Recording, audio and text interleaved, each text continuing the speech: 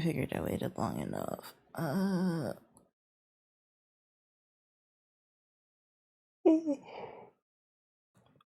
didn't feel tired until I picked up the tablet pen, but I did feel frustrated, so I didn't really want to study, even though that's what I should be doing right now. I looked over at my tablet and I was like, well, this looks fun, but now I was getting sleepy. I really gotta get better at legs.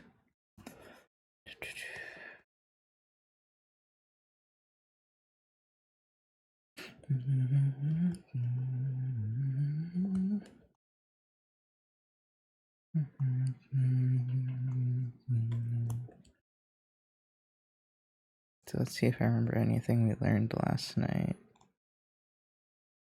about drawing mask characters.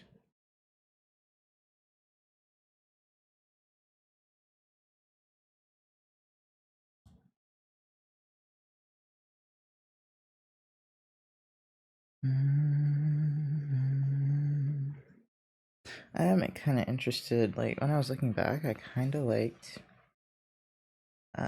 some of the more anime ones.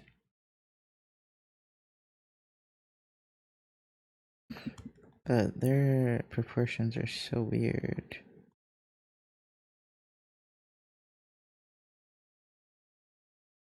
Like, everything's super small, but maybe that's my problem. Maybe I make the proportions too...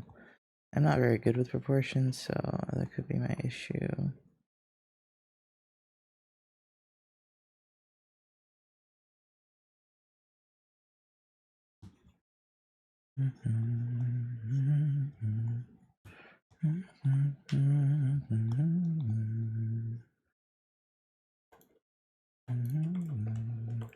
I'm understanding a lot of the flaws I'll see in shonen manga now. Like and then yaoi as well, like the yaoi hands. The neck being way too thick. All those things.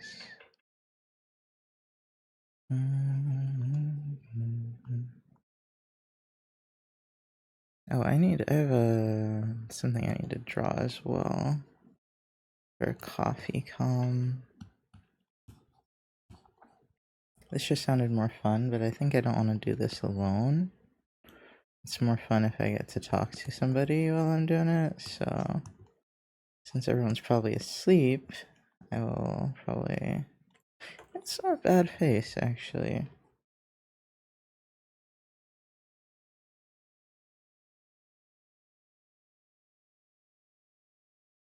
I'm trying to... Hey, Frog, good morning. I'm trying to figure out what, like, a male character means to me, I guess. Like, what effect do they have on me? What effect do I want them to have? What impression do I want them to give?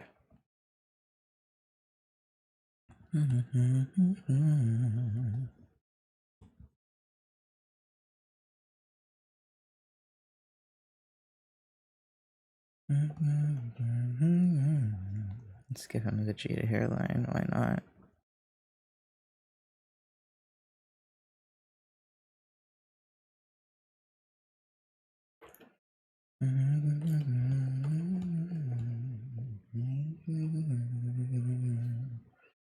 Okay, so if I don't want to use so many lines, the smaller features do work. Yeah, it's giving Clark Kent a little bit.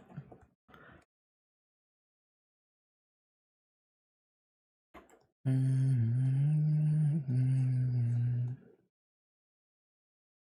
should read more again. I miss reading.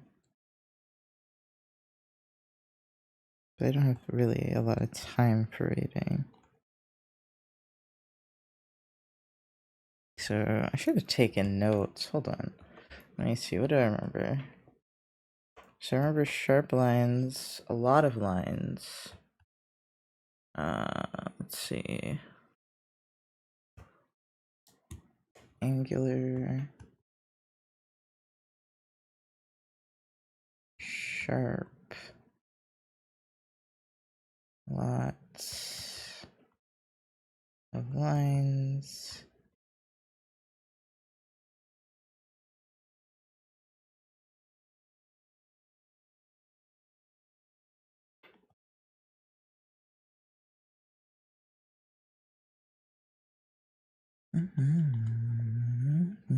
It's really hard not to make the eyes too close together. They're squinched up so much.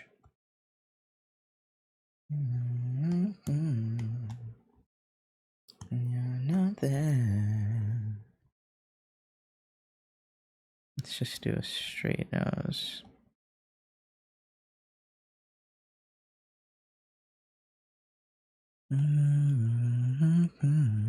I guess I have to learn the mold before I break it. You know?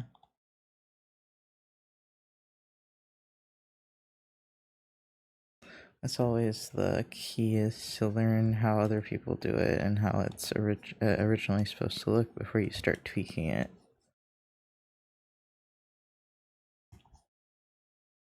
I really like this guy.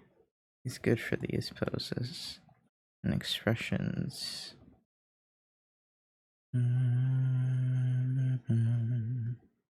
I like making characters based on people I see in person. His hair wasn't really like this, it was longer, but that chunky look, it was because they were twists technically. Like they were twisted up locks, but I might just make his super chunky. Not there.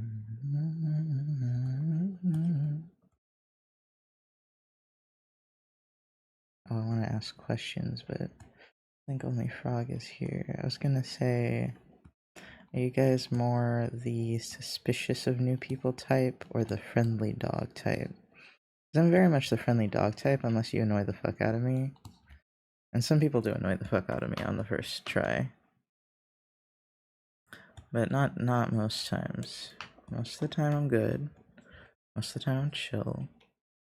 But some people are really fucking loud and obnoxious, and that's too much for me. Oh my god, I had a dream about, like...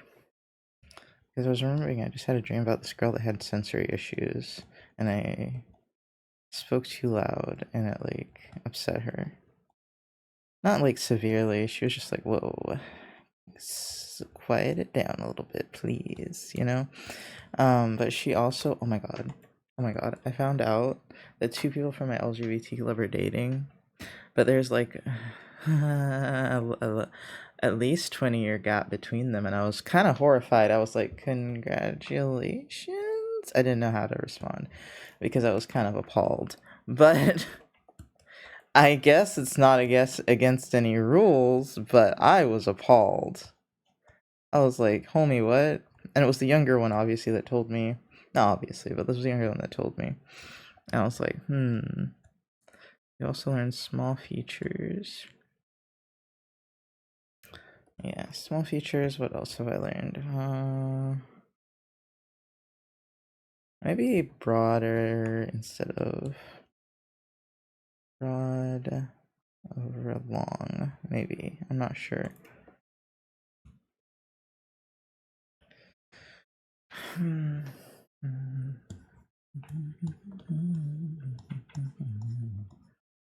I just want to draw one that looks kind of haughty.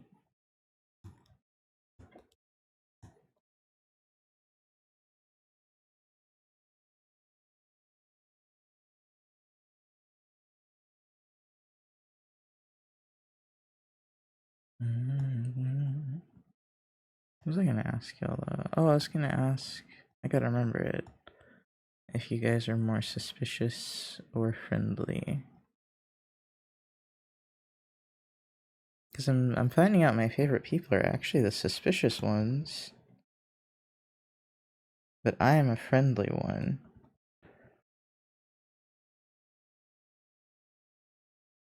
Which can be overwhelming, me being friendly, I think.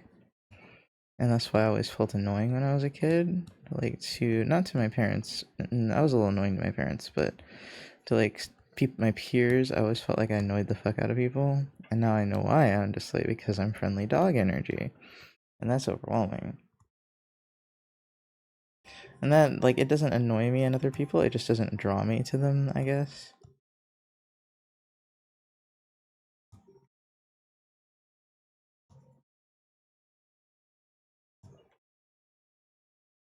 Oh, is that an alarm? Yeah. What time is it now then? 7:30. It's still early as fuck. Wow. Woke up at 5. Table.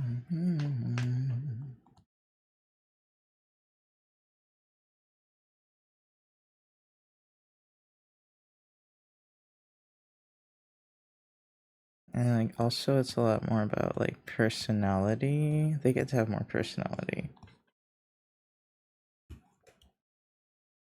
More personality, expression. Yeah, and see like male characters have it good because they get to do all the fun stuff and not have to like constantly be pretty. And even when like girls make female characters, they also make them super pretty. Like shoujo manga is an example, great example of that, where everything has to be pretty. Even the men have to be pretty. And I'm just like, I guess that's what I didn't like as much about shoujo. Was like it was just too heavy about the pretty, dazzling, sparkly look.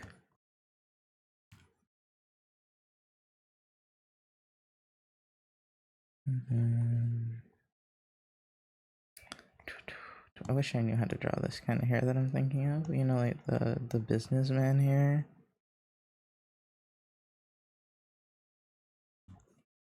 I guess that's probably good enough. Like maybe like that. I get a little skinnier.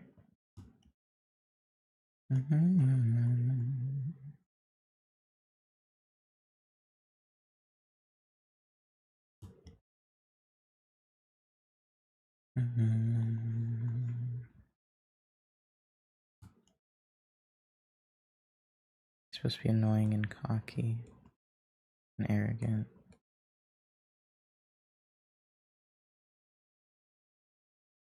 That little curl I had before was perfect, but I accidentally Control Z'd it. I also want to do more like this, but I would have to reference One Piece. That's just hard because I don't want like too many spoilers. Like,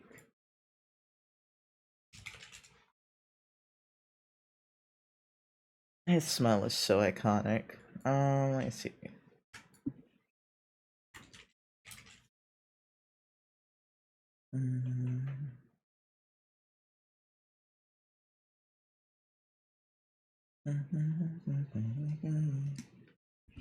Yeah, his mouth is huge actually. That's why he's so expressive. His face is also more broad.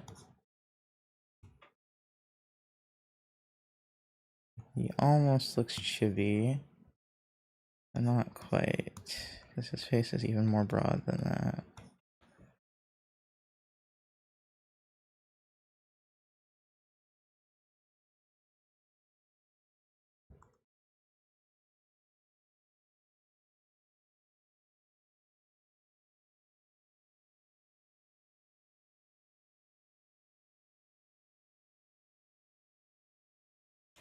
Yeah, it's hard because like I do a lot of like pinup art, so I always feel like what I draw needs to be like really pretty. Even though I like art that expresses emotion more and like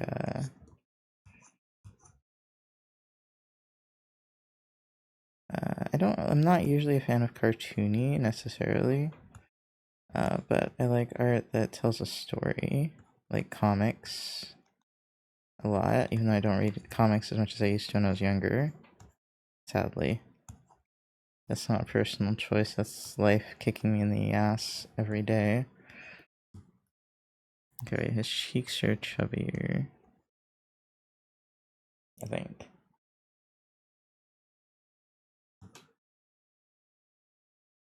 Let's see. I can this mage one. Also, his neck remains pretty thick. Unlike on a chibi. And then Yeah, I'm seeing a little bit of the Steven Universe in this for some reason.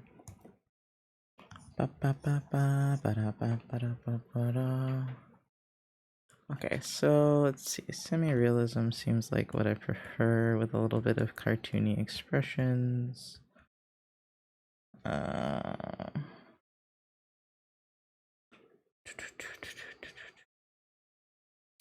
trying to think. I think I worry about realism a little too much, though.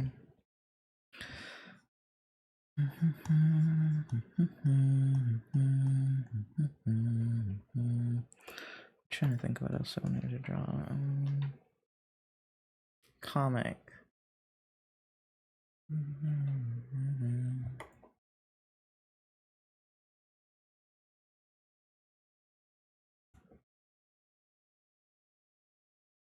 I'm also like,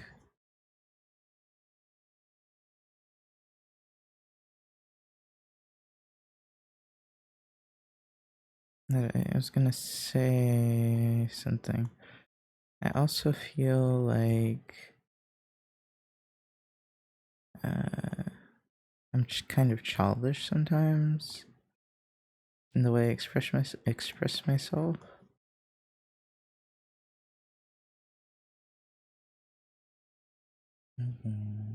Jazz, you're up early. Oh my god. Hello. You were up late too. Hi, Starcelyn. Good morning, everybody. I should be doing something productive with my life. Instead, I'm streaming. Not that streaming isn't necessarily productive, but I'm also just doodling characters. I want to make like a little self-insert-y guy.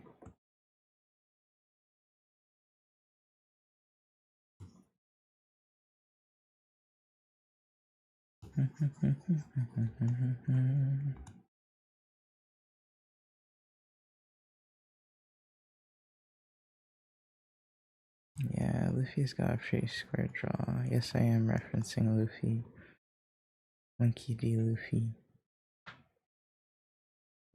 I slept for like 12 hours yesterday, so my sleep schedule a little more messed up than usual. Ah, okay.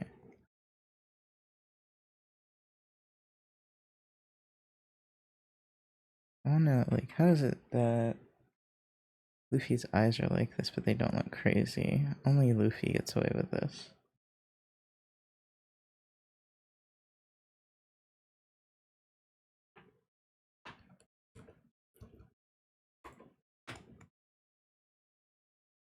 Now my self-control.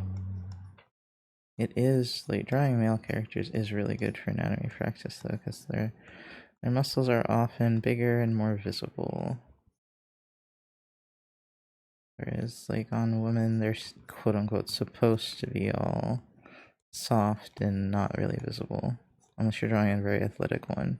Which I don't get that much, but even then, the muscles are very, like, subdued. And especially if you compare to, like, superhero body.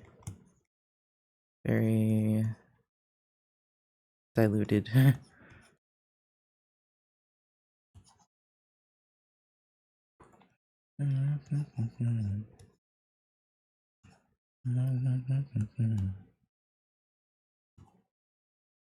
I should make it gay.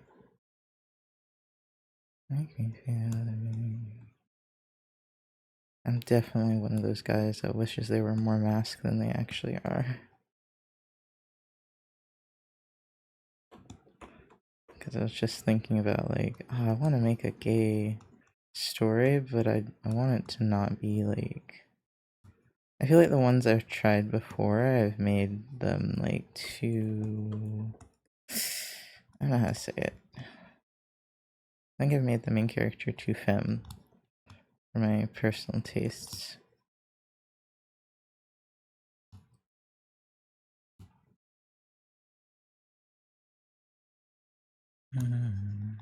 And I knew I was, and that's what made me uncomfortable about it, is because I didn't know how to not. But I'm around a lot of dudes now, so I could probably do a slightly better job.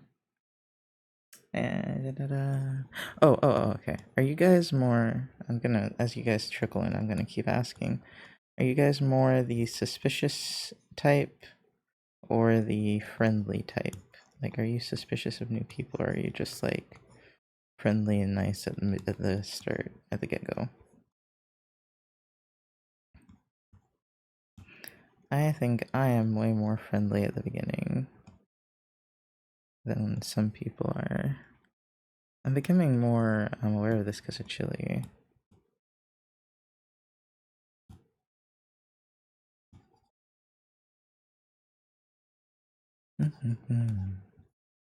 Because, like, she's apparently more suspicious of people at first. That guy she didn't like, though, she's starting to warm up to him. I'm like, good. Good, because I think you're both good theater kids. I don't know if I told you guys, there was a theater kid in one of our classes. At first, she didn't like him, and I was like, he seems nice. Give him a chance. But I just also didn't get any bad vibes from him. He seemed a little standoffish at most, or a little moody. But I don't think he's a bad guy.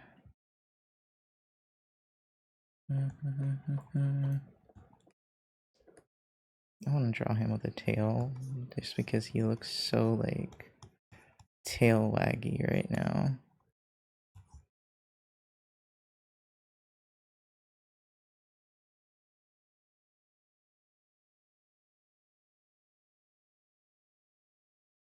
Yeah, I could draw a silly face on him. His hair is giving Steven Universe, though. Thank you for the follow. And I don't want his hair to give Steven Universe. I have to make it, like, more spiky.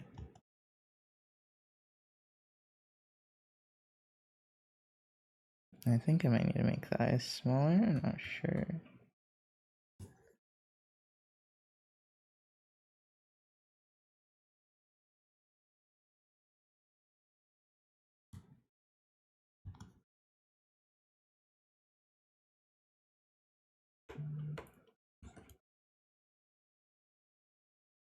Yeah, the eyes have to be that big or they look scary.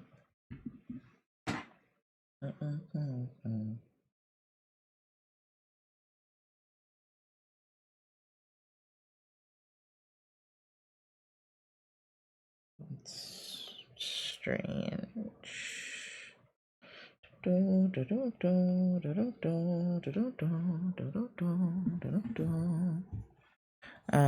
Okay.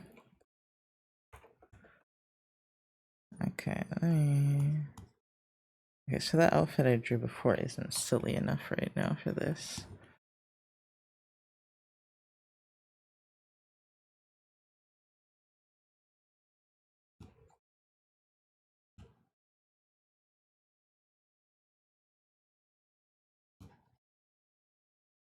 I'm not sure what outfit to put him in. What do... He's a mage. Usually get the long sleeves, but I want him to have not long sleeves. I also have to pee because of all this coffee I'm drinking.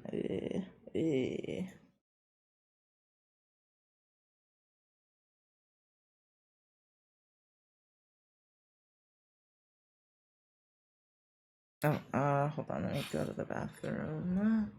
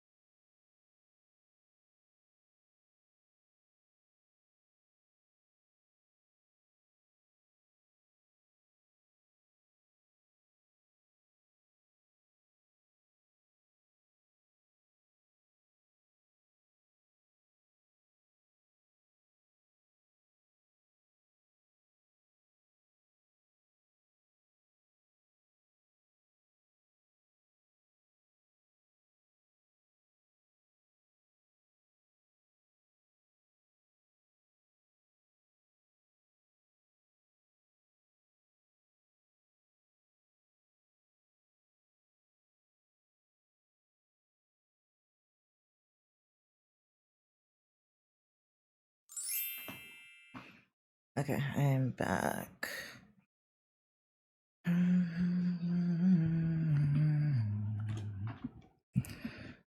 Okay.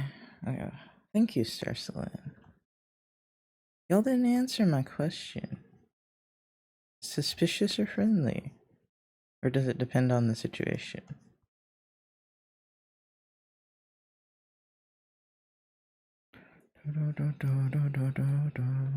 What was I gonna do? Something. Oh, I needed to bring the shoulder down, I think, a little bit. Because I want this to go down a little bit.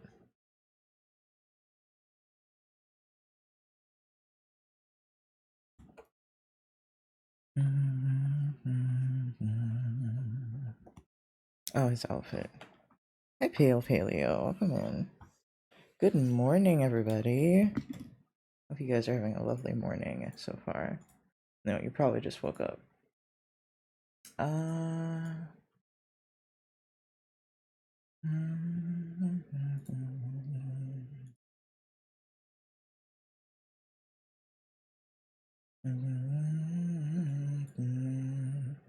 Ooh, that's a good line.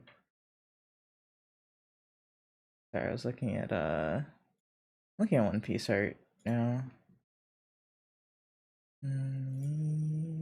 It is your love. Despite not being a morning person, I've been up since 5 a.m. Me too. I am a morning person. I love mornings. Tonight.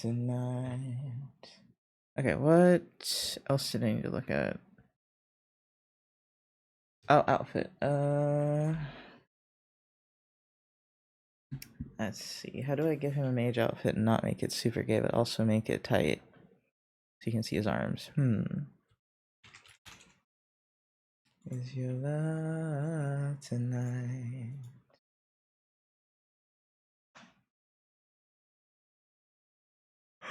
Oh, that could work if I do it JoJo style.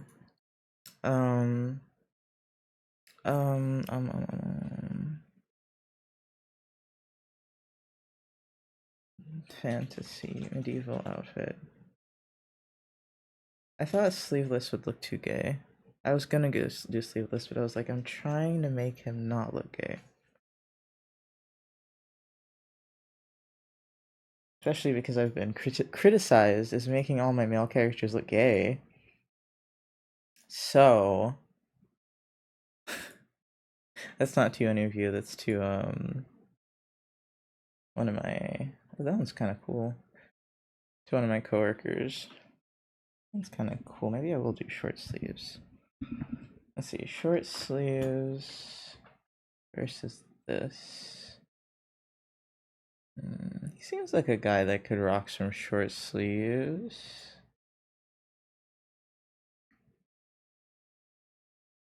I love his shirt. Hold on. This is probably AI, but let me see if I can see it better. Can I not see it better? Fuck you, Pinterest. Open image in your tab. Yeah, that's probably AI because I'm just looking at that collar and it doesn't make a lot of sense. Yeah. Yeah, it looks like a bunch of overlaid images, but I'm gonna need you to fix your hey, fucking what the posture, fuck are you you doing away? croissant-looking letter C crescent moon ass scoliosis motherfucker. Fix your spine! Damn! Hello, thank you for the untrimp. How are you doing this morning? Okay, so we got this. We got this. Now it looks like he's ready to work out if I do that actually. So I'll go do long sleeves. I think this arm is just a little too big.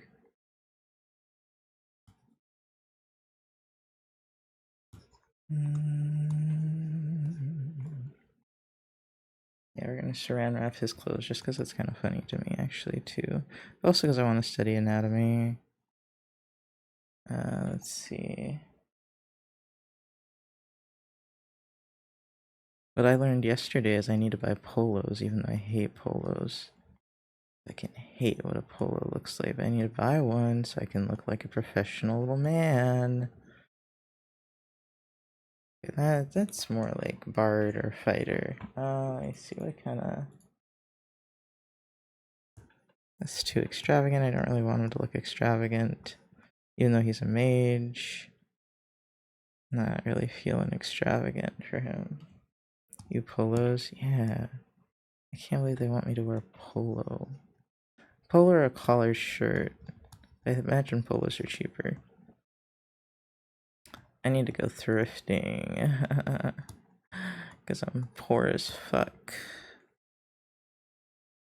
I can't even buy food, let alone professional clothes. But they were like, well, the food pantry has closed. And I'm like, They never look like they're the right size for me, but sure, I'll give it another chance. Okay, so we might have to go with this kind of collar. And then that's too evil mage.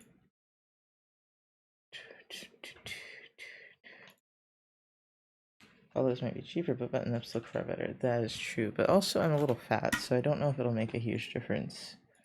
I have been working on my core. I skipped like 2 days last week. I gotta step it back up.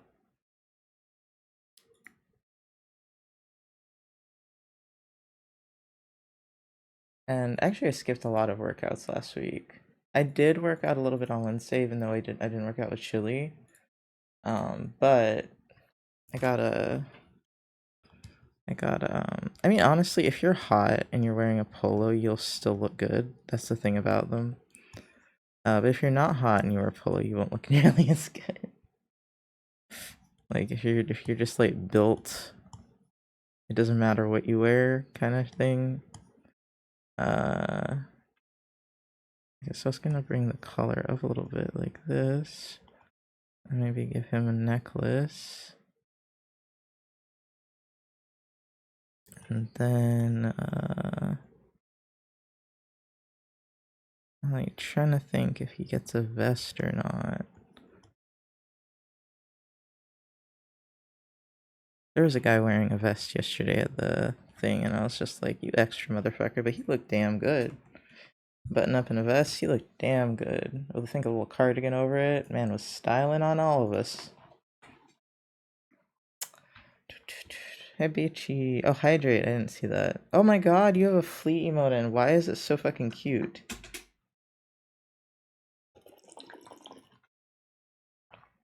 Water consumed. Stretchies. I'm not getting up, but I will stretch a little bit. My chest is honestly still a little tight and sore from bench pressing last week.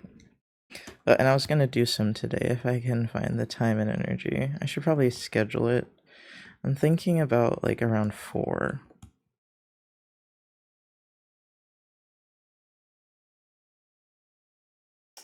I have Hollow Knight Brain Rot, so I made a flea emote. Oh my god, that's so cute.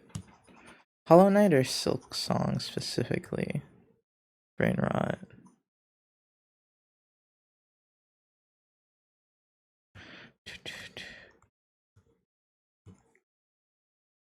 Silk Song, yeah. Alright, but when I need a good mage look, I look through Dragon Age art books and say, I love Dragon Age. That's a wonderful idea. Dragon Age mage. Do they have mages? I don't know what their classes look like. Ooh, but that's a little too fancy. These are very fancy mages. I want to just be like a fucking pauper ass mage.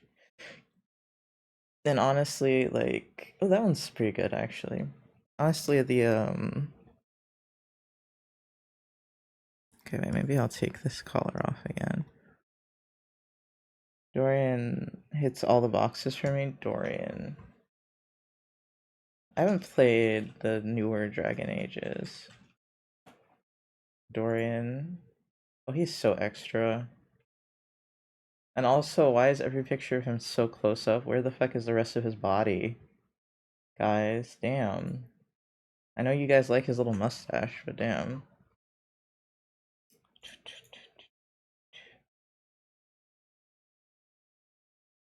See, this is what I mean where I'm just like, ugh, male characters often don't do it for me. Is your Inquisition, he's in something else. Is there a newer one?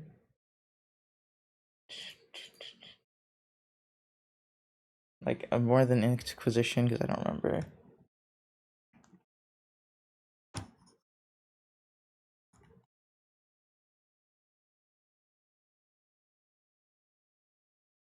Oh, that is, that is a good idea, is to kind of make the clothes fit like around the muscles so they kind of accentuate them.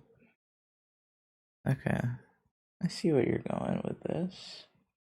He's totally not the reason why I play a male Inquisitor 90% of the time. I don't. I have no. The mustache doesn't do it for me.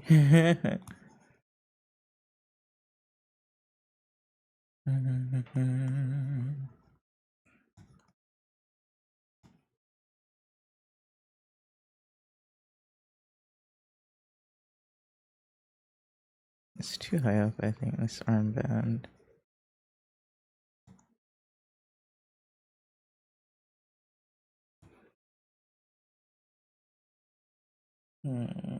He's got like these really long sleeve thingies. Which I think I don't know how to make them look not gay. So I think I won't do that either. But the loose sleeves are really cute. Honestly, I just might make them a little shorter.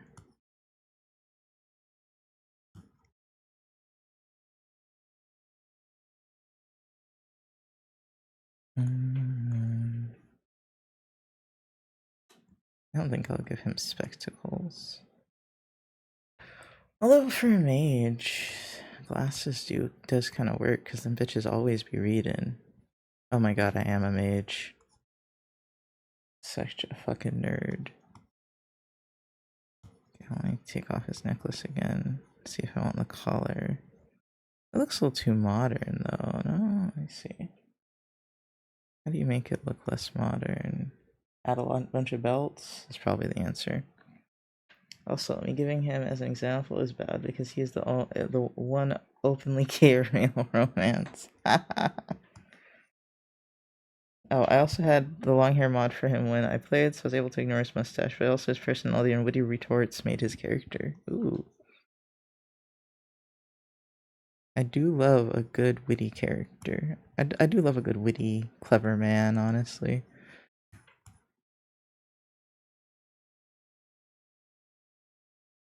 I do love a good intellectual, because I am a nerd.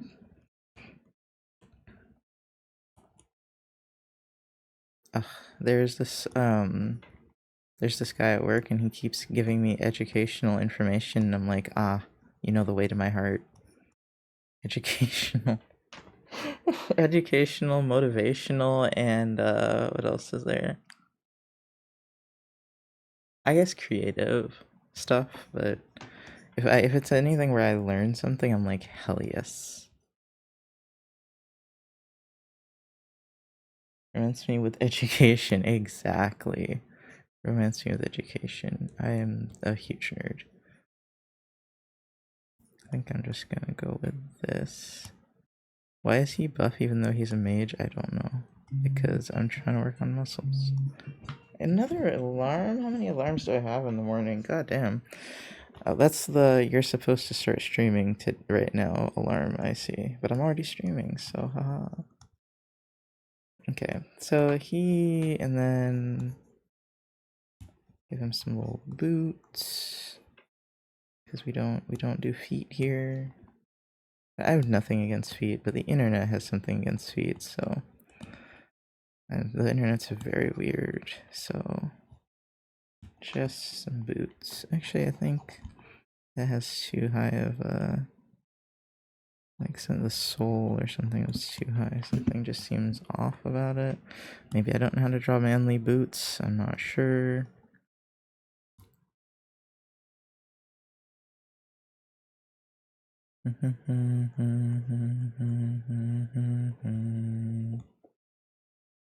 Let's see.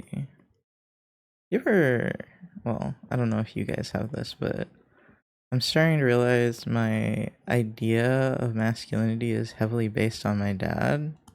So I was gonna say, do you ever realize your idea of masculinity is based off your dad? And then I was like, well, probably not everyone has that. But I'm starting to realize that's where I'm at, and I'm just like, that's not cool. Because that's like a really weird and really high standard. Yeah, I think I'll make it like a...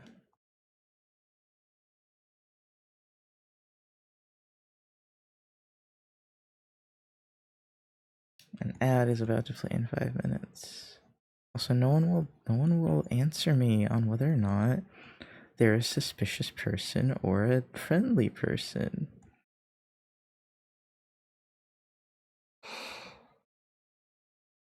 I think Beichi is already like a somewhat suspicious person. Beichi definitely has standards. I have standards. I just pretend I don't have standards as much as I can to not hurt anyone's feelings, but you can tell who I do like more because I give them more attention, in my opinion. I had to call you out. You're the only person who I was like, I know. I have a feeling, I have an idea what your answer would be. Everyone else, I'm just like, I don't know. I don't know you all that well.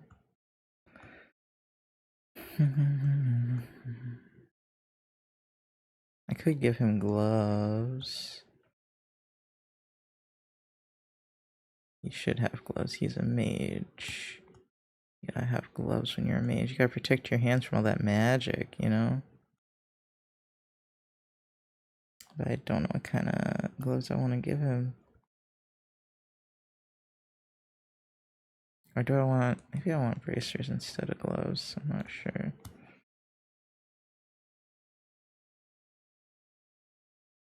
Yeah, bracers look better. I'm sorry, dude. You don't get hand protection. My bad. I lied to you.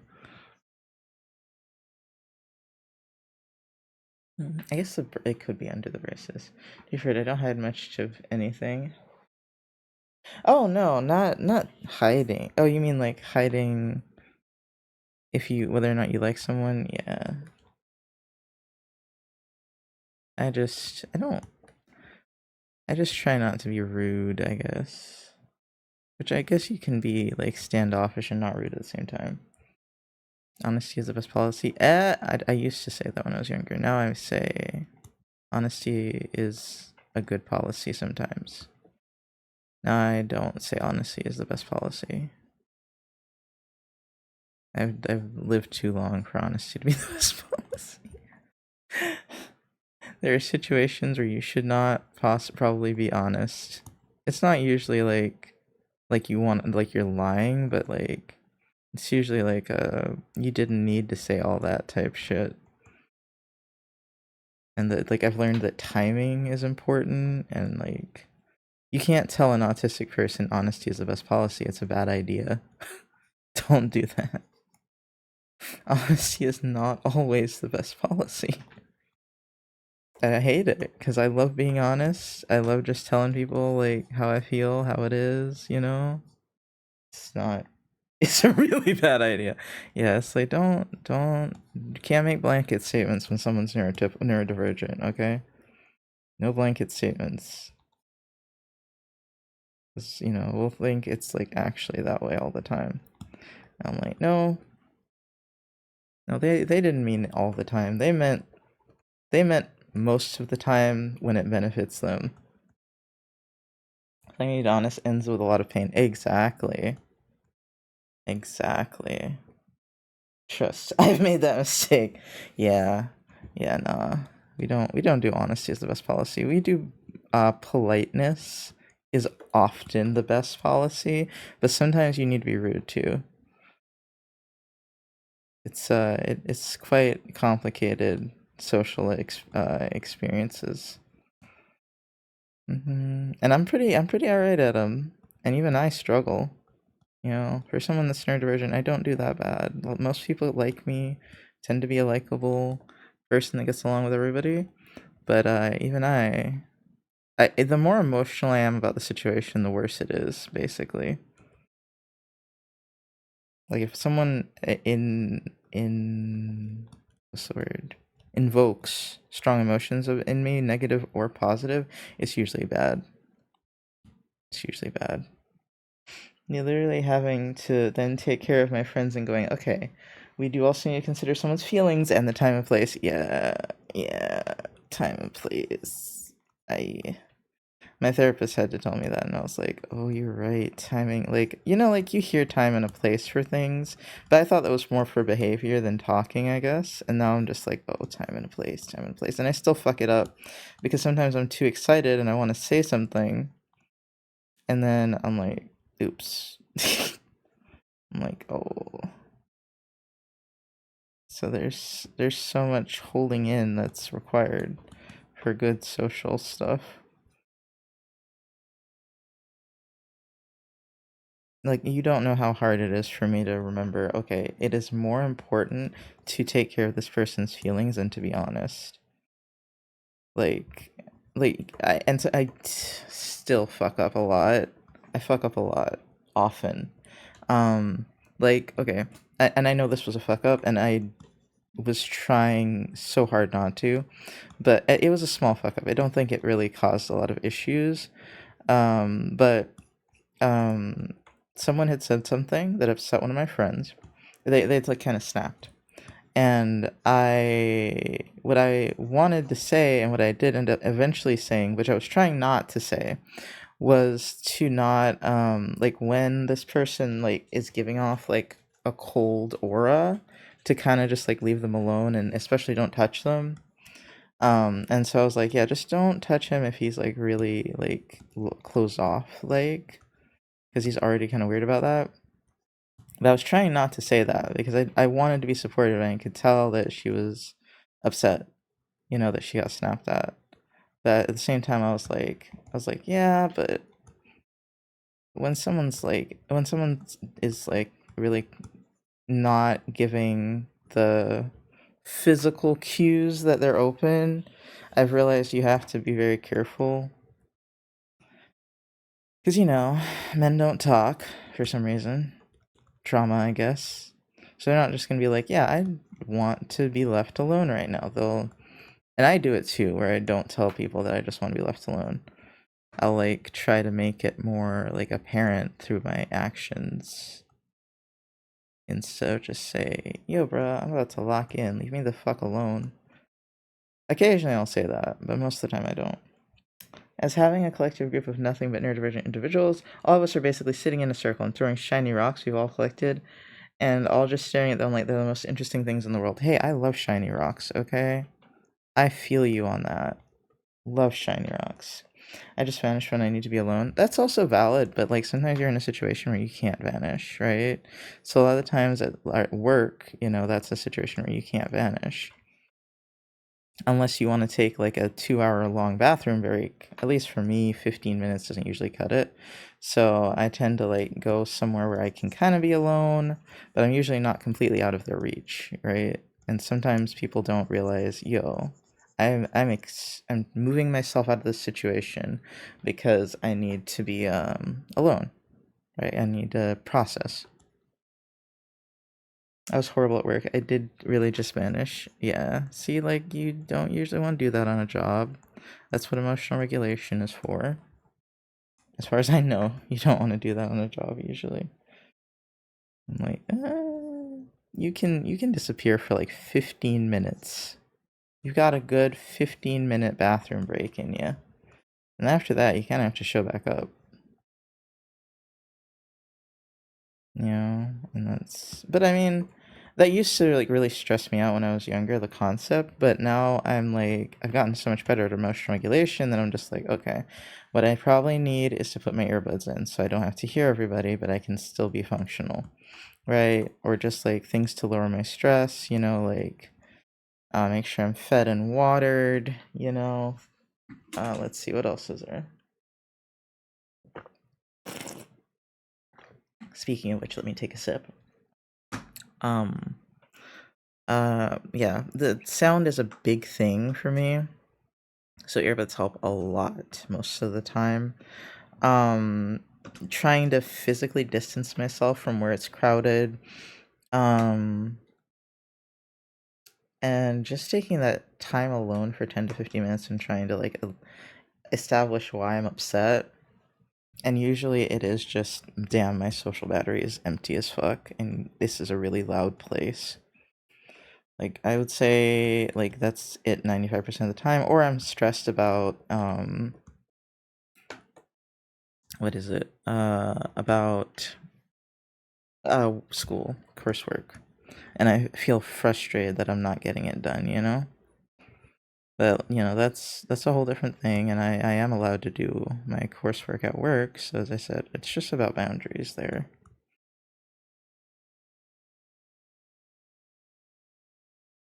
And I'm trying to get better at boundaries. But luckily we like all seem like we get along pretty well. We're able to make up when we fight, which is a very important thing on a team. I think that that no one really talks about is the ability to talk about your emotions and make up with someone when you fight. You know, because you're going to step on toes. Everyone's going to get upset with you at some point. You just have to be able to acknowledge, hey, I'm sorry I did that thing that upset you. How can I not do that moving forward? And when I was younger, that was like a thing I did not know how to confront, so I would just ignore things and tell myself it was my fault for being upset.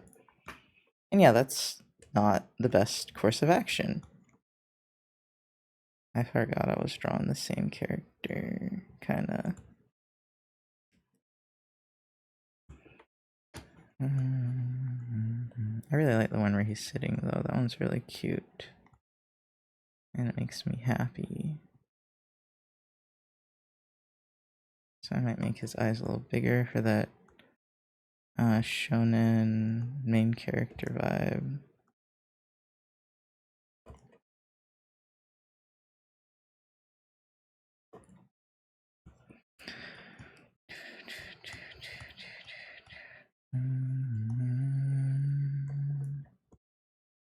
This is very JoJo. I forgot about the super strong legs. He probably wear tights.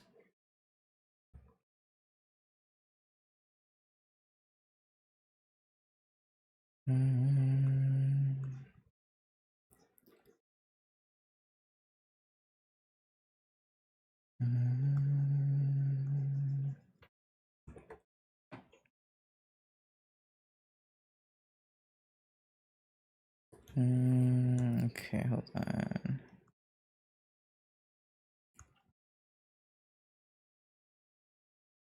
I'm trying to, because as I was looking at Wolverine's, like his suit markings, I was like, okay, I can see what they were trying to like bring attention to. Like the shape language they were going for. I really haven't studied comics much. Because as I said, when I was a kid, I didn't like how them bitches looked. I was like, nah, not for me. But I can appreciate more things now that I'm older. Unless, it was a different Wolverine costume. I think. It was like this one. I don't know which version that is.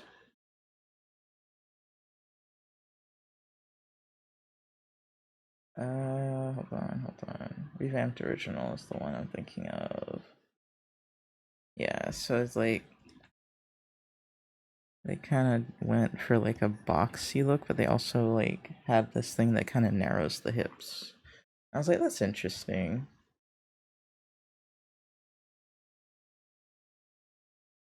Astonishing X-Men, apparently is what it's called.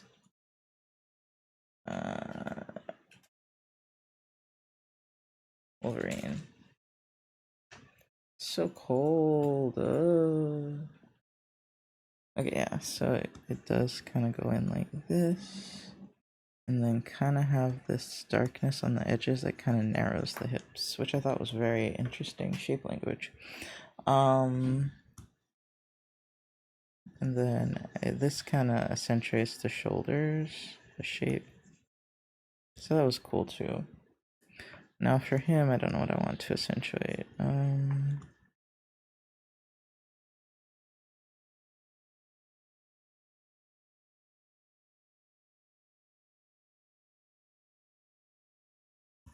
What if I don't? What if I make it square instead? I kind of like that a little bit better.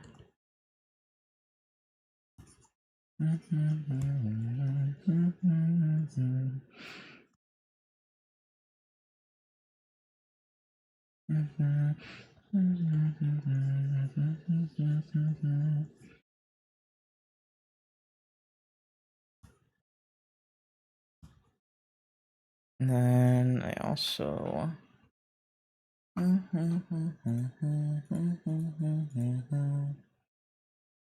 you should have a book. He's a mage. He needs a spell book. I always forget about spell book mages. Because, like, not all of them need a book. But it is kind of standard, I guess I'd say, for them to use a book. See, like, literally, they fight with books. Isn't that not me coded? Let me make it a little smaller, actually. Because I think it's a little too big.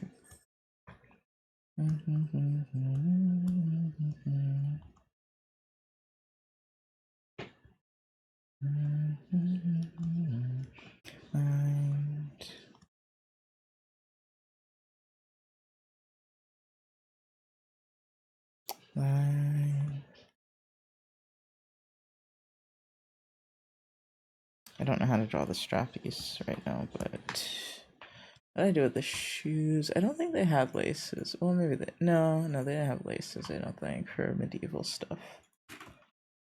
Well, sometimes they do, or they have belts. Hold on. My mind. But I think laces aren't that common. I don't know how the fuck these people got into their shoes. The ties in my mind. Yeah, that's a mistake I make often, I think, is making the shoes lacy. Okay.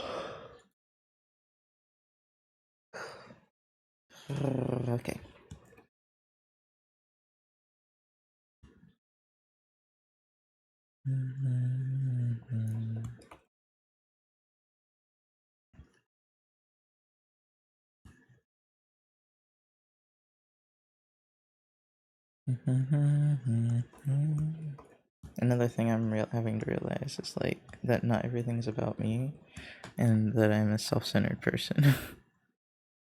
Because like I do love to help people, but I also like internalize everything that happens with them. So I'm just like, oh, that's my fault. Oh, that's my fault. Oh, they're feeling this way. That must be my fault. You know, like I've got like this egocentrism of like a 3-year-old. I'm like, why is everything? Why do I make everything into my fault? And that doesn't make sense, right? And people have other things going on in their lives, but it's just something that my anxiety does, so I gotta work on it. I'm getting better. I'm getting better about it. And that's like also the thing about being neurodivergent. It's hard to tell the stuff that actually you did wrong versus like people just dealing with their own shit. And sometimes I still like usually I think I gauge it on based on like whether or not like I am aware that I did something that would probably upset someone.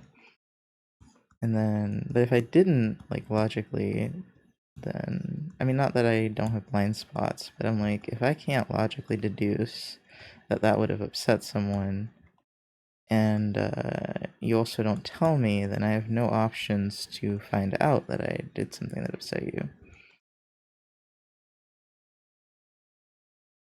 Yeah, I'm trying to get the younger people at school to like kind of be more open to confrontation, because like that's so important to me, is being able to confront things. In fact, that is usually how I prefer to deal with things now. When I was younger, I hated confrontation, but now I prefer most of the time, unless I feel like it's going to be a bad interaction or a bad history with someone, Otherwise, I'm like, no, we have to talk about this, or I'm gonna stew over it forever. You know, we don't want to be stewing. We're not making gumbo. We don't need to stew. So let's get rid of that. I want to kind of draw the same eyes. I guess I'll do this eye shape.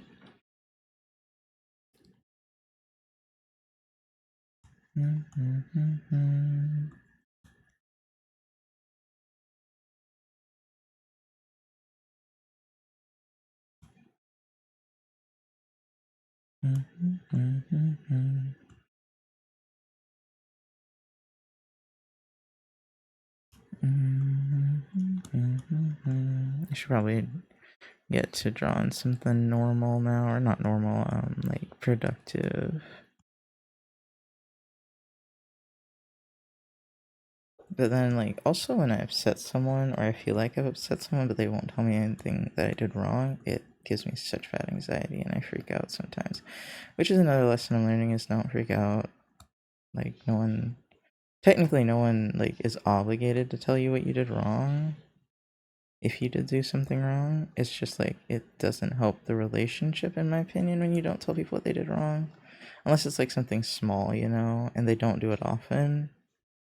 If it's like recurring, you really gotta talk about it, in my opinion.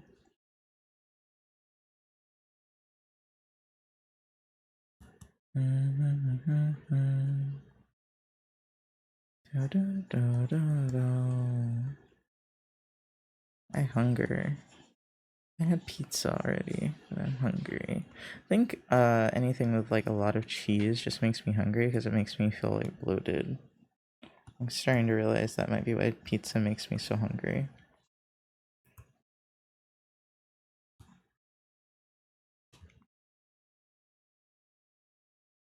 Too much forehead. Hi, Mora. Knox in the AM. Yeah, hello. Very nice. Yeah, I got on early. Mostly, like, I should be studying, but I couldn't focus on studying. Hi, Kasai. I was just like, if I study one more thing right now, I'm gonna explode. And then I looked at my deadlines, and I was like, okay, the thing that I really need to get done is government. That's what's due on Sunday night. Then the next one is stats on Monday. So I have to do both of those, and everything else can wait like a day or two. Was my D&D session 0? Yes, nice. How'd it go? But yeah, I need a rest day so bad. I just can't, man. I'm probably gonna, if I can't feel like I can't get everything done yet tomorrow, like I'm still feeling icky, I'm gonna message my professors for sure and just be like, all right, guys, I need that extra day because I'm going to lose it. Like, I am about to completely have a mental breakdown. So, I'm going to need you to give me my accommodations. Now, hopefully the old lady doesn't struggle with it, because I know my last older professor struggled with it. This one seems a bit more computer savvy, honestly. But I'm just like, technically you have to give it to me. You gotta figure it out, bud. Like, actually, I was rather stressed. Map guy didn't give map, so I did the only logical course of action, drink poison. Oh my god. Okay, so what should I name this guy? Yeah, it's too serious for him. He doesn't seem like a serious guy.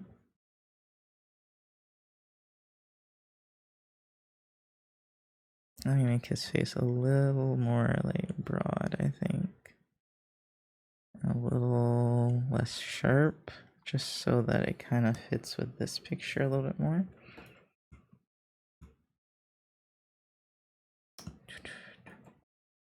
He does not give mage though. I need to give him like, I don't know.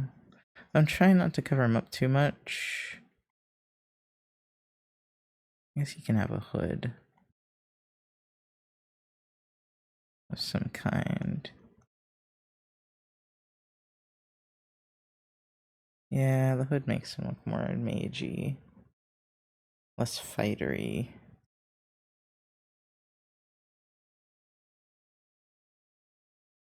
I guess I do like buff characters. Like, I was thinking about, like, how fun drawing Chloe was, and I was like, I guess I do like buff characters. I do like the, what's it called? Power fantasy? I guess it is possible for me to enjoy that. I just, in the back of my mind, think it's dumb. uh, and I gotta get out of that concept. Like, when I laugh sometimes and I feel kind of, like, shy about it, I cover my mouth. I need to not do that because I feel like it looks super femme when I do that.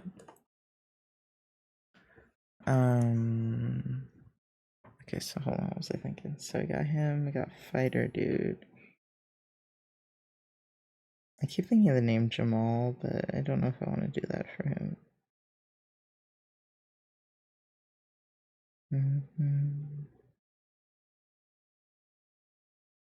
I think I want to try some different hairstyles with him too.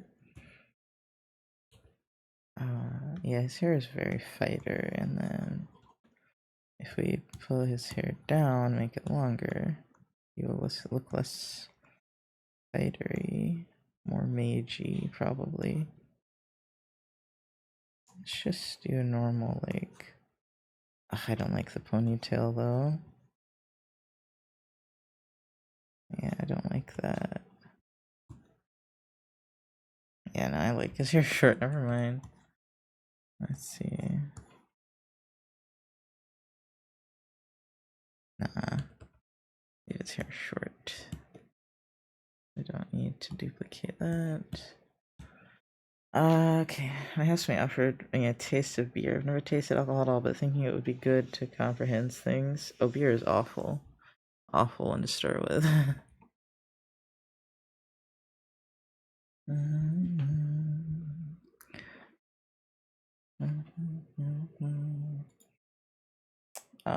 Let's see. So your first swig of beer is never fun. Okay, so what I want probably is this one. Ooh, hands. I should also draw hands. Okay, hold on. But I was gonna finish this coffee commission real quick. Let's get that out of the way because it's a very little thing. Namely, my alcohol freestyle shouldn't have me feeling anxious at the prospect of tasting a tiny quantity. Oh, nah, like. But how did it go? Because I'm sure that went awful. I'm just like, bro, I'm sure that tasted so bad. If you've never tried it before, it's not even good when you have tried it before, for me.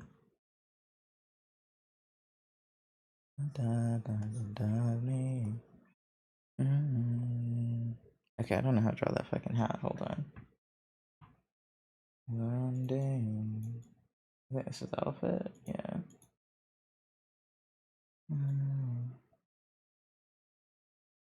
Yeah, I personally don't drink much because it makes me unproductive.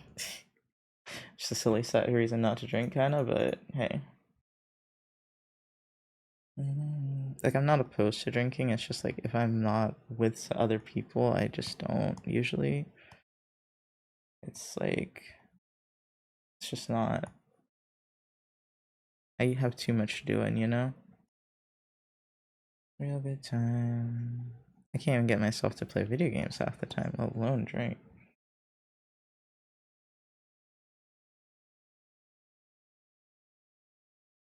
I took some microsips of two kinds, and in the moment it became less bad, I decided, yep, I'm done for today. Oh, it became less bad? Oh, that's good. Well, I guess it depends on if you're comfortable with that.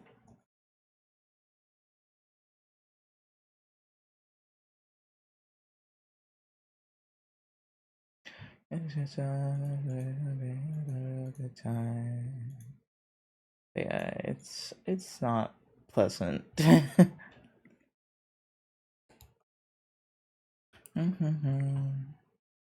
should just make a pure ref at this point. Because there's like 3 references I'm moving between, but eh.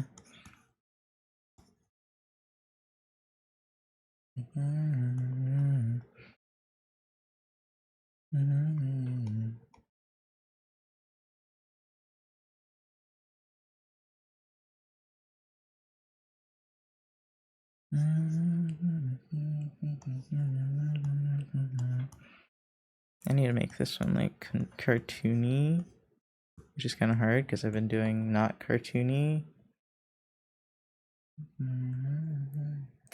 A beer sounded gross, but also like it was the closest thing to any of my preferences, I guess. Do you not like sweet stuff? Because oh, a good sweet drink is great, like a margarita. Skin. And then what else is there? There's Coke and rum, which is like the most basic thing possible.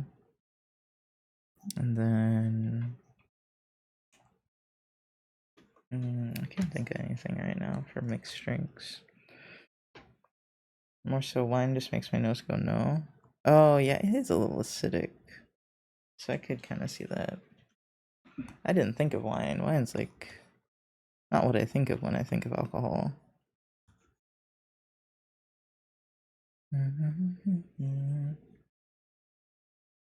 Yeah, I think it's good to try things, you know? Just don't get too into it. Self-control and all that.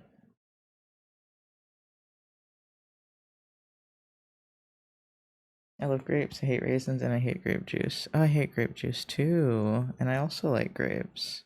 Don't hate raisins. I used to when I was a kid, but I kind of grown to accept them. Do it again, my love. Do, do, do, do. Do, do, do. My love. I need to move this head over.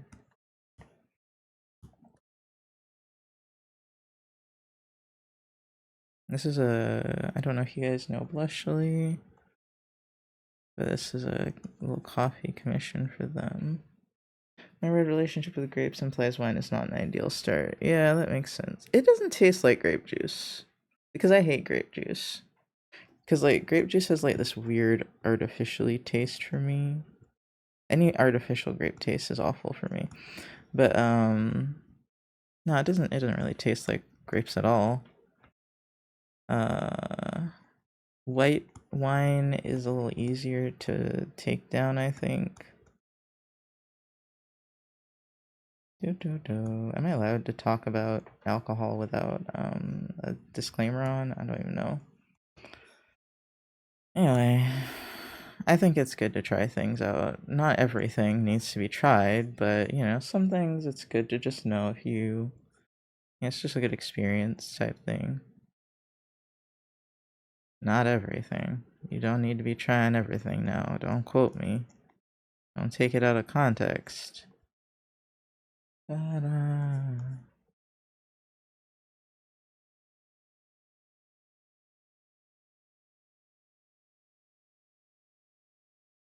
But yeah, Blushly has been supporting me a lot. It's real sweet of them. I don't plan on making an alcohol habit. I just crave knowledge over naivety. Yeah. Yeah, that's what I'm saying. Is it's like just good to know how you feel about things. I'm gonna do everything, and then if it goes wrong, say you told me to. Listen, it's on record that I said don't quote me on that, okay? Don't do everything. What was I gonna say? Don't remember. In my brain, I'm sitting here like, do bunnies have whiskers? Because this character has whiskers.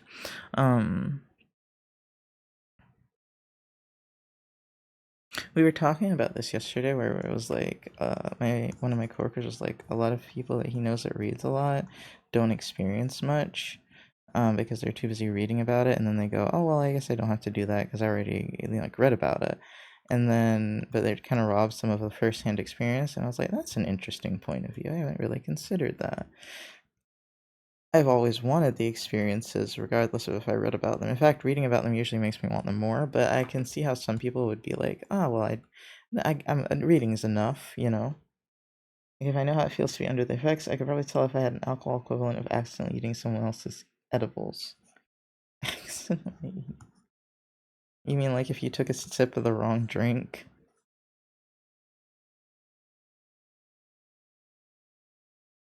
I think it's funny how many people I know that are just like really straight edge. Because it's just like, I didn't think being straight edge was that common, especially like in like non-religious communities, but apparently it is. That's good, y'all. That's good.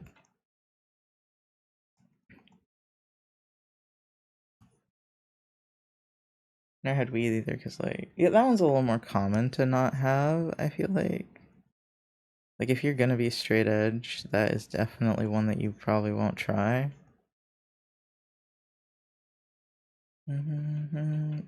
Oh my god, you have an entire baked emote. Damn. The world ain't ready for the prospect of me drunk or high. I guess that's true. It can be it can be a lot, you know, for everyone involved. Although like honestly, if you are like around the people that are inebriated and you're not inebriated, it gets so annoying so fast because they just find everything funny and everything is a good time even though it's like annoying as fuck. Hi, I hate you too. What a name. You gonna be trouble or are you gonna be chill? I hate you. What should I call you? I can call you you.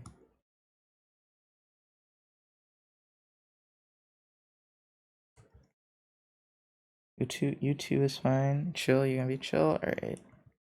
Now take your word for it now. Now don't make me regret it. Oh no, I'm around someone who's drunk. I just decide I can be a loser. No, I get super like I'm not super annoyed, but I get mildly perturbed.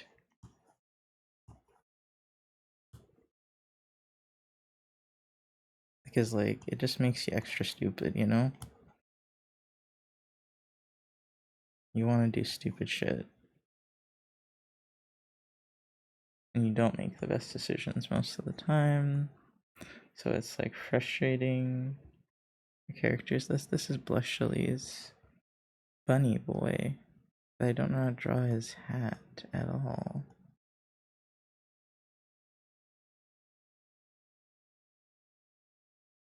It's like I don't know how to get this to fit on his head, you know? It's like a big hat as it is.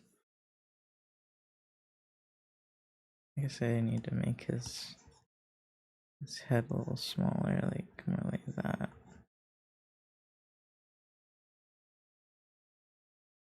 And then this. Oh, whoops. And I'll be no, stop. Why do you keep hitting alt? Oh my god, dude. I don't know how it keeps. It must be lagging why it keeps doing that actually. Nox, I have internet dials where I can emulate the space of junk. Internal dials, oh. I don't know if I can do that. You sort of imagine it to be like, I don't know if I can do that. And I'm pretty like a pretty serious person, I guess. I'm not super silly. So I do better with people that are mildly silly but not too silly, because if it's too silly I might get annoyed. Thank you for the follow. I actually tend to laugh along with things that I don't find that funny because I know I'm so serious and that I don't know how to have fun. Like sometimes I find something really funny, but most of the time I just kind of chuckle regardless. Just because someone else is having a good time, you know? And then sometimes I think it's funny because the other person is having a good time.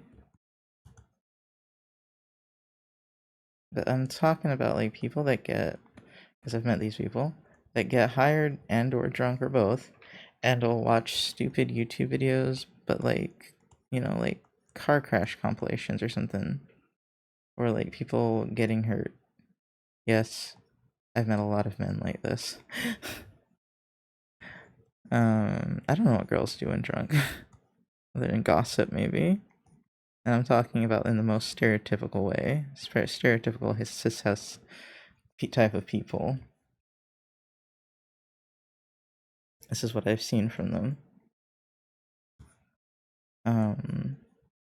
Like I don't think it's necessarily wrong to think people getting hurt is funny sometimes, but it's just not necessarily my type of content.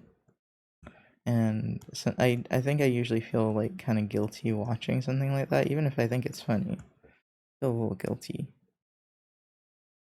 So I'm just like, damn, are they alright?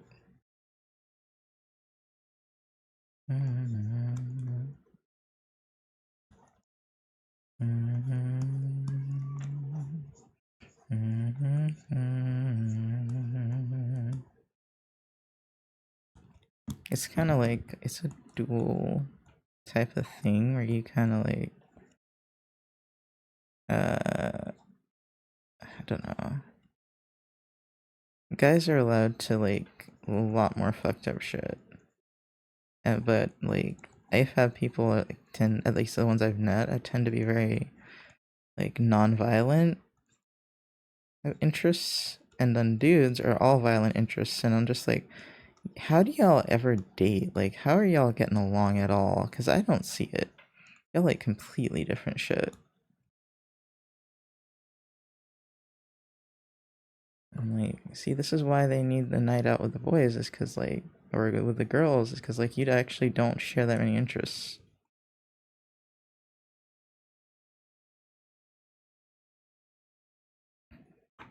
I'm someone with a very thin and delicate, deliberate barrier between my restrained and unrestrained self. I'm uptight and silly. Oh, okay. I don't know how unrestrained I ever let myself be. I'll be honest. Because I'm very uptight. Like, I seem friendly and easygoing, but I'm very uptight. You know, this is starting to remind me of another. I'm starting to remind myself of someone else. And I'm just like, God damn it. Yeah, very.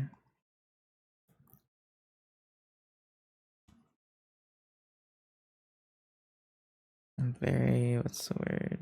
I have that duality as well, but I struggle to be silly. Put me into a game and I say anything that comes to mind. That is true. Can confirm, but it's usually hilarious.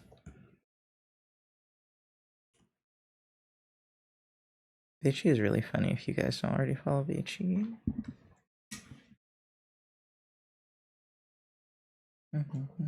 Very, very clever with words.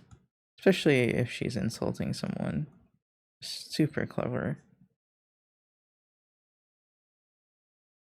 Now that I do find funny is when people insult other people a little bit. That is funny.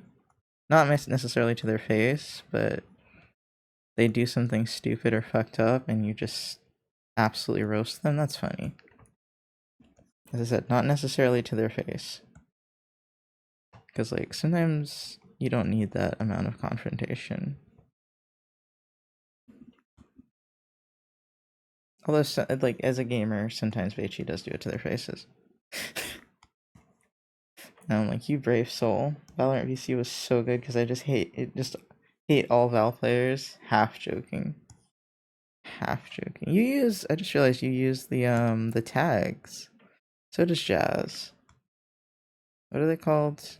I don't remember where you tell people that you're half joking or lighthearted or something like that. I'm too old to use those. Me out here on my walker, talking about /J. Like, no.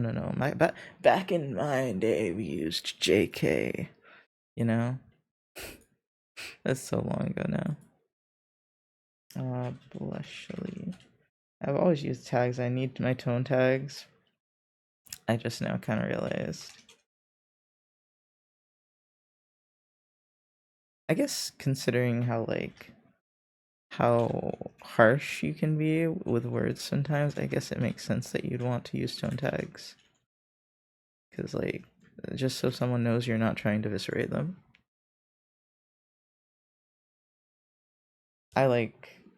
I've developed a way of talking that I think is usually extremely non-confrontational.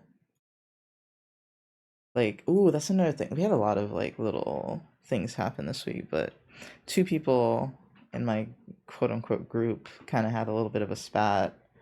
And I didn't hear any of the tone things that people were doing that upset other people. But I recognize that sometimes people just say things away and it makes you feel away, you know? Even in person. But I people don't say that I do that a lot, and I'm going to assume it's because, as I said, I've developed a very passive way of existing. I say too much mean stuff that I don't mean. Yeah, I've developed a way of talking that's like reverse sucker punch. I don't know what the reverse sucker punch means, but I am very, yeah, I'm very careful usually with how I say things, and then sometimes I slip up a little bit and like let myself be too much of myself, because you gotta be careful. You gotta be careful with what you say. Sometimes it can be misconstrued. I love this one. This one's my favorite. He's so cute. This one, he's a little too broad. What do I need to know? If I'm gonna be productive, I need to work on probably this. This is gonna stress me out, but I still don't think my brain's ready for studying. So I did consider that, kind of check in with myself, and I'm like, nah, still not really ready for that. What are all these layers? Oh, okay, I see. I start off negative sounding before saying something ultimately positive. Oh, okay. I have to watch what I say with a lot of people, but rarely. I just go out all out, depending. I don't. I'm not. Let me see. Let me think. I don't usually go all out, honestly. As I said, pretty passive with how I speak usually. But some people pull it out of me a little bit on accident. Because like if I don't, as I said, if I feel strong emotions to someone, negative or positive, then sometimes I forget myself a little bit and I'm just a little too much myself. And that can be rude. It can be impolite. Even if it's like in a positive way. Like, or a positive emotion. So like sometimes I'm just accidentally really nosy, but it's because I have a genuine interest in knowing about you, you know? So I have to be careful with that. And yeah, sometimes I say or ask things in an inappropriate way. So I have to be careful. That's actually something I pride myself on, though, is I have a genuine interest in people all the time. As I said, even when I don't like someone, I usually have a genuine interest, unless I really am just like, okay, I can't get any improvement, I can't get anything out of you, you're just stagnant. Then a lot of the times someone's stagnant, I can't do it. That's one of the things I don't like. It's when people don't want to grow or change. Or I feel like they aren't trying to grow or change. Oh my god, sorry, I still flash back to that person. Those two people that are dating, they're like 20 years apart, and I genuinely a little horrified. Just a little. To the point that it seeped into my dreams last night.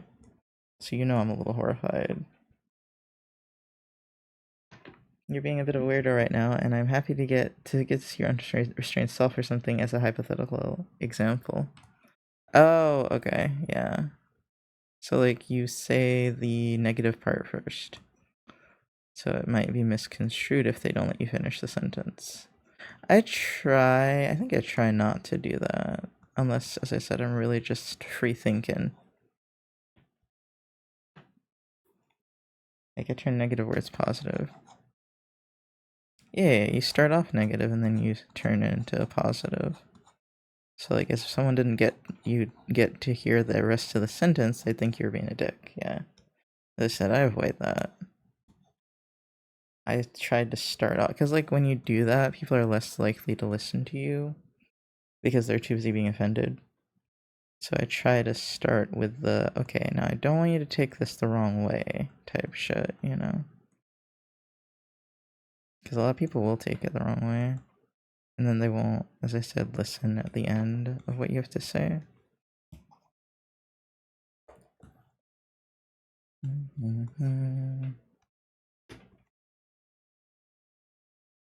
I think I'm supposed to add depth to this. I'm so lazy though. I'm honestly tired of working on this even though I haven't touched it in weeks. It's just one of those things that's been sitting too long, you know, and I'm just like, ugh, I don't like how this looks anymore, but I need to finish it now. Just stressful. It's also not really what I'm vibing with right now. So it's just life hard right now. Life is hard. Okay, we're gonna do some darker colors as well, and then we're gonna do a gradient map.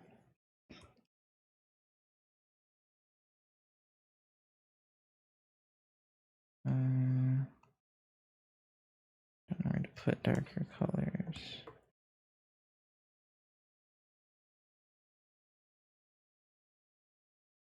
I feel like this needs a little bit of something here.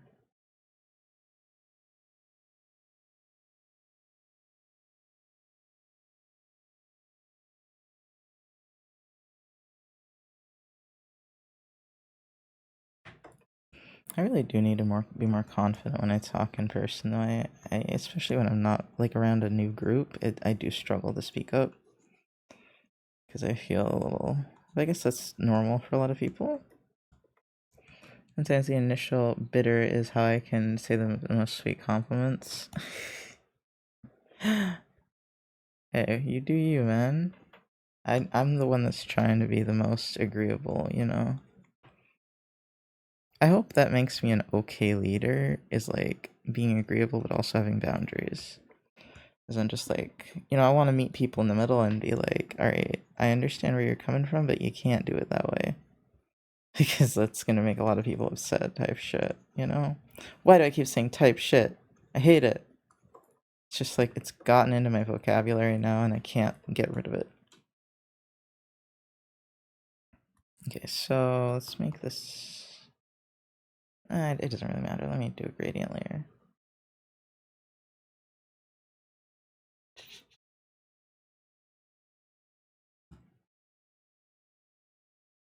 I definitely think I prefer using this as a gradient map. Hold on, I want to make this multiply, that's right.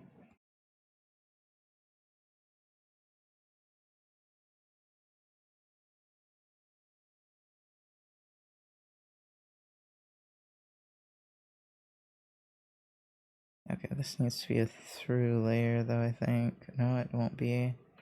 Can't be through. Okay.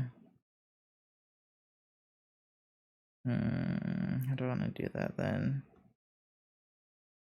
Let's try merging it.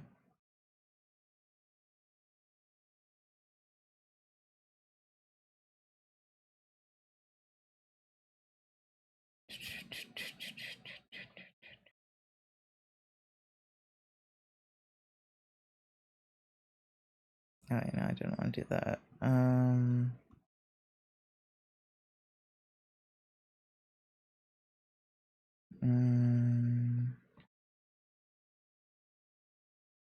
Let's just use a mask. Yeah.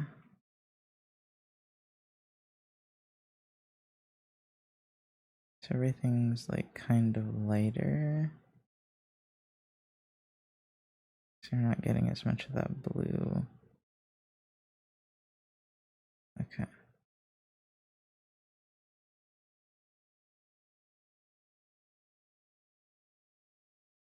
Okay, I don't like the purple.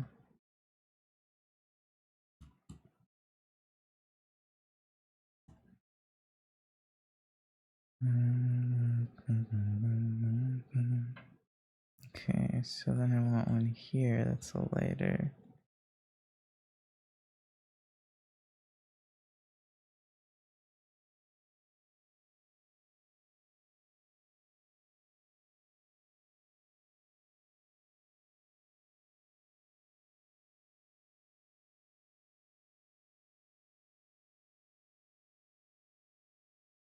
Okay, so for the most part, that's okay.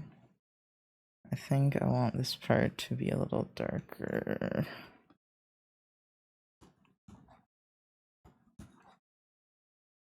There we go.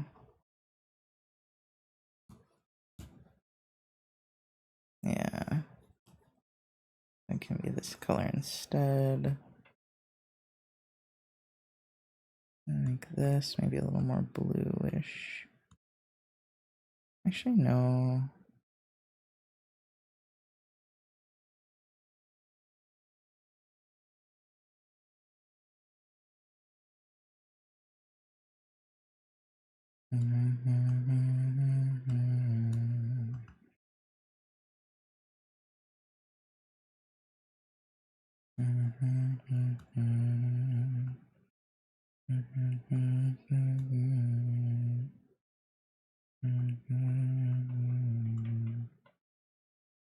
Okay, something like that.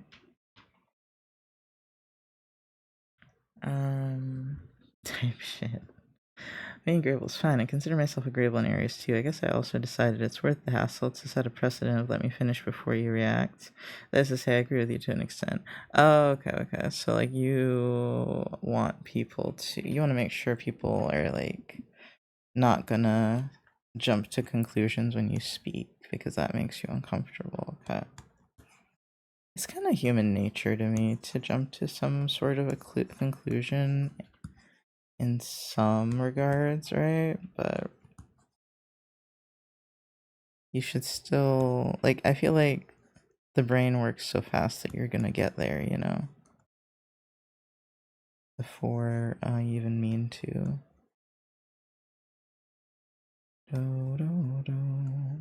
Like, that thought will just come into your mind regardless. Okay, now I kind of want to add an in-between color that is purple. Don't you feel me? Where is my gradient thing? It's kind of like saying it's open, but it's not.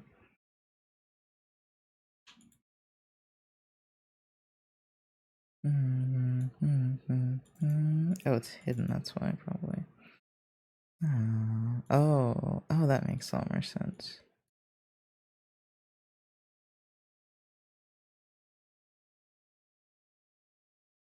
That works. Because you move me, baby, don't you prove me.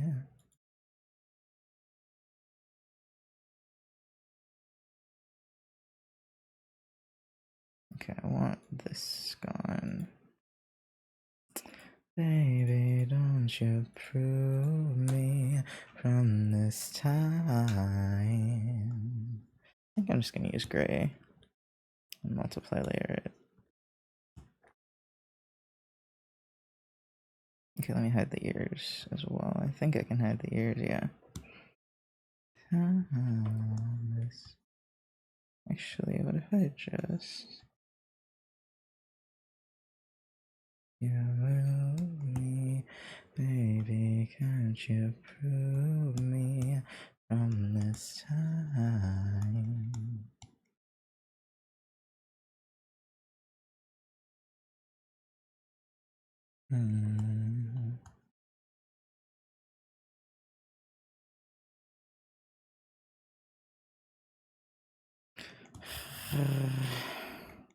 Okay, so I think I want 3 shades.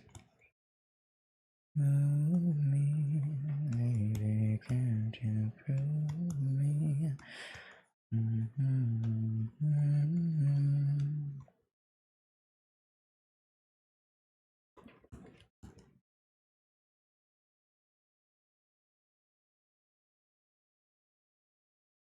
Sorry, I'm getting quiet. I'm just... How many people are here now? 14. I'll ask one more time. Are you guys the type to be suspicious of new people, or do you get, like, real friendly and open quickly? Like, for me, like, if I like your vibe, I like your vibe. But sometimes I, like, don't like someone's vibe, but then I force myself to like it. You're sus of everyone. That's what I thought. See, that's why. See, I knew what I was talking about. I said you're suspicious.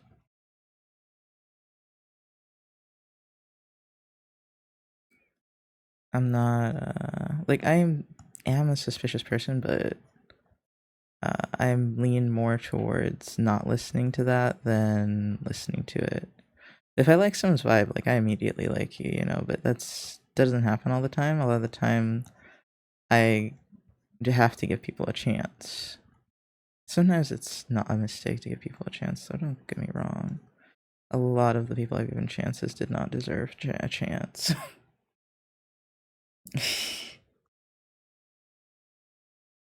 But I don't know. That genuine curiosity about people always gets me, you know, just like what makes you tick.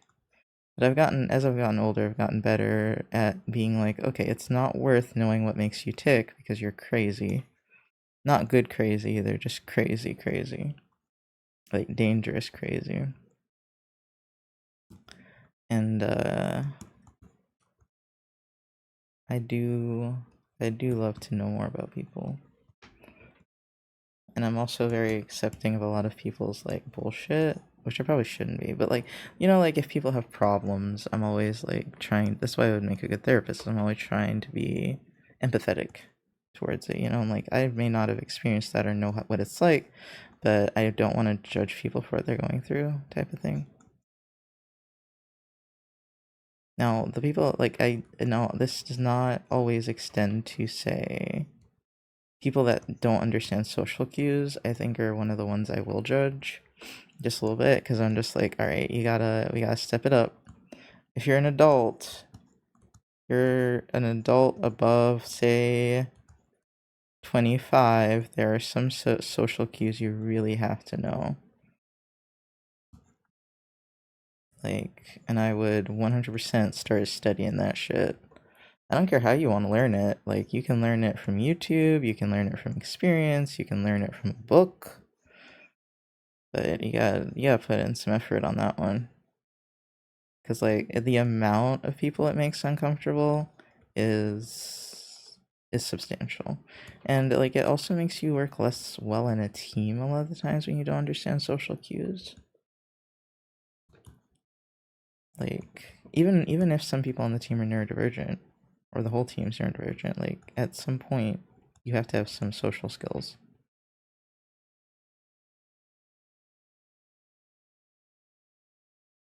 And I don't know. I mean, you don't have to, but it definitely helps in life if you want to be sociable to have some skills in the matter.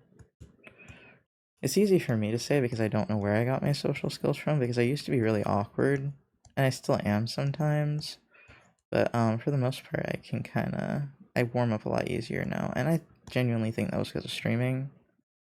It forced me to have to be able to think quickly about what I'm talking about, whereas I used to take forever to speak like words. I'm much better at typing still, but I've gotten better at speaking because of streaming. This is also why I want to take a public speech class, because I would love to be even better at speaking, you know? My mom taught me my social skills. That doesn't sound good. Ow. Oh my god, my foot is so cold that it hurts. God, I'm just like holding it with my hand to see if I can warm it up a little bit. This happened yesterday too while I was at school, at my work thing. I mean, my parents attempted to teach me social skills, but they didn't do well. So sometimes you have to learn on your own, which is okay. You know, you can always learn. You're not stuck that in any way forever. You know.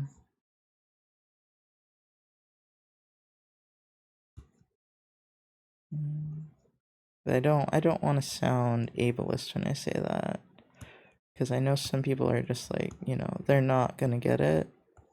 There are people that aren't gonna get it, but I think the vast majority of people that are like on Twitch, for example, can learn social skills and social cues.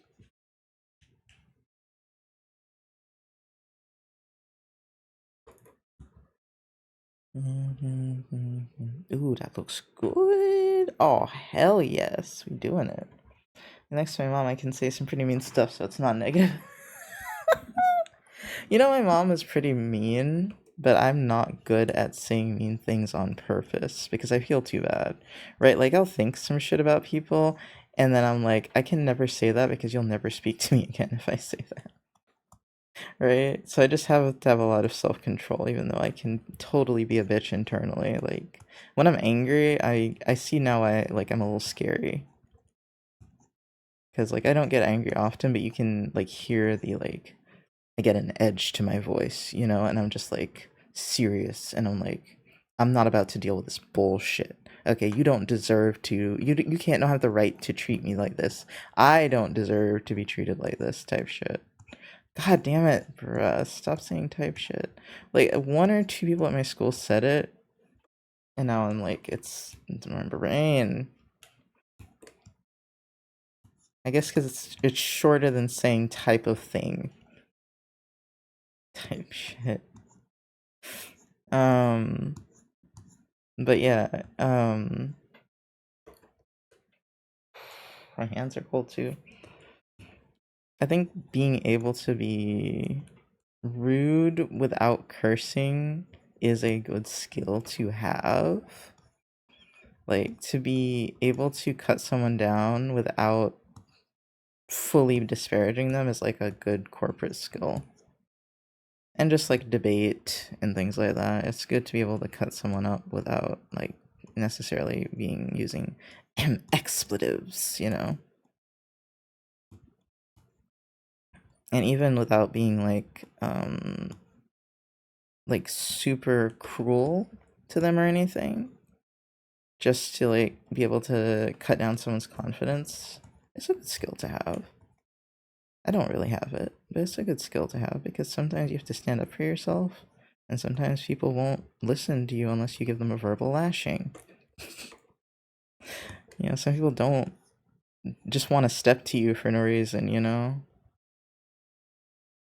Because they're trying to assert dominance. I don't do well with authority or dominance.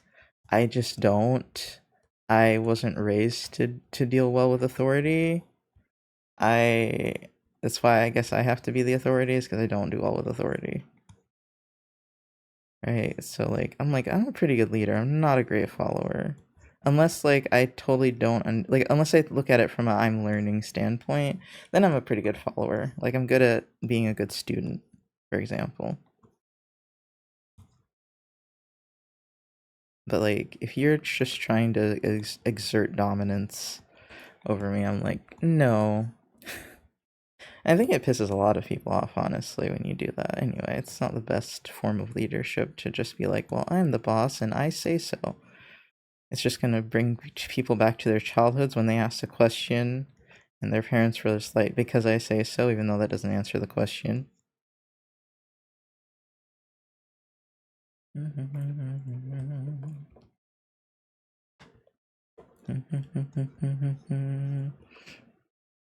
I would say being able to have a conversation with yourself does help you think a little faster, like out loud.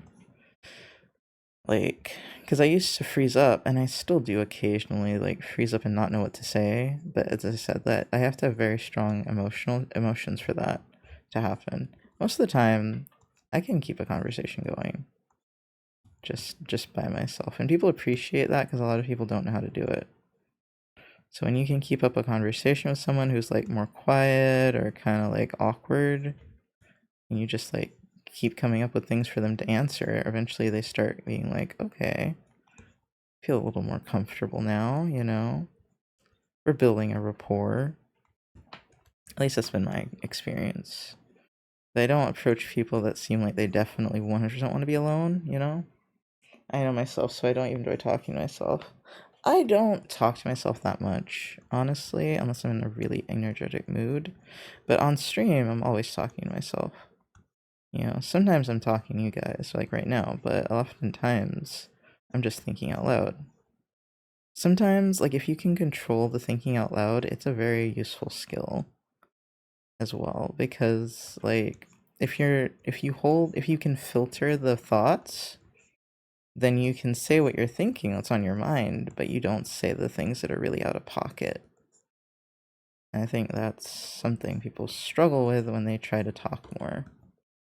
and then they talk less and less and less because they're just like, oh no, you know, I tend to say, when I do speak, I tend to say things I don't want to say. And yeah, we all know I'm out of pocket sometimes, but not that often considering how many words come out of my fucking mouth.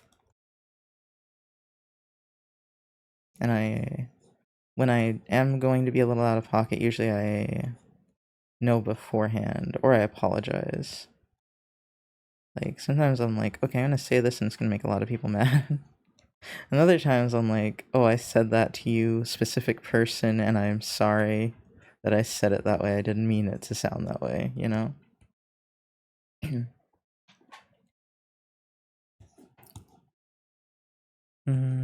That I am, I don't like to say this, but I'm pretty self-aware. So as I said before, I usually know when I say something that could be taken the wrong way. Hi, Tujan.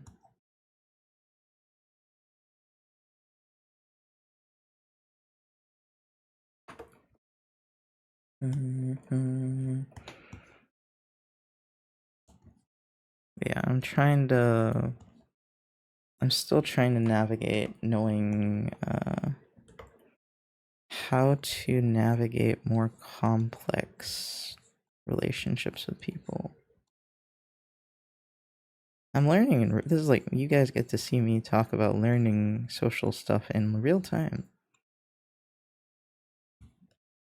What are we drawing today? This is a PNG tuber for Ube Otterpop, which is one of my friends, who I need to double check that she's okay, actually. And I wanted to check on Misha as well. Hold on, let me message them. I don't have a lot of time for messaging when I'm at school because like it takes me forever to look at my phone and respond. So I save a lot of it for the weekends.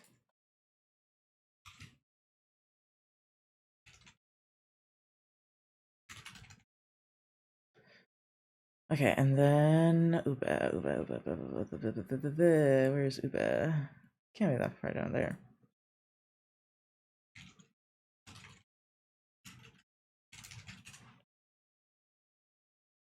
Hey Zero, good morning.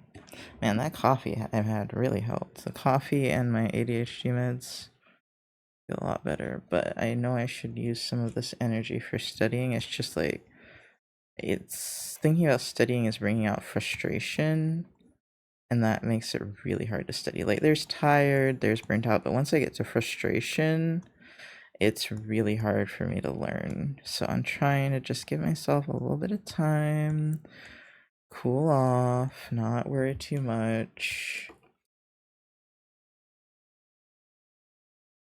Because, goddamn, I'm stressed. I technically have to do 2 stats chapters this week because I did one already for the week in the middle of the week, and now I have to do another one over the weekend, and I was just like, this is stupid. I was like, this is stupid. I don't like this. And I think I forgot to respond to my classmates for the other thing, which is like, oh well, I guess. Might take the time to respond. I don't think they responded to me either, though, now I'm thinking about it. I should go look. Because I don't think the asses responded to me either. I think we all forgot to respond to each other. I see. It's probably on this account. They did have notifications that I got replies, but then they were like really old, and I was like, what? Why did I get a notification for this? So maybe I clicked the wrong thing. I don't know. We'll see.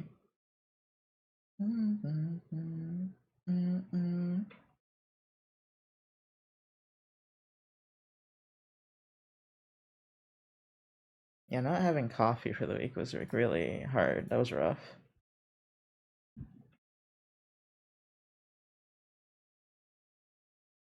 Yeah, what's this? Why did this...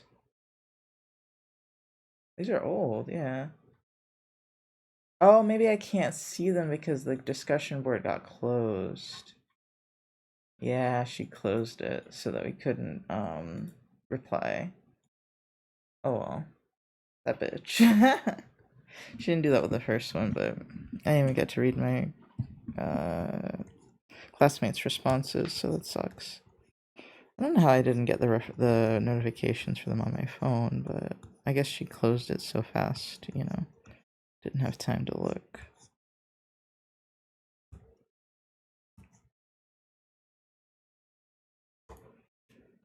I'm so tired of my stats teacher, but I don't know why, but the one just pisses me the fuck off.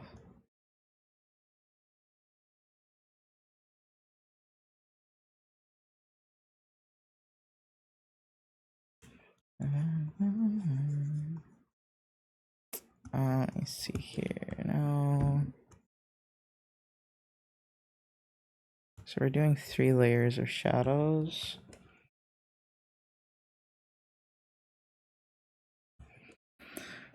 Wait, Zero, can you respond to me?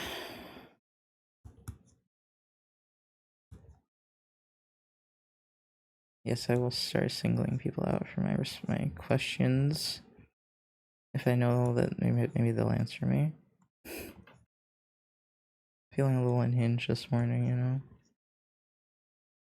I had a lot of coffee before bed, and then I woke up early because of it, and now I had more coffee. So I'm kind of energetic, but I also wanted to work out today. That I need to put on my schedule. What's up? Okay, are you someone that's more like suspicious of new people or friendly to new people? I put on my calendar that I want to work out. I don't know when I'll be down to work on gym for an hour would be good. Let's put it at 4. Maybe it will be less busy. Like giving people a chance. Okay, so you're more friendly. I'm also more friendly. I like to give people a chance as well. But I know I'm starting to realize that a lot of people, even if they're nice people, are very like suspicious, and like it's like overbearing when you're too friendly. And I was like, oh, I didn't know that. Like, I understand it being overbearing sometimes when you're too friendly, but I didn't think in the same way, right? Like, I thought it was like because it feels disingenuous. So I was like, oh, being genuinely friendly should be fine, but no, some people can't tell if it's genuine. I'm starting to realize, and I'm like, oh, okay. I'll play it cool. I'll back off a little bit more. Because I'm just, I'm just like immediately, I'm like, oh, I like your vibe. Let's be friends type, you know? I almost said type shit again. Especially in person. Because in person I can read people so much more easily. You know, you got so much more information to work with. You got the body language, you got the things they say, the tone of voice. You know, there's expressions, there's so much more to work with. So I have a lot more to read in person, and I'm just like, okay, I like your style. But I guess I'm either harder to read, or people some people don't read as well. I like to observe from afar and only then approaching it to know the person. Yeah, some people like that. That's more so on the suspicious side of the spectrum, I'd say. No, I do that online, but in person I just kind of jump in. I'm like, hey, how are you? Now, I don't want to hide who I am at all. If they can't handle the light, then they're welcome to burn. Damn. No, I'm not gonna hide the light per se, but I want to make people comfortable. I don't want to make anyone uncomfortable, so I'm gonna like, not hide my light, but just be a little less excited, I guess. Like give them a chance before I get all nosy and up in their business, Because that's the thing is like, by day 3, we're already besties for me. Not besties, but like we're friends. Yeah, and I'm like, I'm willing to tell you a little bit, you're willing to tell me a little bit, but not everyone moves that quickly. I don't think I move that quickly either, but I'm exaggerating. But oh my god, that reminds me, I wanted to ask my classmate how old he is. Hi, Black Strategy, thank you for the head pats.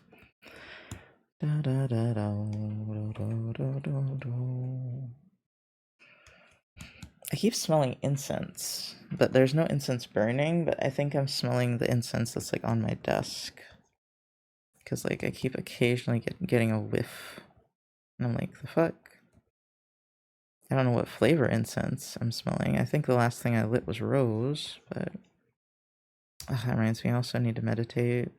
I'm just like, I tend to be kind of agitated, and that makes it hard to want to sit down and meditate. Good morning. Hello, hello. I am my best self in the mornings. It's just a lot of the time I have to spend that time on school. I am my best self in the mornings.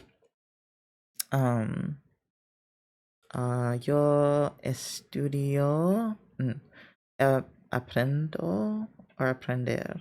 Aprender español? I don't know. I'm just learning a little bit, just poco. But I'm trying to do an hour a day, and I just remembered that as well, so I should put that on the calendar too. Maybe before workout as kind of a transition activity.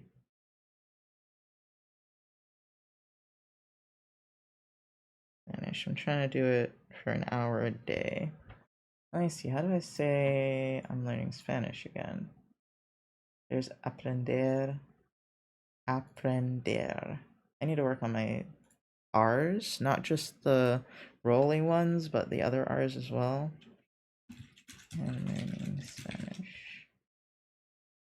Estoy aprendiendo español. Alright, let's just say I learn. Yo aprendo español. So it is aprendo, not aprender. Aprendo. Yo aprendo español. How do you say day? Is it dia? Uno hora. I don't know how to say every dia. Yeah. 1 hour a day. Una hora al día. Al día, okay.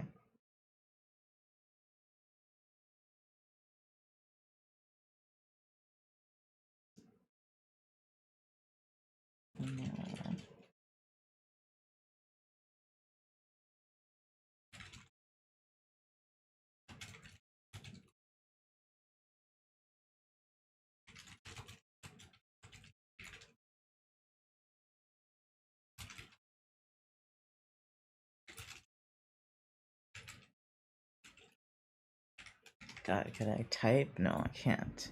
But seriously, I've definitely met people who are more standoffish to new people. You gotta warm them up first. Yes.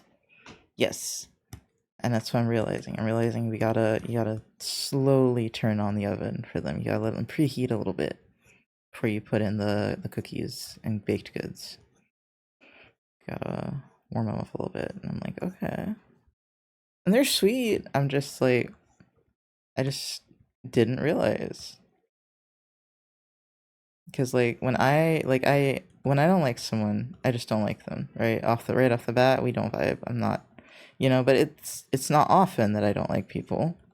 So it's I allow myself that. Like if we don't get along off the first two couple times, then I'm like, okay, we're just not, you just irritate me, and that's fine. But like for people that I do vibe with, and immediately I'm like, yeah. Then there's the people that are in between, where I don't fully vibe with you, but you don't annoy me, and I'm neutral towards your presence. A lot of people get in that category too, but I still am pretty friendly when I'm neutral towards your presence. And I always try to make people feel included and all that stuff. I hope I make an okay leader. Did I tell y'all that we're starting a club? Yeah, we're starting a club. With what energy? I don't know. I'm gonna have to delegate, because I can't do everything by myself. I have not enough time. So I'm gonna be like, you're gonna do this, and you're gonna do this, and I'm gonna help out a little bit, but you guys have to fend for yourselves. What's the club? It's like a club for creatives, because all of us are creative in some aspect. So we've got digital creatives, which is like programming, 3D modeling, animation, digital art, and then we have normal creative, which is like drawing, painting, writing, and theater arts. So it's a very broad club, because we all do different things, but we want to be able to collaborate with each other as well. And we just feel like a club will motivate us more to do projects and events. It already has, but it's also extra work. But yeah, we already thought of a bunch of things we could do together, and it's kind of cute. But it's also like we're kind of teetering on whether or not to make it an official organization. But if we have it as an official organization, it is just a cool resume thing as well. It is cool, and like we all get along pretty well. New people might come in, but they're gonna have to match our vibe. I've realized they're gonna have to match the vibe, because there's already so many of us that vibe. Yeah, this community building very cool. Yeah. Where I work, we're very encouraged to get more people to come in. So we also thought like this would be a good way to promote the department, and also like as I said, like encourage us to table and stuff, because sometimes they have little events. We could definitely have a table for the club / department and stuff like that. But yeah, I'm trying to community build. I'm actually being mostly motivated by one person that is relatively new, and so I had to kind of mediate last night because some of the more established people were just like, why do we need to make a club, blah blah blah blah. And I was like, we don't need to make a club, and I am glad that you are voicing these things. I wish you'd voiced them to me sooner, but I understand, feeling intimidated by the new person. But I was like, yeah, no, we definitely need to talk about it if you guys are not comfortable with this, because everyone needs to be on the table. And they were like, well, it just started happening so fast. Like it started from like just an idea to something that's actually happening really quickly. And I was like, I understand that. I was just looking for information. And I think the people I was looking for information from started making it sound like, we needed to get started on it because we have a deadline of like some early October. And so I was like, but I do need to make a proper announcement, ask who's on board, all this stuff. So we're gonna talk about it on Monday when everyone's there, or Tuesday, one of them. Somebody made a very good point in saying we should make a pros and cons list for everybody, whether or not it will be beneficial or more of a problem for them. So everyone should make their own little pros and cons list and see, if it would be good for them or if it's too much work. And I thought that was a wonderful idea, especially because my therapist had just talked to me about cost-benefit analysis for that sort of thing. And I was like, ooh, look at you with the what's it? It's like not self-improvement, but you know what I mean, like emotional regulation and I don't remember what that's called. That was like very good, sir, very good. Because I'm not so used to community building, and like I even said, I was like, I'm not usually a group person. They're like, you're not usually a group person. You're the one starting this. And I was like, yeah, like, I like being in group. I just have never found a group that I've really like vibed with, and usually there's a person that I don't like, and then I just kind of, distance myself from the group because I don't really want to cause friction. I'm going to try to be more confident in not doing that this time because I am president. So I'm going to have to sit them down and be like, hey, you are making me and other people, possibly, I'll canvas to see if other people are also uncomfortable when you do XYZ. And like streaming has kind of prepared me for that, like having to, I haven't been the most active in my community recently, but I have had to do this before, so I'm a little more comfortable. That's what's made me more comfortable with confrontation, is streaming, because I'm just like, it was the one place where I couldn't run from confrontation, because I was like, this is my place. This is my house. I can't leave the house. I want to run. Okay, I'm like, scatter everybody.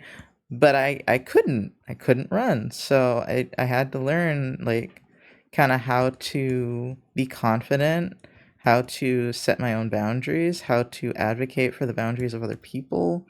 who aren't comfortable advocating for themselves because of their position, or they just don't know if they should speak up, you know.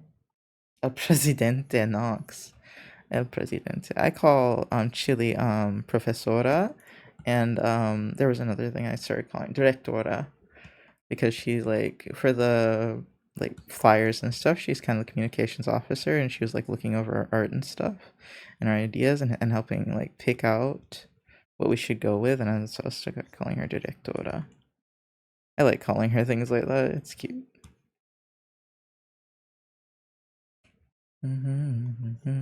I should save probably, huh? I like just let autosave do it most of the time, but I'll save.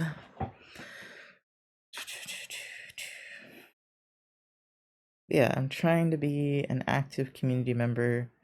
I want to do some volunteer work if at all possible. That reminds me, I should tell. Let me see if that volunteer thing is still even open, because I wanted to do it with Chili, and I'm kind of scared to go by myself. I might not show up if it's by myself. Well, let me check my mail. I have no idea what that is. Outlook. Oh wait, I have Outlook here.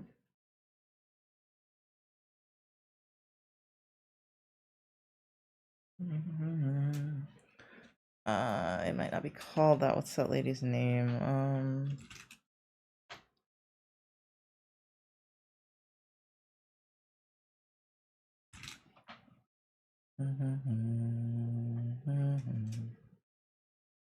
Okay, who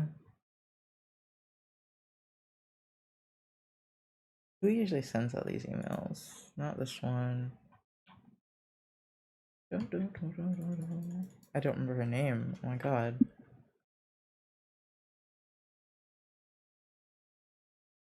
What was the last thing they did? Let's just type an event.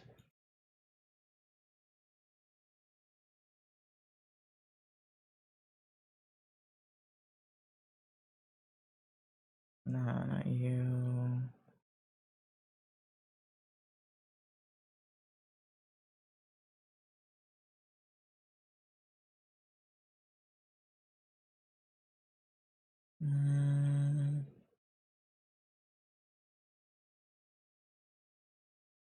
No, I'm going too far down now. I just don't remember what the last one was called.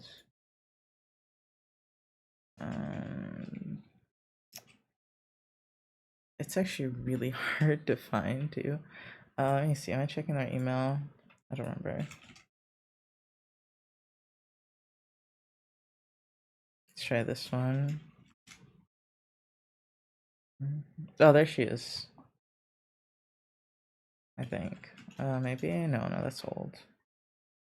Damn it. Let me go to my other email then. I also have to pee so bad. What is that? Is that Google's birthday or something? Why is it like old school Google? Yeah, it's their 27th birthday. Okay. It's only 27? Oh. So it started in what, 1998? I know some people that are actually still older than Google then. Let me be right back though.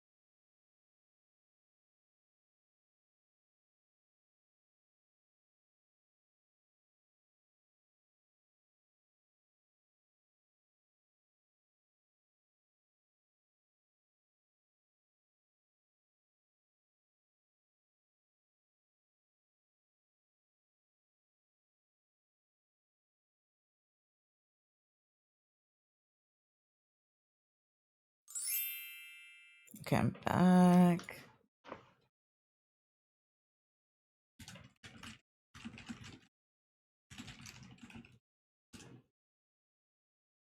Hold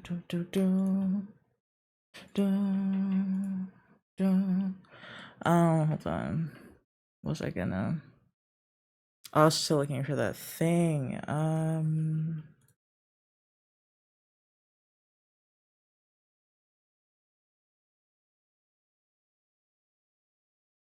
That's May.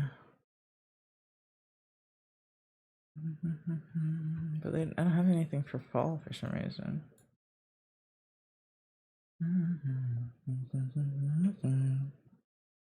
Thank you. Because they sent a flyer and I just can't find a flyer.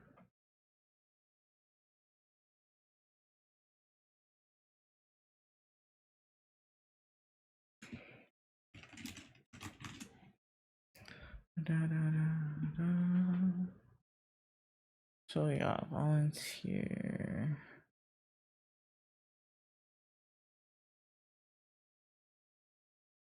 About that.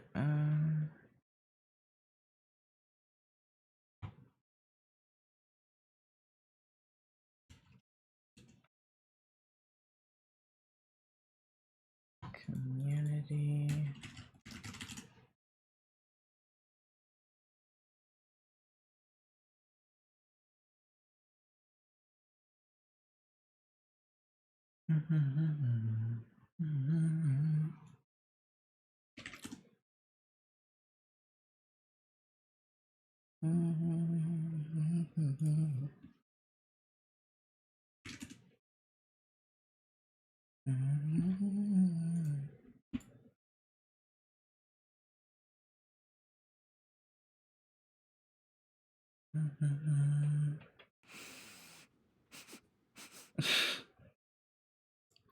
I adore you. I know you. Okay, is it November 1st? Community service event. Yeah, it's November 1st. Thank God. I thought it was the end of this month. And I don't.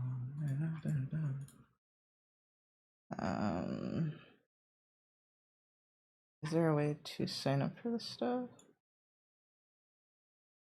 Yeah.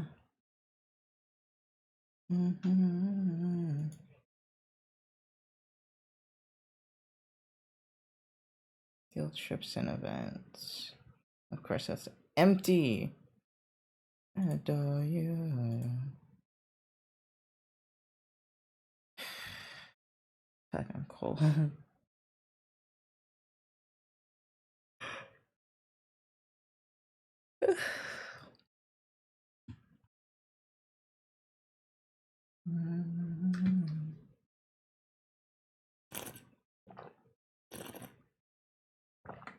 It seems like they're really gonna start in October. So I still have languages first yet. I absolutely need to learn German, but here's the twist. I started to forget English and can't remember what I learned in German also. What language is your first language, Jen?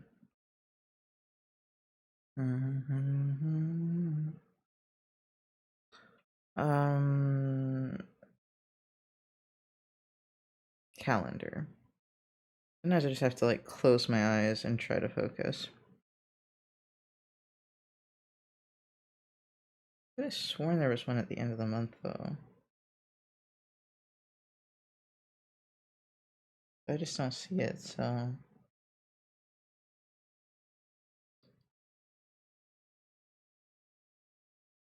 Oh wait, no, I need to look at it in September.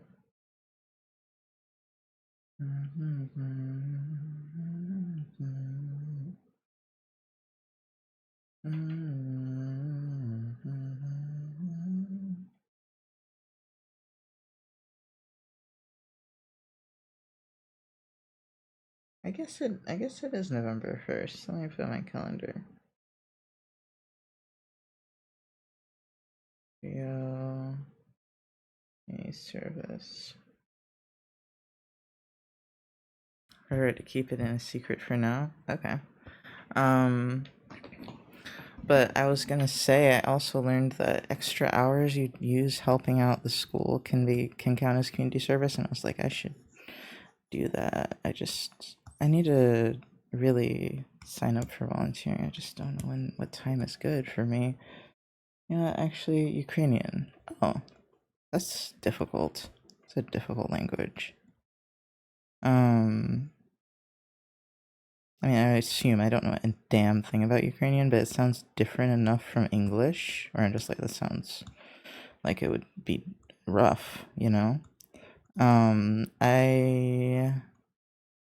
don't have a lot of language advice. I watched a motivational video about learning languages that my friend showed me, and that's about all I've got right now. I haven't studied enough to fully know what to do. I've been listening to some Spanish songs and trying to translate them just to kind of get myself used to it. So far the words I remember are hermoso, tengo, which is to have, or cero, I think is I think. There's another one. Fuertes or Fuentes. I never remember which one it is. Hi, Uni. Hey, look. Which one means strong? Fuerte. Okay, it is fuerte. What's fuente? Is that anything? Fountain. Fuerte is strong. Fuertes. Okay. Sentimiente, I think is one of them, but I don't know how to say it, so let me see. Sentimientos. Sentimientos. There you go. There's also emoción. So there's a few words I'm kind of remembering. So apparently if you tie the, like, what you're learning to an emotion, you're more likely to remember it. That is something I remember.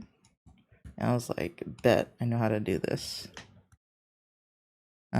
So I'm doing that. I do need to study today for an hour. I am feeling a little bit better, so maybe I could study soon. I don't know if I want to study on stream or not, though. Probably not for stats, though, because stats requires a lot of focus and concentration.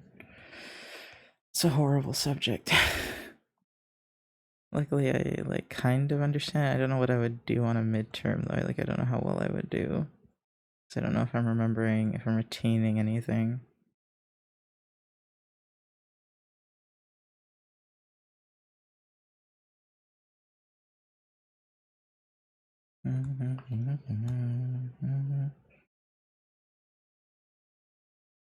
Man, I also need,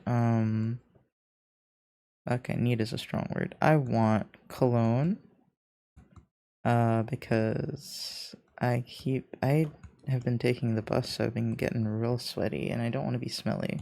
I don't know if I am, but I don't want to be. And I want something that's like teak wood smelling, because I really like that smell. But I haven't gotten to go look at some stuff. Probably for the best, because I shouldn't spend money on that. Maybe I should go to Bath and Body Works to get something on that level.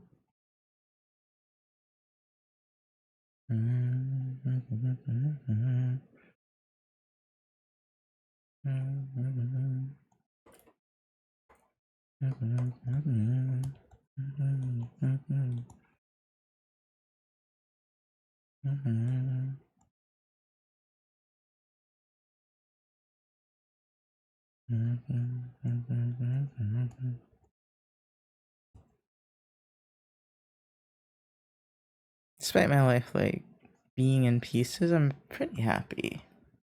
Actually, I was a little depressed last week, and I am very like tired. But overall, I'd say I'm pretty happy. I still need to work out bankruptcy. I haven't fully forgotten. I just haven't had the time or energy or strength.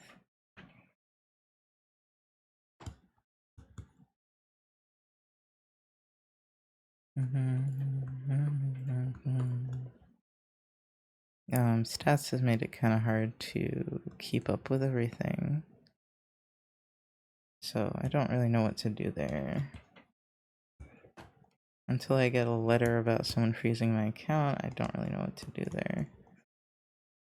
But I hopefully will. I did make one of my goals to get 2 events done before Christmas. So we'll see how that goes. If I can round anything up. I know I need to be more consistent on at least posting. So I've set some stuff up so that I can post while I'm at work. So just have my extra set art, yeah, everything in an art folder, and like just be able to access it from there.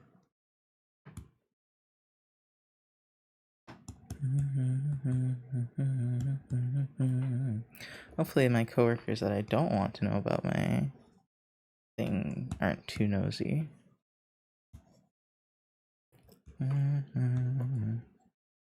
I've told only 2 of them no, and they're both my favorites, so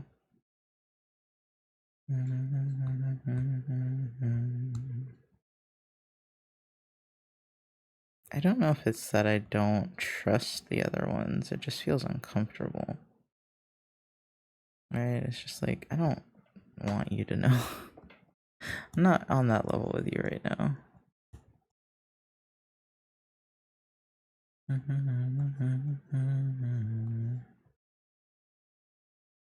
See, like, I am friendly, but I'm not a complete open book. I gauge people pretty slowly. As far as certain things go, like, I keep an eye on them.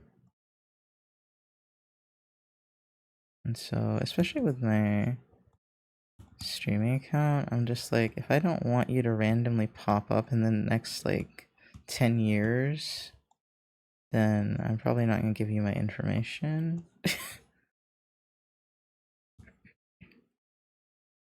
Because that happens more than you'd expect. Where someone I haven't talked to for 5 to 6 years comes up and is just like, hey, do you remember me? And I'm like, yep, block. It's like, yep, I didn't want to remember you. Mostly those are people from my childhood, not from when I was a teenager. Like if you were older than me and you met me as a teenager, probably don't want to know you really. Sorry. People were way too weird with me as a teenager. Like, I talked to too many grown ass people. Which is why I don't talk to people that are too young. Because I'm like, no, I don't have any reason to do this. And it would just make me feel weird. I don't know about the kid, but it would make me feel weird. Kid probably wouldn't feel weird until they grow up and they're like, why the fuck were you talking to me? And I'm like, you know? I think if you're like in your late teens, early 20s, it's like somewhat reasonable. Any older than that, I'm like, no.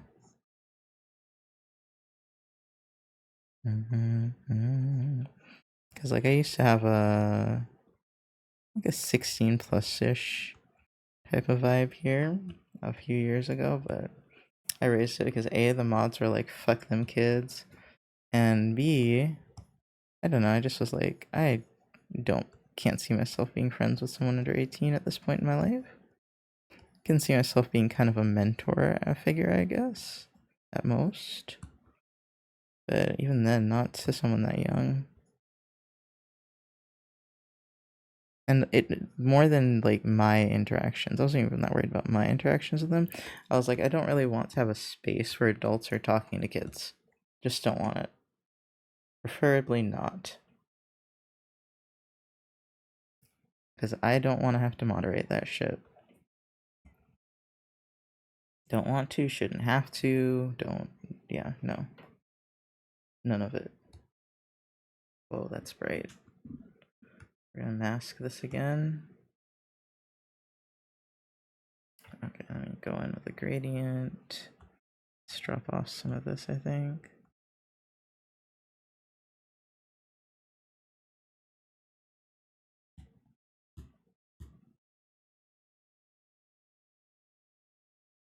Before I left Ukraine, my English level was about A2, and in the new country, my English level skyrocketed to B2 in the first half of the year because I needed to find a way to communicate with people. But then circumstances changed, and I stopped practicing English altogether for about 2 to 5 years. Then against my will, I had to start learning German, and then I met you. Oh, wow, you learned a lot.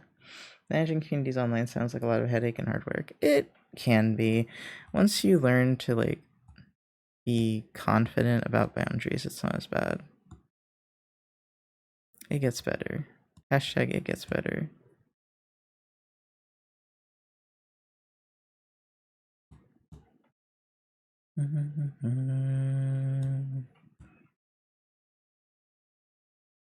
But it is stressful at first, for sure.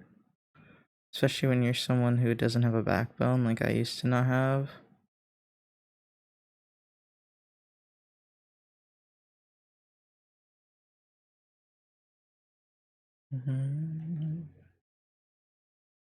It's kind of funny because one of my friends said he was good at saying no, and I was like, I don't know if that's true of you. I was like, I haven't, like, I need to consider it more, but I'm just like, are you good at saying no? Because he's like, I don't know, pretty lax and subdued type vibe, so I'm just like, but maybe he's gotten better at it actually.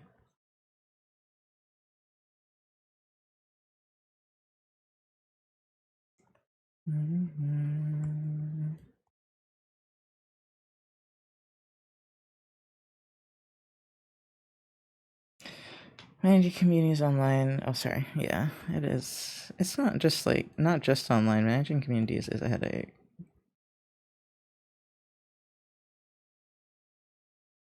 I don't think I would be willing to try if I hadn't been, like, streaming for so long.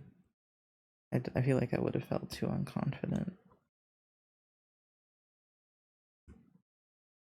Now I'm just like, you know, like I can do it. I don't necessarily want to, but I can.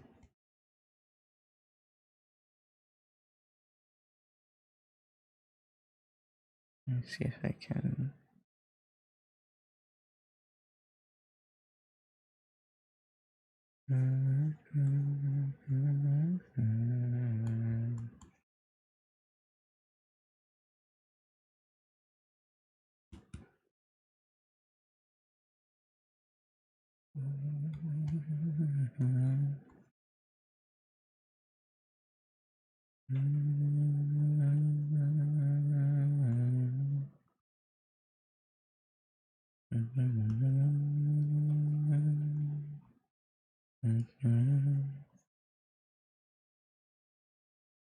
Right, not just online. Yeah, just managing communities is hard, but I want there to be more community effort in the world. And you know what they say, you gotta be the change you want to see in the world, blah blah blah blah. And I already see how much it's affecting, like, positively, just people within my little group, and I'm just like, yeah, let's pay it forward, let's keep it going.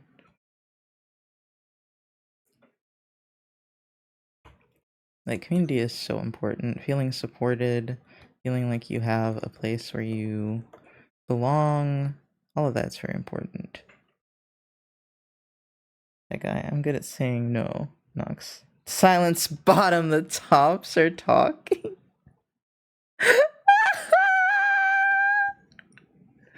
How dare you call me out like that? Damn.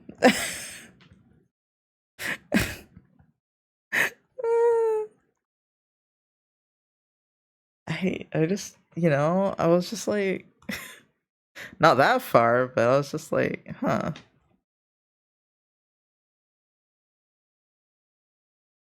I think I would say he's good at not answering the question rather than saying no. I think that's where I was nitpicking. I was like, you're really good at not answering. I don't know about saying no. It's excellent at not answering a question.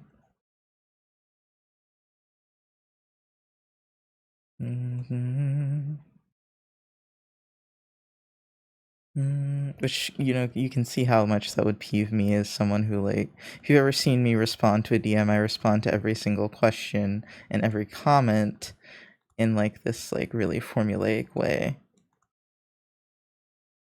By the way, I wrote that message in the library where I am now sitting and trying to learn German. Wow. I mean, I'm proud of you, though, Jen. You're doing really well. Learning languages is so hard, and so... Listen, if you need to learn German right now, and you don't need to learn English, then just focus on the German for right now, you know? And the more you need to use English, the more it'll come back, you know? But just focus on what you need to do. Don't feel too bad about losing any, losing your other languages. Yeah, that's definitely a sentiment I think I saw from that video I watched, which I think it's just like, yeah, focus on one at a time. If you can at all focus on one at a time, I would focus on one at a time. But yeah, you're doing good, Jen. I'm proud of you. You out here fighting the good fight.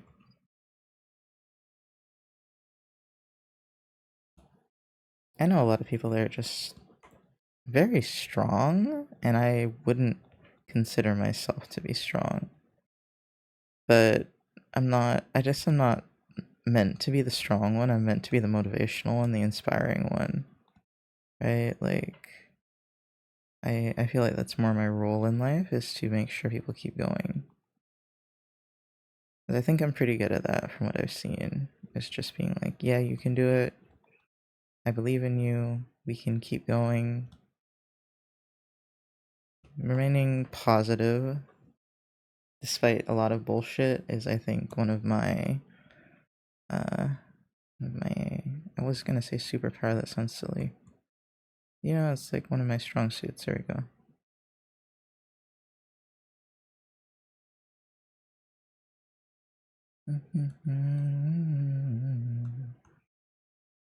Positivity. Yeah. Positivity, exactly.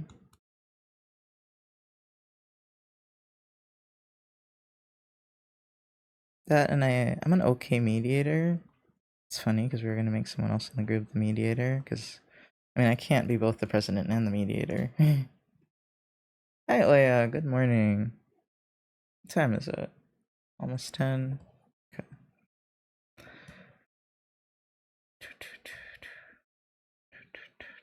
Thanks for support. No problem.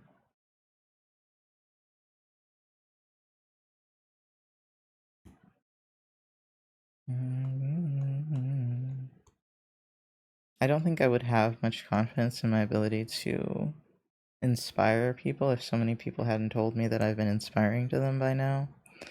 And so, and you know, that's the people that tell you, like, there's probably more people that would never say anything. And so, and these are people I barely know. You know, they just are just like, yeah, you've inspired me to do, and I've seen people change over the years, and like people have told me I've influenced them. And so that's why I try to be very careful about how I influence people, because I know I can be influential. That's not a flex, it's not a brag. I know I can influence people, and that is both a power and a weakness, right? You have to be very careful with how you influence others, because it can go wrong very quickly, right? So yeah, I try to, and that's also why I didn't really like younger people being in my spaces, just because I was like, they're very easy to influence, and I was like, I'm not always being the best, you know, person I can be. You know, sometimes I talk about my hardships and such. I'm not the best role model. But I also always would also tell myself, okay, but there are so many worse people out there that they're watching. So don't be too hard on yourself either. Because even when I like don't like myself very much, I often know that I'm not a completely terrible person. I try very hard to care for other people. And it's taken a while for me to get to that point where I'm just like, no, you don't completely suck. No, everything's not your fault, you know, etc., etc. Lots of therapy and such. I've been very privileged that I've been able to go to therapy. I also have realized, but it's both privilege and what I prioritize. Like I really prioritized going to therapy in my life. I was like, this is something I need, I want. It felt like the only way to kind of put my life together. And so, yeah, I worked really hard to get that. And I didn't get a car. I didn't get a lot of things, but I got therapy because I was like, I want to invest in my mental health because my mental health's really bad. And I think that's worked out for me very well. I think, like, I don't think I'd be able to handle all the things I'm going through right now without that. I probably would just curl up into a ball and cry. But, you know, it's just about what you feel you need in life. You know, what you want to put attention to. I guess that's why I wouldn't mind being a therapist, is because I actually really believe in therapy. You know, like, genuinely. Now, is every therapist good? No. No, therapy is not a cure-all. It's it's worse even than getting a doctor, right? Because at least with doctors, there's something that's not subjective, right? That they can look at, and they're still awful. Like, they still pretend you don't know what you're talking about or that you're faking it and all that stuff. So just, it's that times two with a therapist because there's no objective um proof of what you're experiencing, you know? So a lot of people like just take what you're saying out of context in a way. Like they'll either not disagree with you at all or they put all the blame on you in my experience. And I was like, yeah, like now that I'm older, I can look back and see, yeah, maybe I was too dependent. I wasn't trying hard enough to be independent. But I also was suffering with a lot of trauma, and the first therapist I had did not help, only hindered that. So when someone doesn't vibe with their therapist, I'm always like, okay, see if you can get another option, even just to try it, right? Just to see if you can like someone else better. Kind of get survey the territory, because it's so important to have a therapist you trust, because let me tell you, I don't trust easy. I know I said I was like friendly and puppy and I want to be able to talk to everybody. Yes, that doesn't mean I trust everybody. Doesn't mean I trust almost anybody, you know? But like I'll trust them with some things. Like it's not a complete distrust, but no, I do not trust people easily. Not with a lot of things. Pubby, yeah. You know, I give pubby energy, but I'm not always pubby. In a lot of ways, I'm extremely distrustful and wounded and all that, you know? But I struggle to give people chances on some things. I once heard you're like one of many dots in the book War and Peace. You can't control the entire book, but you can control your specific sentence. Oh, like one of many words. Okay, okay. Yeah, you can control your sentence for sure. And that's very important. Is to remember that you do have some form of control. You can't control everything, but knowing what you can control, I think, helps with the anxiety a lot. Dun, dun, dun, dun, around my head. Why is this like this? This doesn't need to be like this, right? Yeah. Run around my head. Where's the other headphone? Oh, my question.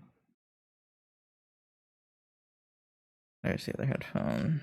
It's not over all the other hair. Headphones two. Should say headphones front, but whatever.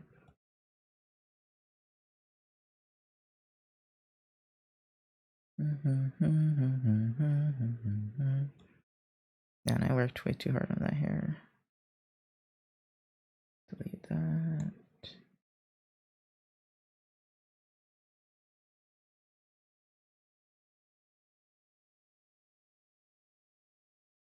There's headphones again. Oh. No. There you go.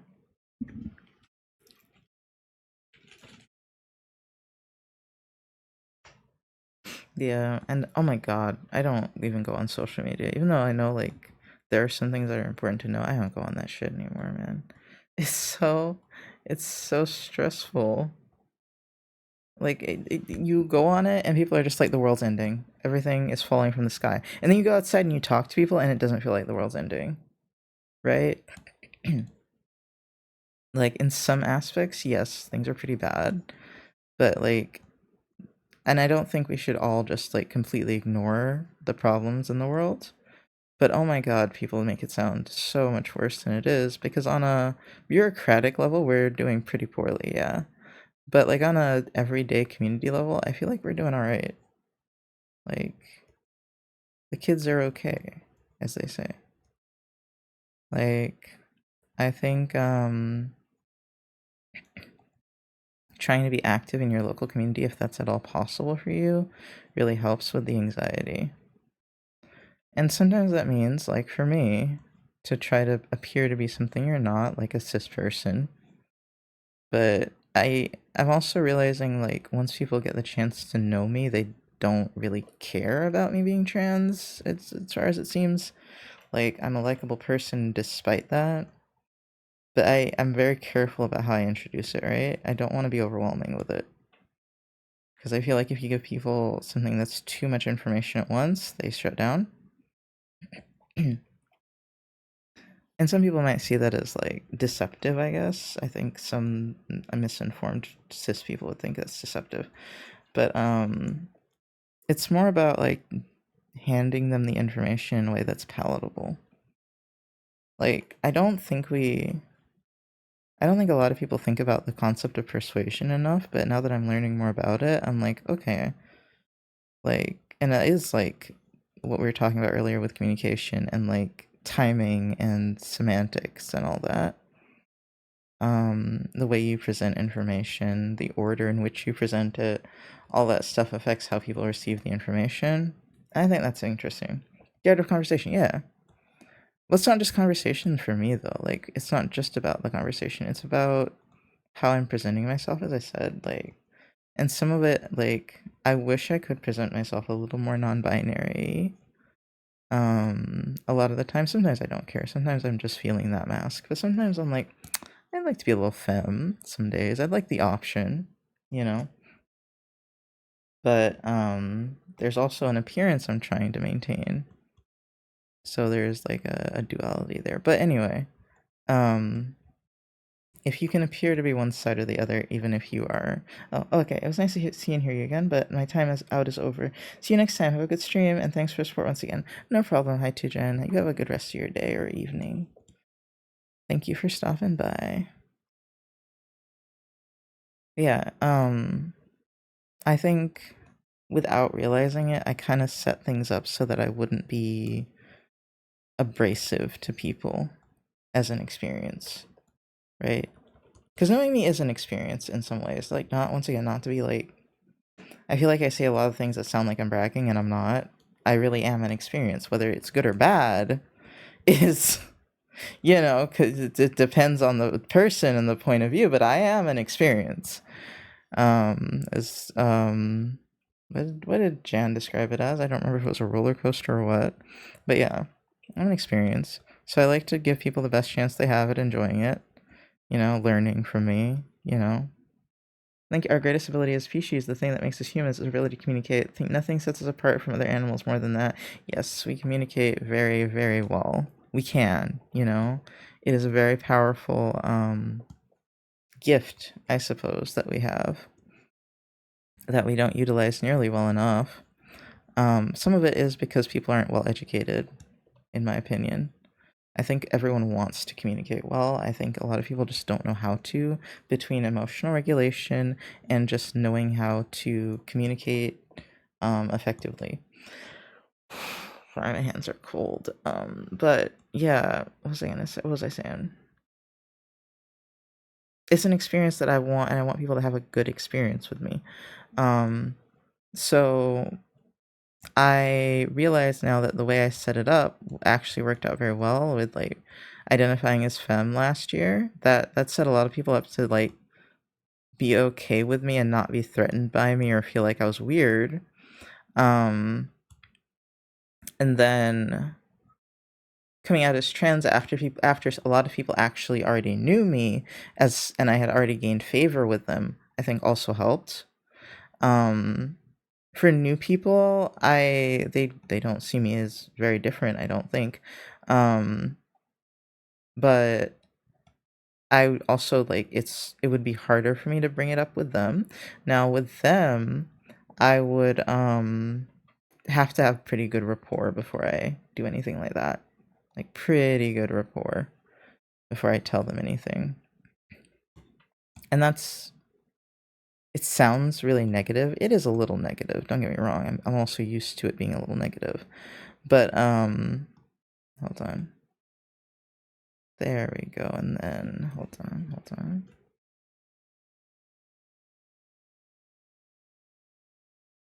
Um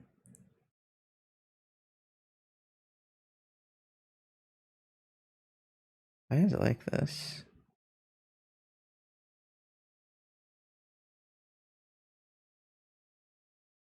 Hold on. I have to think. There we go. I don't. Yeah, I would be careful with how I express it, not because I'm like afraid. I just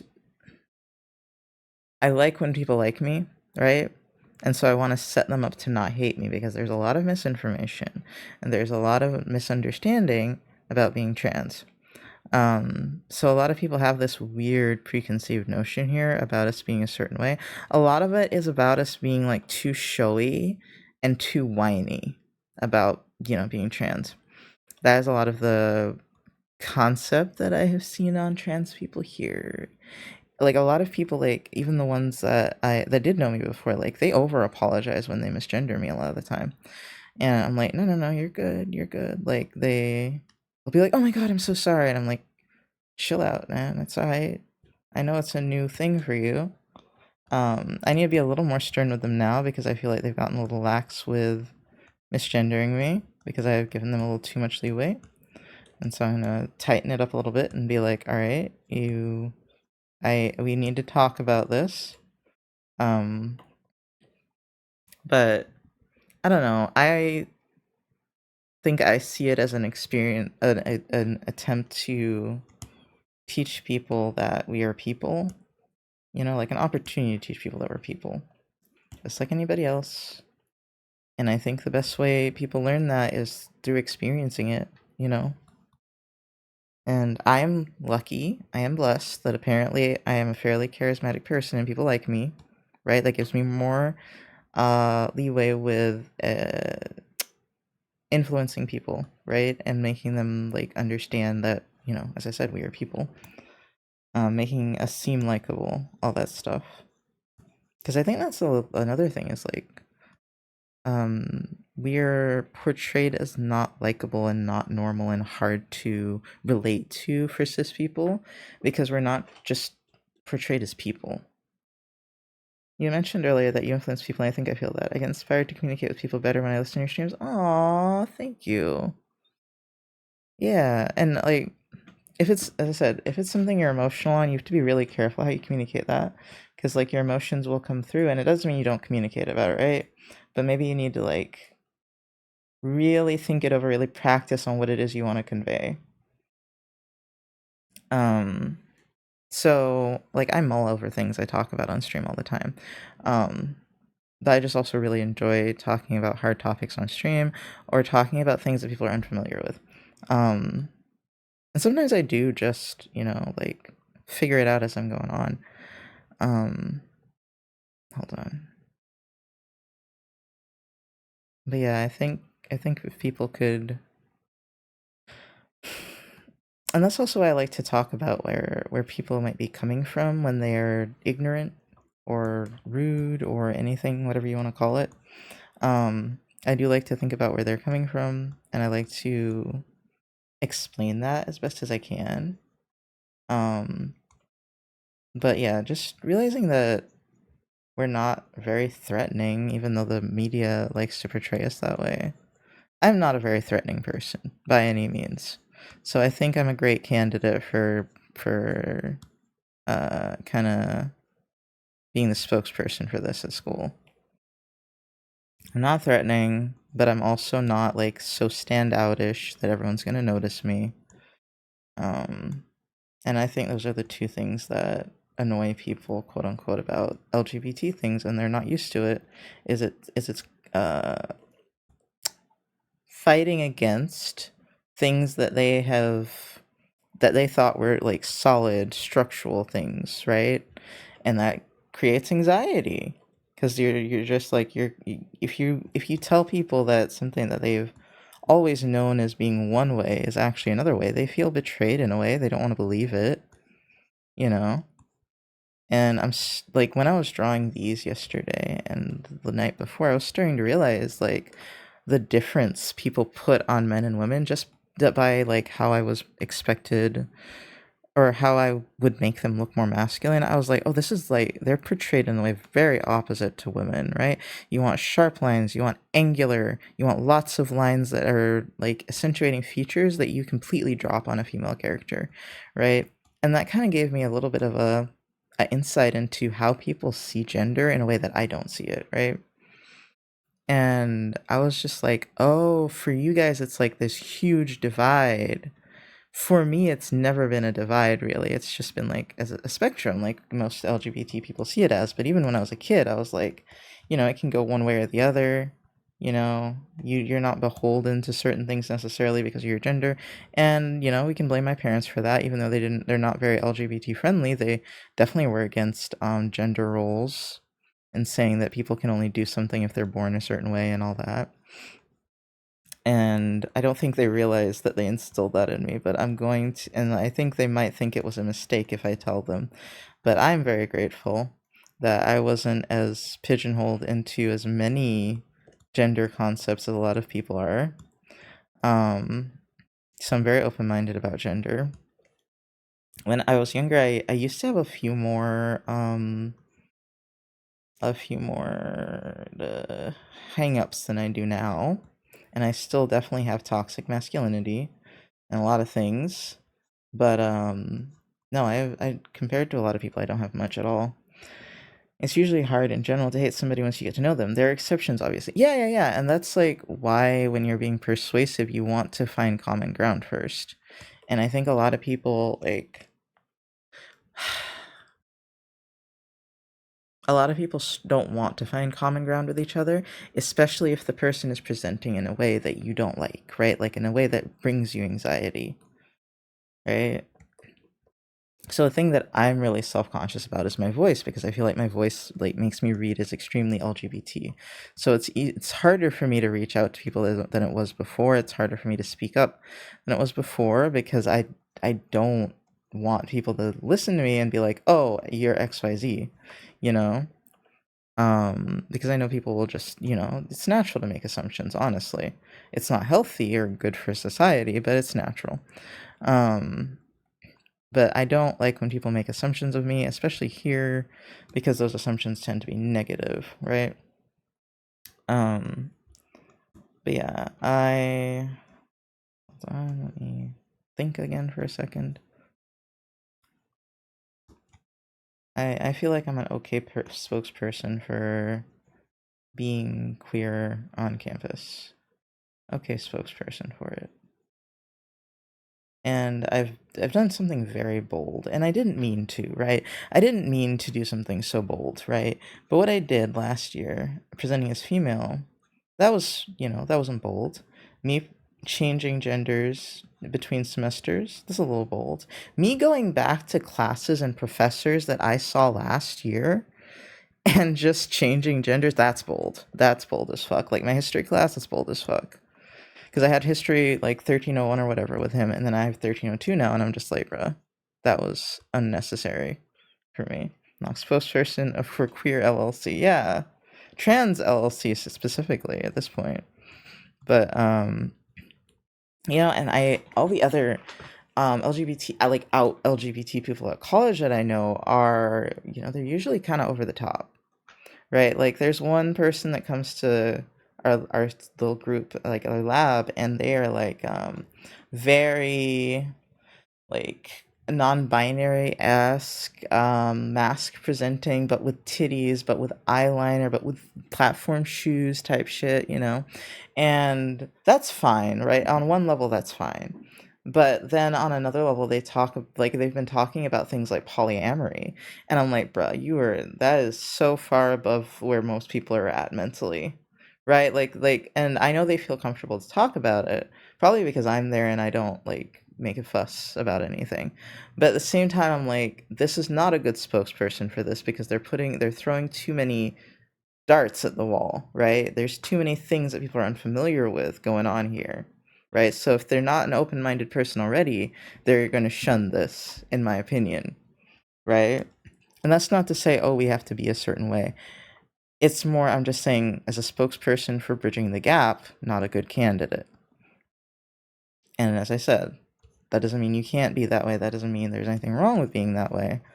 I was just like,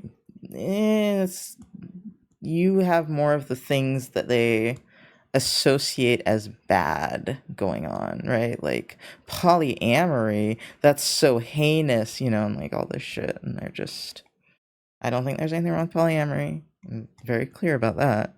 But I know people are less accepting of that here. I mean, it's the South. Everything's biblical, for fuck's sake, right?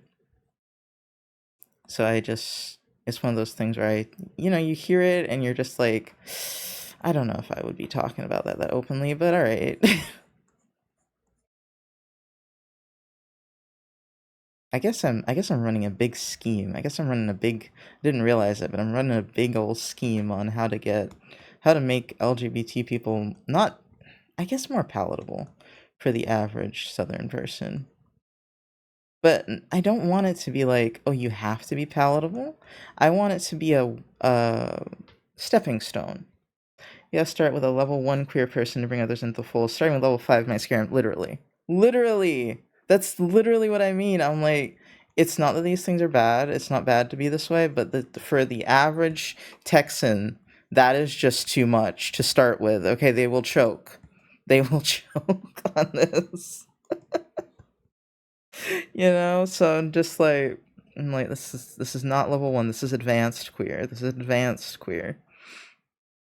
um and so personally, I just want to start them off at level 1, but I'm also very careful. This is where I'm careful about what I say to people, how I present myself, and what I tell, like the secrets I let out with people.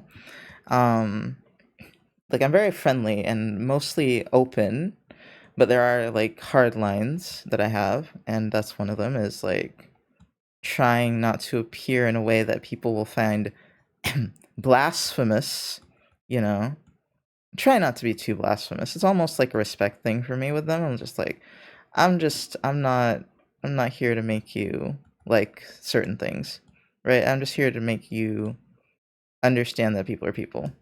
That's it. That's my goal in life. I understand people are people. And I know some things are harder for them to swallow than others. Much harder.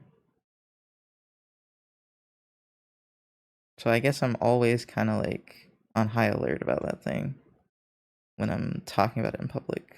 I'm just like, some people wouldn't like the sound of this. Some people wouldn't be down for that, you know? Know your audience. That's what it is. Know your audience. You gotta work on the gag reflex. Yes, exactly. You have to work on their gag reflex first. That's so horrible, Zero. What the fuck? But yeah, they struggle. And I see them struggling with it. But what has surprised me the most is the effort that a lot of them have been putting in to just like respecting me. That I didn't expect. I expected them to be assholes about it and just like disregard it. You're welcome, ooh.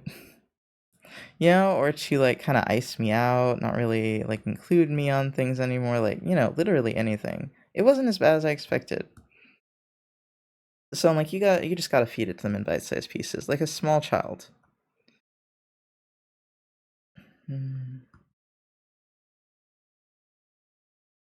This is a little too bright, a little too white.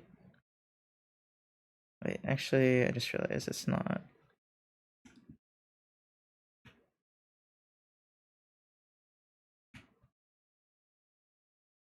And that's, as I said, that's if you want to. Now, when I was younger, I would have been very opposed to this, right? Because I wanted to be able to express myself the way I wanted, and I felt like if people didn't accept that, they were kind of being a piece of shit. Now, that's not entirely wrong. They kind of are being pieces of shit. But at the same time now, I kind of see, like, the psychological, like, warfare that's going on in their brains, right? Like, I understand it a little more now, right? Where it's just like all these values and things they had are being challenged, and they struggle to, you know, understand it. They struggle to not coalesce, like, they struggle with it. And I'm just like, okay, I cannot relate to you struggling with this, right? I cannot relate at all, because this is not the last time this was a big deal for me. I was like a teenager at most, right? So I can't fully relate to it being that big, and it still wasn't that big a deal for me. Like, I think when I was a teenager, I was bitter, right? That because I was like, well, if I can pretend not to be trans, why can't you? And that was the thought that made me like, something might be going on there, huh? You know? And that's sort of where I got a little, I guess, converted over into a different mindset on that. But and then understanding now, like, the way it dismantles communities, and I'm just like, damn, I didn't know, because I wasn't in communities. Hi, Beagle Bean. And that isn't to say you shouldn't be yourself at all, but being aware that the effect it has on communities, I think, is very powerful. So you can understand, like, why they hold on to these things so much. I study them. Okay. It's basically at this point I'm studying them, right? I'm studying bigots, and I'm trying to see, like, why they exist. Like, I'm like, how did you get here? I should do a study on why people are bigoted. And then yet they think they aren't, you know? Mm-hmm. Mm-hmm. To you gotta know your enemy, you know? Mm-hmm. Now there are some that I just can't even begin to fathom why they're as angry as they are, like Miss Rowling. No, not really. I don't know what happened to that woman. Something happened. I don't know what it was, but something made her crazy as fuck. But because she's mostly fighting against something that isn't really real. But it's like some people I can't understand, but a lot of the average man can kind of get into their head a little bit. Once you get a religion in there, it starts falling apart for me. But what I thought of, and this was what Chili had said when I mentioned that one Bible verse or whatever that says that that's against being gay. And what I realized was, okay, but who in the book was saying that? Like, who was quoted? Was this God that was quoted in saying that? Was this just some random guy? Was it one of the I don't remember what they're called, apostles? Like, I was just like, who actually said that? And now I have to look that up because I don't feel like reading it.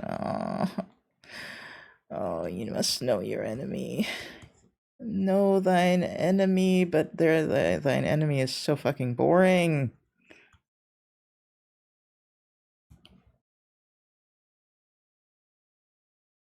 But yeah, that's someone told me like yesterday, not yesterday, it was like sometime this week or last week, that I shouldn't go arguing with Christian organizations at this time where, like, trans people are being considered terrorists. And I was like, you have a point, but I'm probably just gonna keep being me. I have to decide between like really wanting to be alive and wanting to be trans. Because I already know the risks I'm taking. I've been taking this risk, right? I think about it like every time I go outside, especially on a Monday when I haven't been outside in a while. It's like, yeah, I'm taking a really big risk, but do I like it? It also isn't worth it to me to live a certain way anymore. Like living in fear at all is just not worth it to me anymore. I spent too long like that, man. It just was miserable.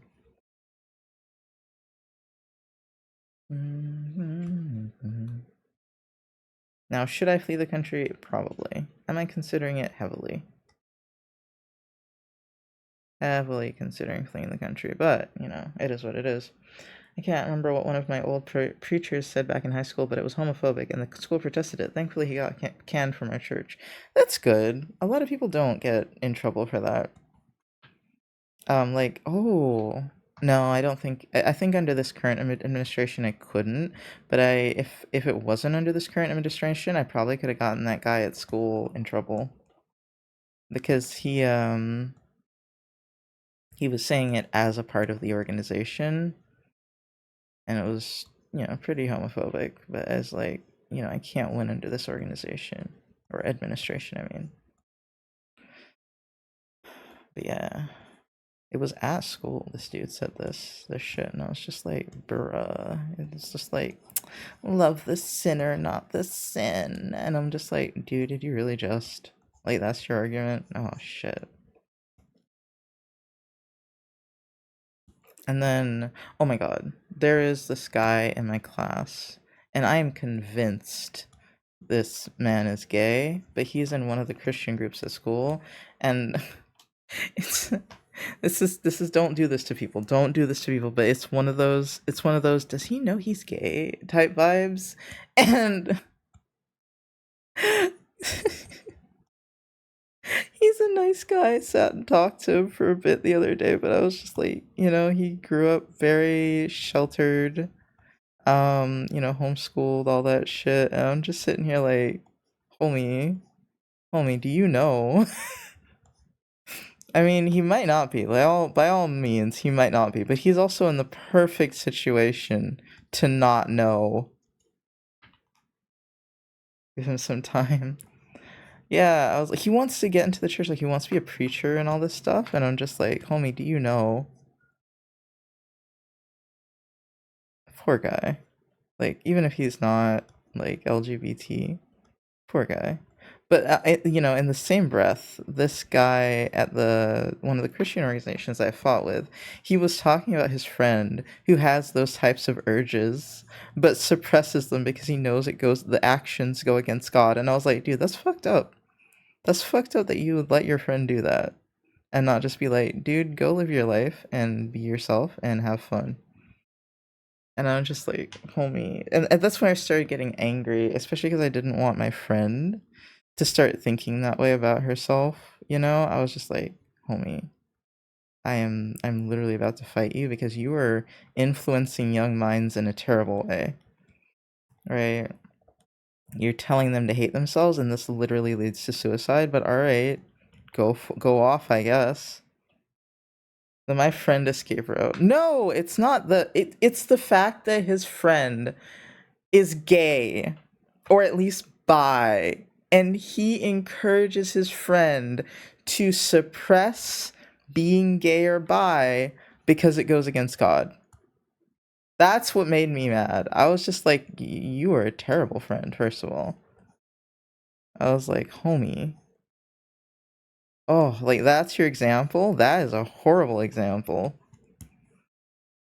It made me so mad, man. I was just like, stop making people want to kill themselves. Stop. I'm sorry, unalive themselves, as we say now on the internet. Stop, dude. Because like I don't think cishet people understand the pressure at all of trying to be someone you're not.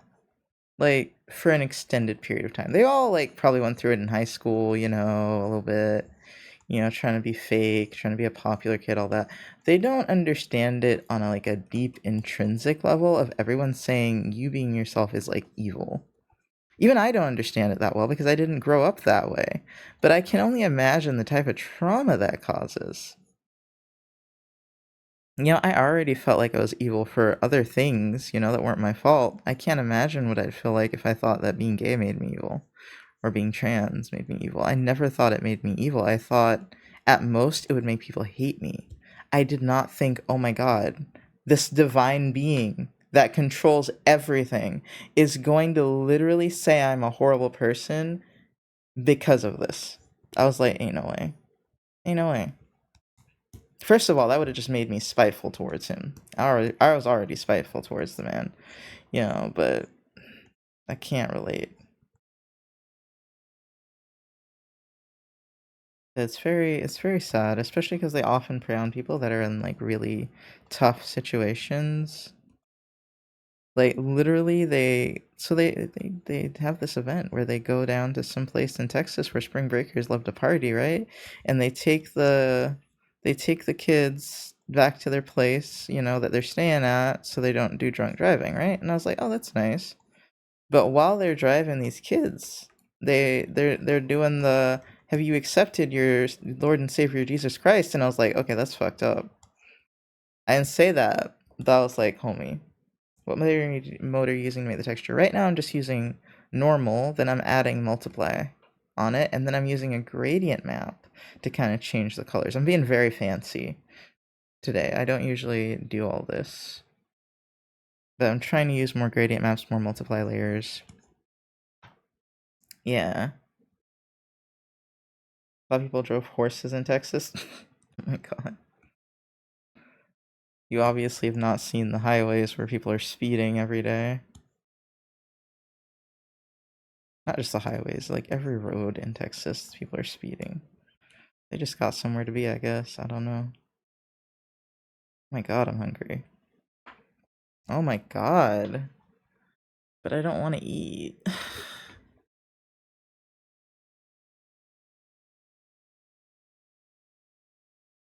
Gotta run drive so aggressively in the south. They do. They do.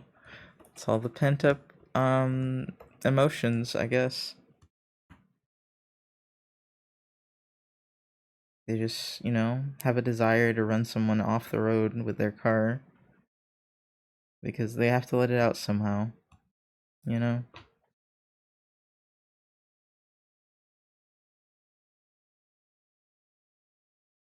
Hey Kraken. Kraken. Extinct? Extinct. Kraken. I struggle to say the name Kraken for some reason.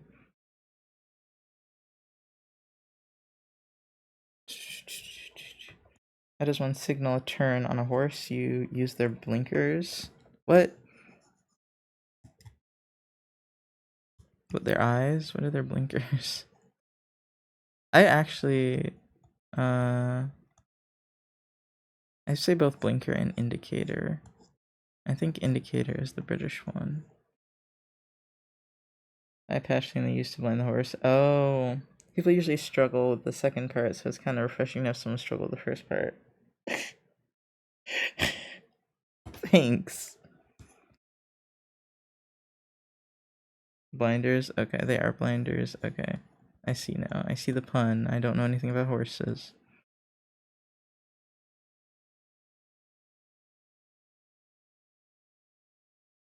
Crap, my joke bombed. Yeah. You should have said blinders.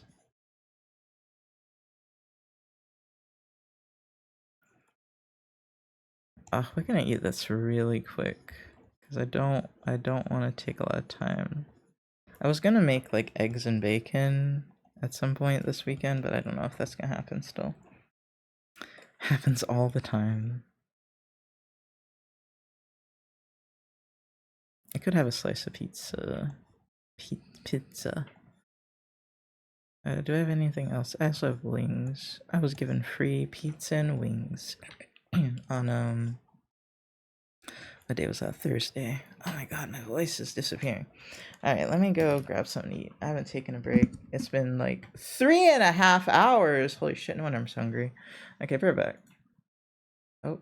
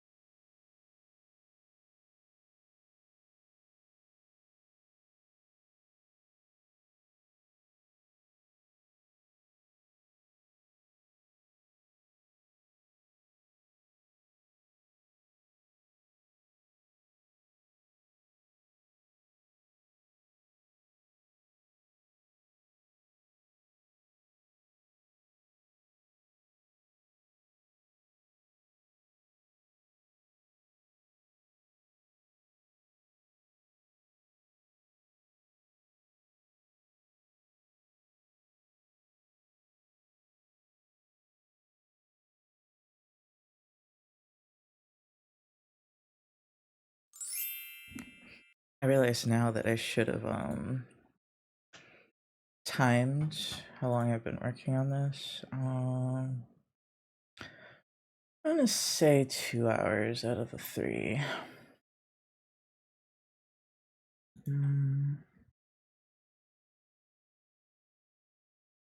I just want to not be stressed for one day, man. Time it? No, it records it. I mean, it might time it as well, but I don't know of it doing that.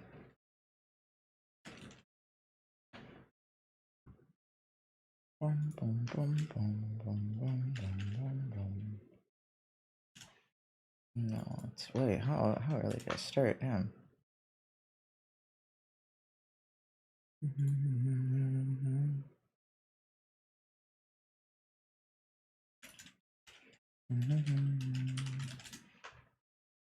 Yeah, I feel like I spent so long on this picture already, and that's like not good. Just the line. Did one more time, and then I might have to rig it.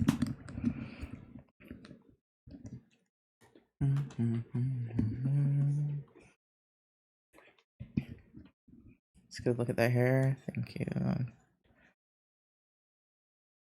It's just taken a lot of time. I don't have much of that.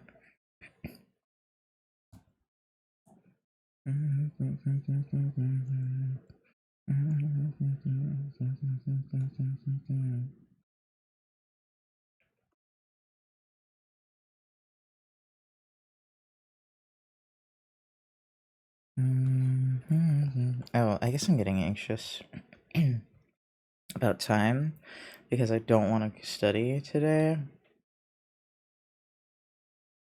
I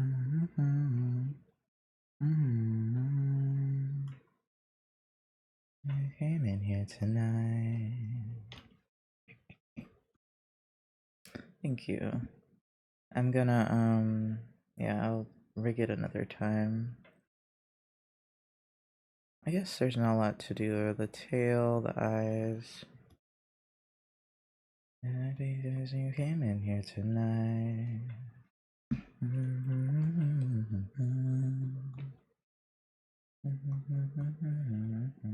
Oh, I didn't need to do that actually.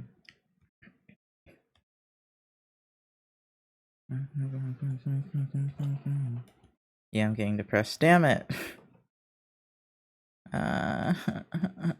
I'm just like, oh no, I've spent too much time relaxing.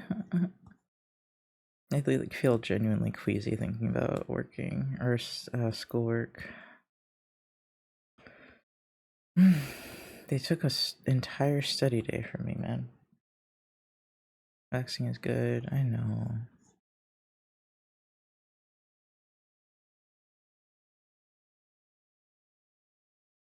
I think internally I was gonna stop around 1 or 2, so if it's already like this late, I'm like, it's coming up. Oh, sorry, not 1 or 2, 12 or 1.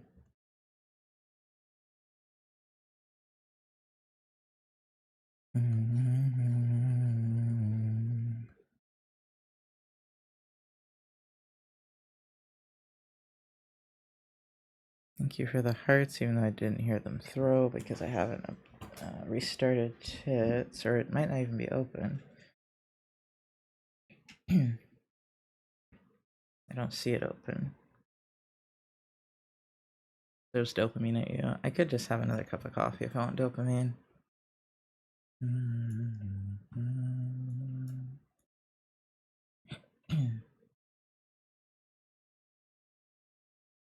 There we go. Now it's frozen. There we go. Dope maxing. Oh my god.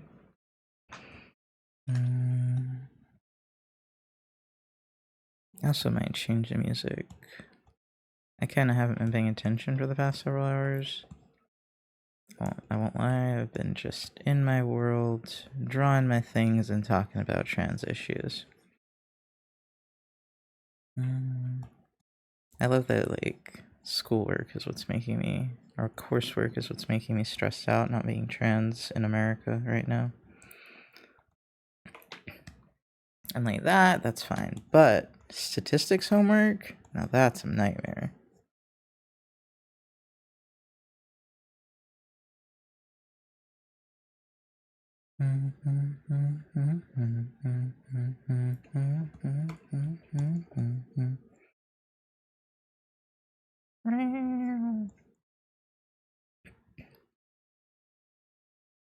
I wish my parents didn't live in an absolute hellhole of a state. Fucking worse than Texas. Gigi can be thrown. Gigi can be thrown. And he makes the rare noise.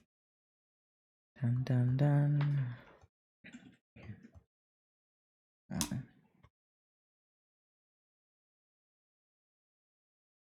Yep. Those are their actual sound effects. Like that that's them meowing.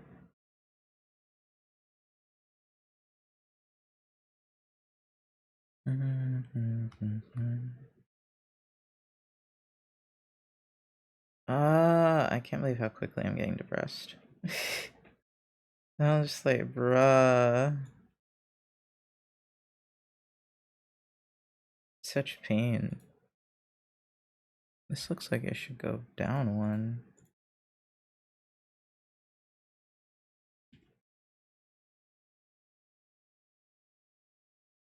Oh wait, maybe down more? There you go. Is the sniff working? I didn't hear the sniff.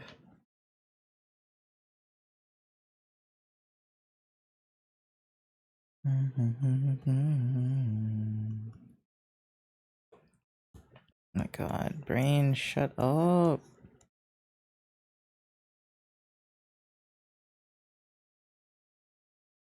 There are no sniffers? That's weird.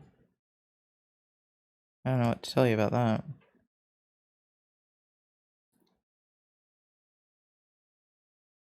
Oh, that's a cute emote.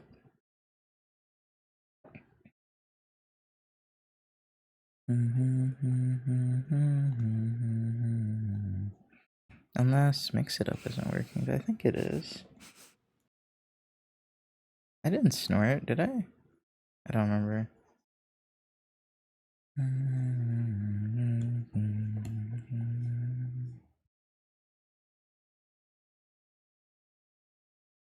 Okay, what can I switch songs? Do I want to listen to this? This is like, well, it's not playing anything right now.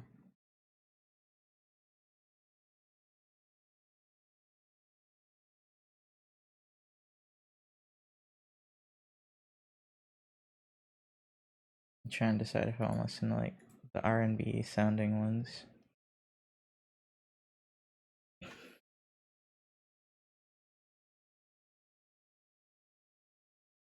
I give it a chance.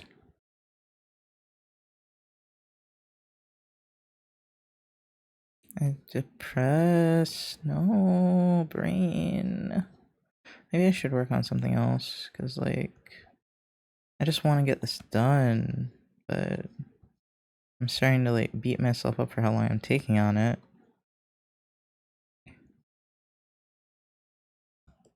At least I feel a little more confident that it's going to come out well now that I rigged, Sunny's. And it came out really well. I should post it. Like a resized version of it.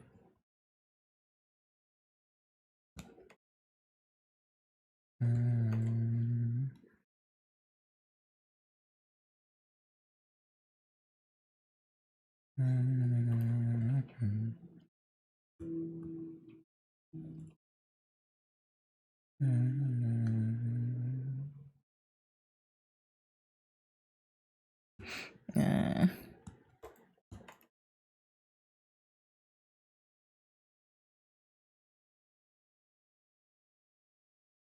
This is like my worst attribute is that I get sad really easily. Or I guess quickly, maybe I should say. Like, it doesn't take any time before I just start going downhill.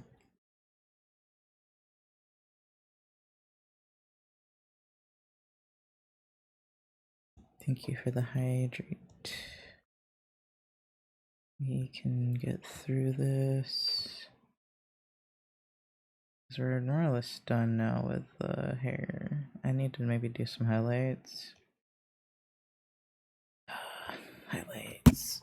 Sorry.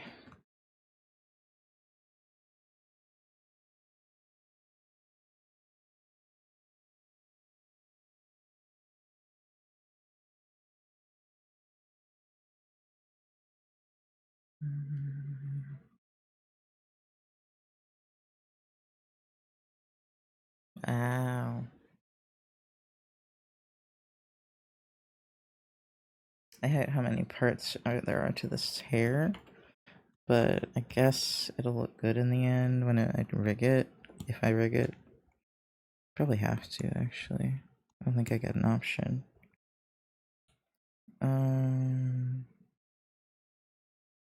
Oh wait, I see. Yeah.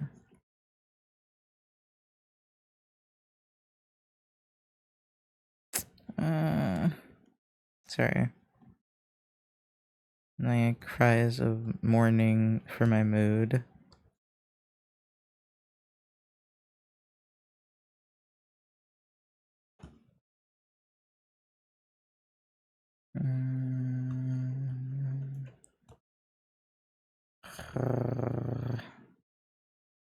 I actually make that noise sometimes when I'm disgruntled.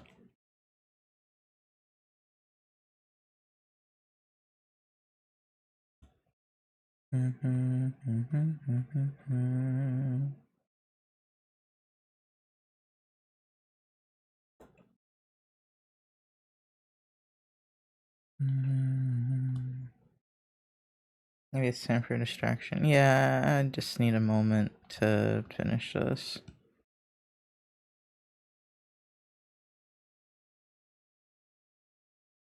I'm gonna stop in a minute on this and then go back to my buff min, I guess.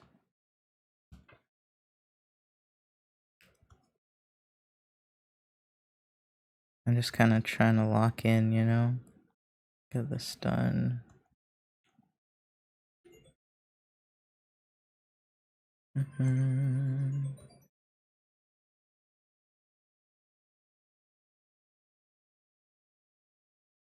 Oh, it's alarm time. Maybe another hit of coffee, perhaps. I'm thinking about it. But I'm not, like, I don't think I'm tired, I think I'm depressed. Because I'm, like, stressing myself out subconsciously, and I don't know how to stop. Because I really am stressed that I can't get all my stats homework done tomorrow. But at the same time, I feel kind of helpless to be able to do it right now. Because it'll take me so long, and it's like I could be spending that time doing other things. Like, it'll take me long because mentally I'm not with it.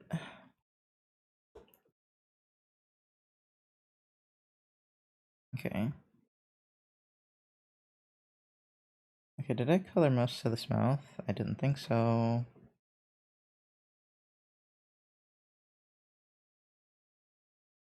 Why are there two of these? Oh. I don't know why there's... Oh, this is a different mouth. Okay, I see. That's closed. This is open. You were killing it with the sketches last night. Thank you. I did more this morning. I don't know why this is bothering me.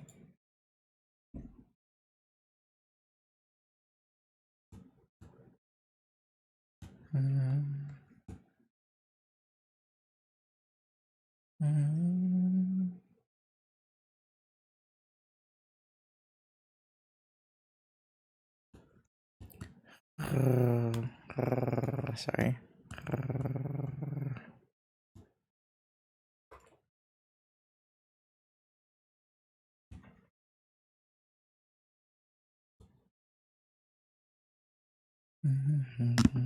Sorry.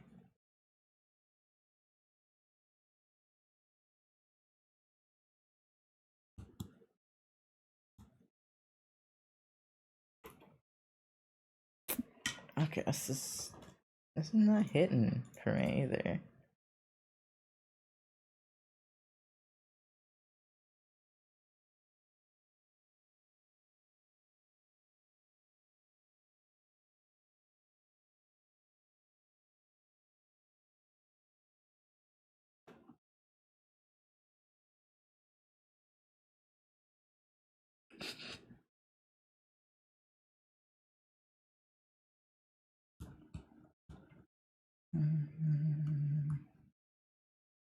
Yeah, this is about the same.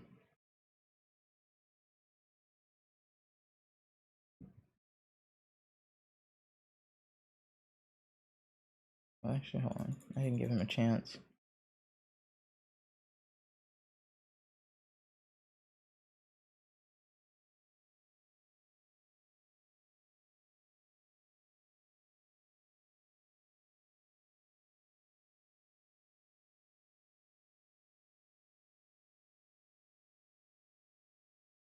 Okay, I think I can take this.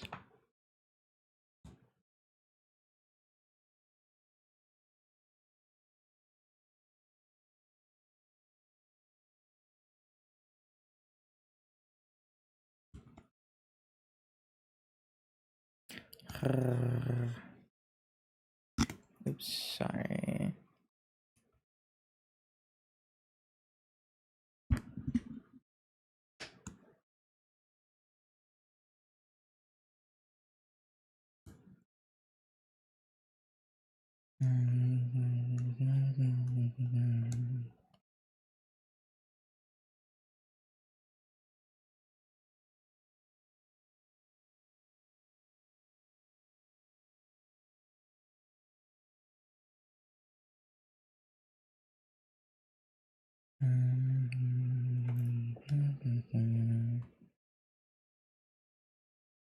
Okay.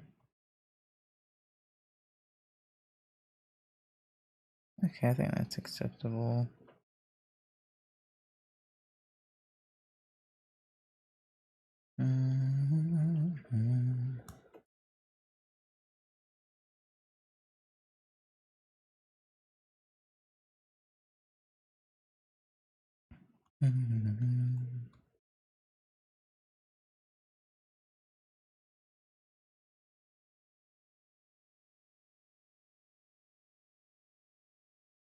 I almost said, oh, I feel depressed again, and then I was like, wait, no, we were already there.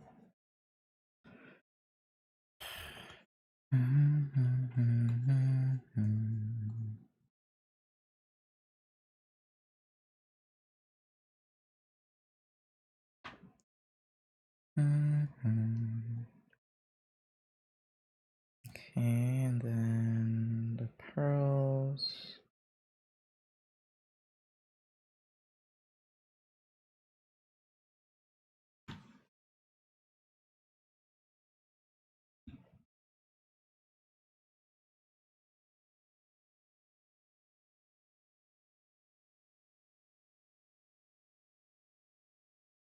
Eh.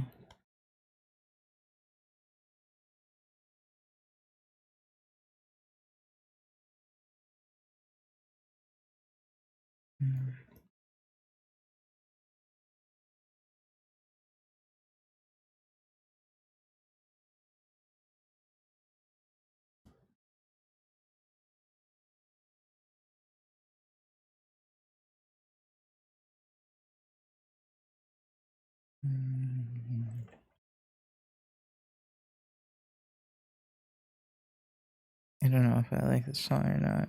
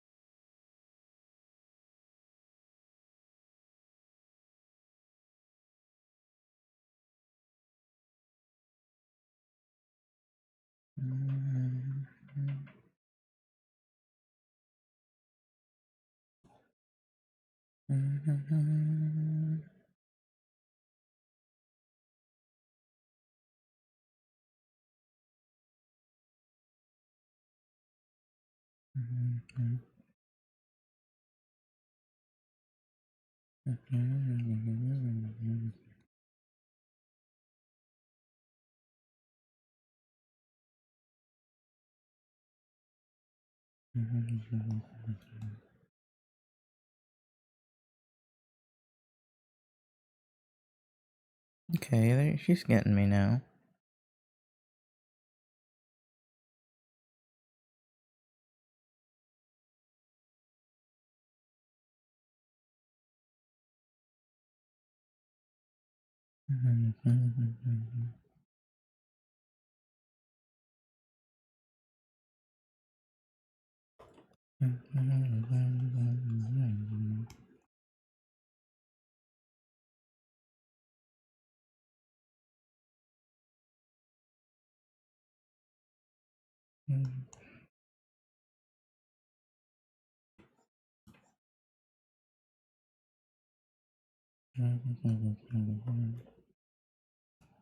Okay, I don't have any reflected light, but I think that's fine.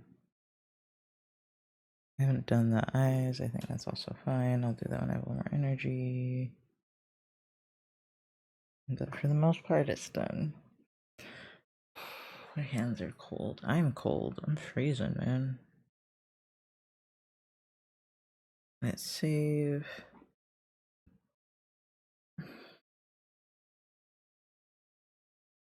I could do reflected light, but that sounds awful. Okay, so this. Let's see. Did I do anything else this morning? No, that was from last night. Okay, so this is what I did this morning. This one's my favorite.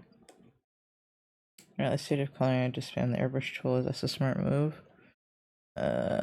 Depends on what you're doing. I wouldn't spam it, but you want to be careful with the airbrush tool or everything gets too soft.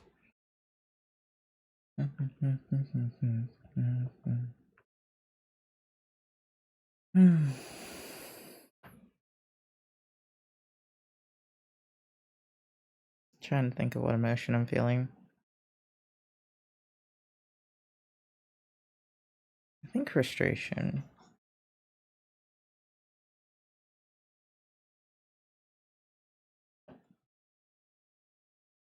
Oh, this Luffy had like this line, and I really liked that.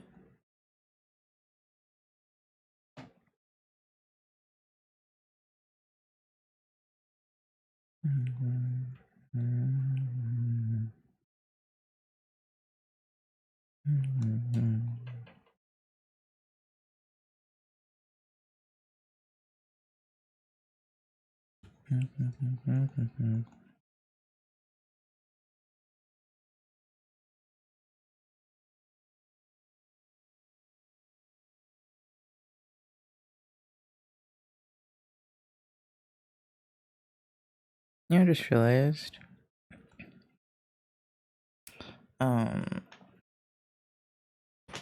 All the. I'm thinking about it. All the black guys, or black people. I'd say all the black guys. I don't remember about the women. All the black guys I know in college are like they were the smart kids. And I'm like, it's interesting to think about. Because I was like thinking about why they're not tough or anything, and I'm just like, oh, you guys were the nerds. Even if you grew up in a bad area, y'all were the nerds.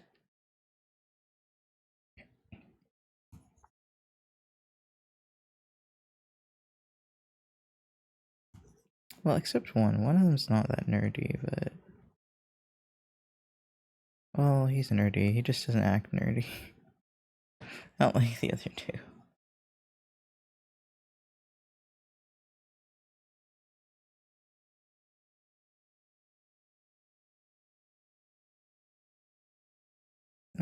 I can't draw.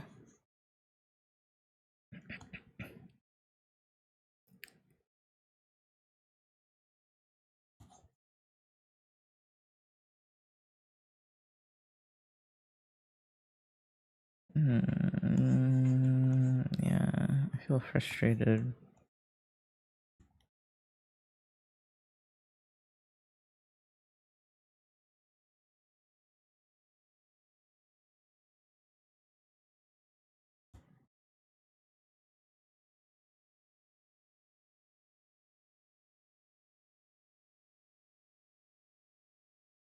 Uh,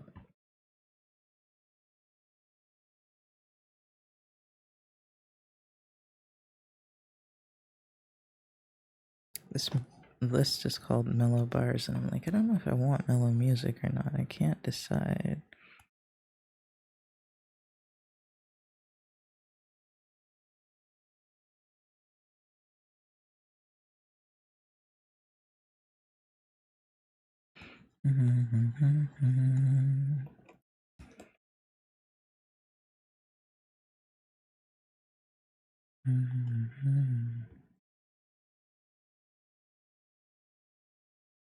There's like a cuter mouth, but I just wanna.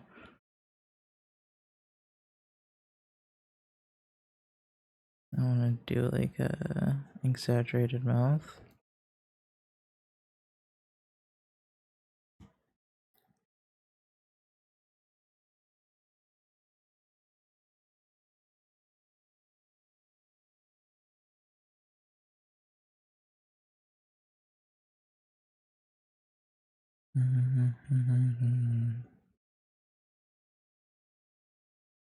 Okay, maybe I do need the second cup of coffee. It's just like I'm getting tired.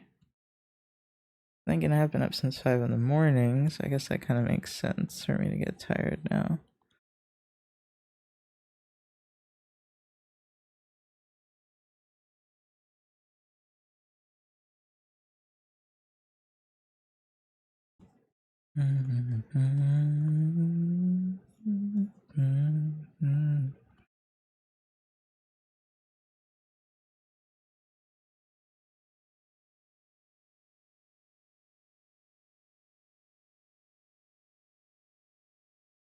I'm looking so over the top and awesome. Yeah. I don't know how like angry I want him to be. Like he doesn't seem like he's seriously angry. He seems irritated.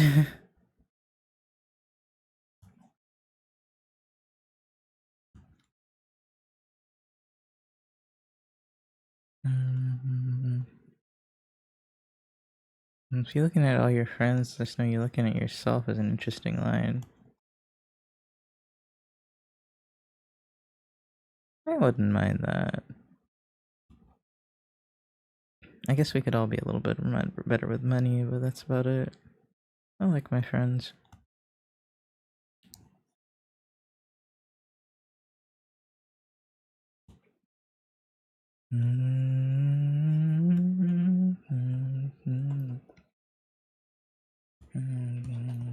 So I have these two characters.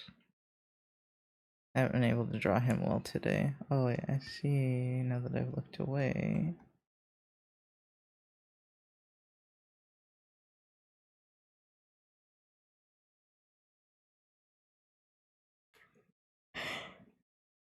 Okay, coffee time.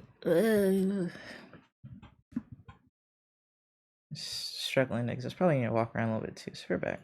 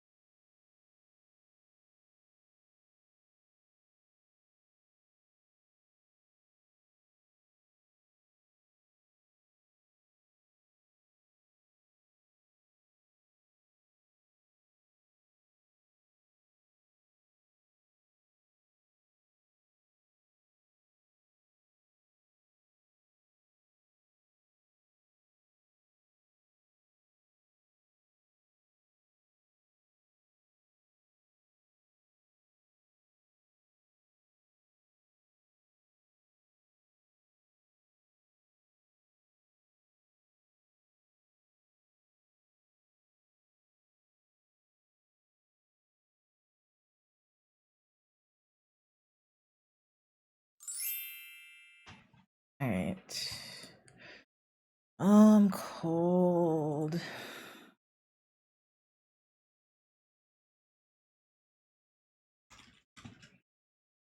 I'm so cold. I did some like high marches and not jumping jacks, but you know the ones where you don't jump but you're still moving your arms and your legs, those. And I made more coffee. But moving around really helped. Getting the blood flowing. I think I was just getting tired. Suplex? No.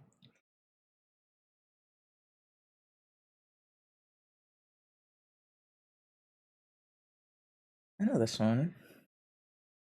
Took a quick. Wow, that was a quick shower. Dang.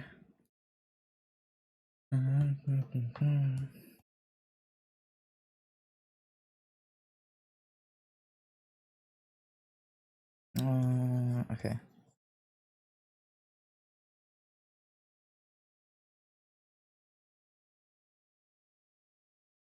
I'm gonna have to look at cartoons, which I don't like cartoons.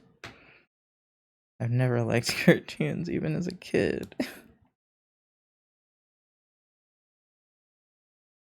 But One Piece got me on this cartoon bullshit.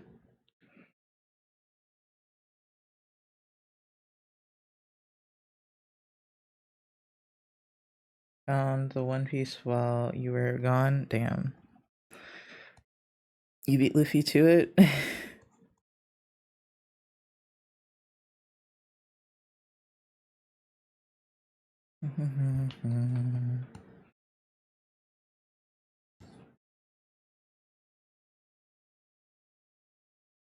A pog?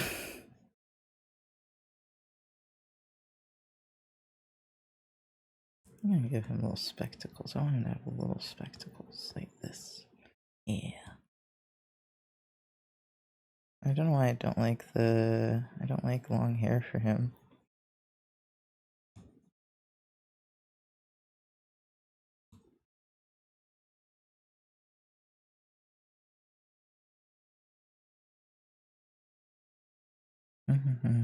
No, I think the one place where I got like really what's the word?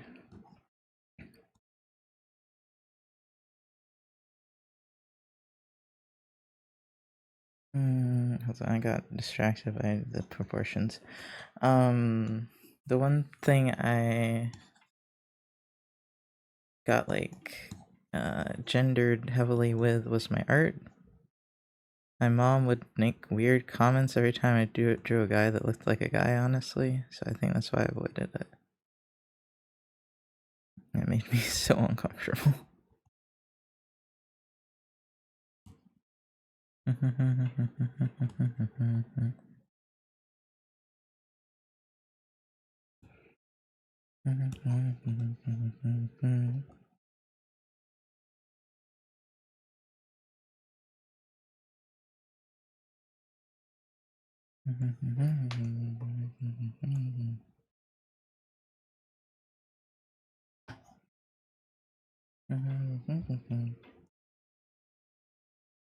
You know what I actually liked more than cartoons though is I liked little newspaper comics.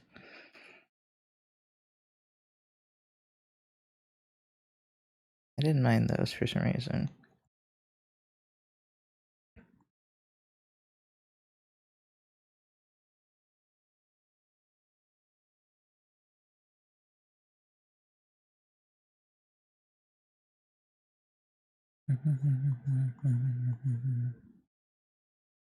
Oh, I gotta sneeze.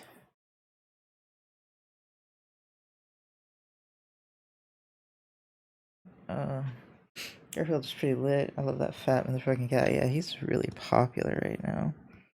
He made a huge comeback.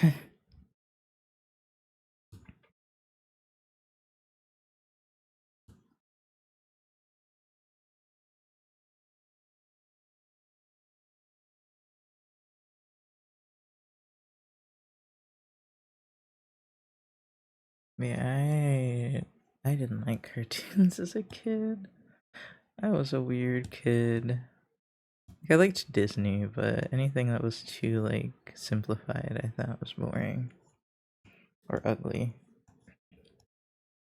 I don't know where I got my. Probably my mom. I was gonna say I don't know where I got my taste from, but I was like, probably my mom. She doesn't like fun. Neither of my parents like fun, actually. She is the more fun one. That's the sad part.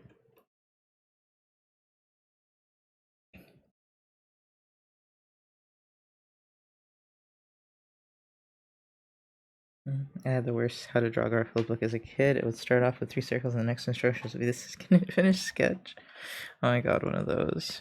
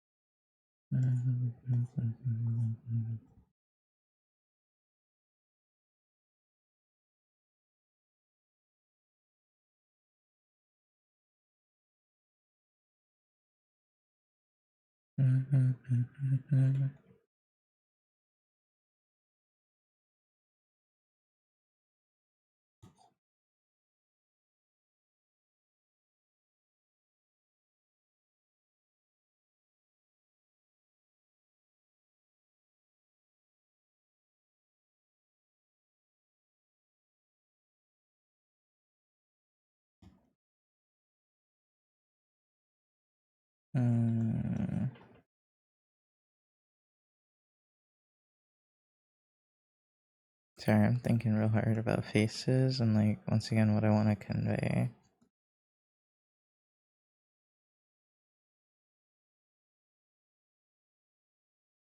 And I'm also listening a little bit to the song, but just a little bit.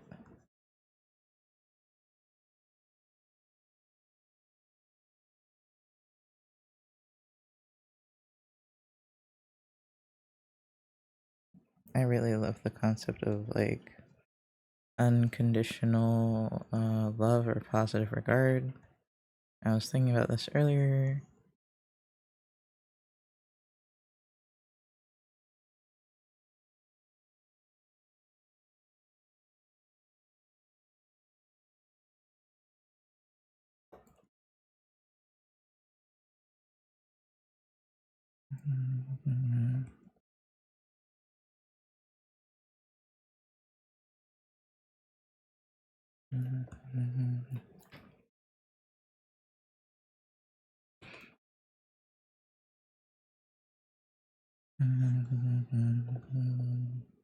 Now draw the rest of the fucking owl. Oh my god.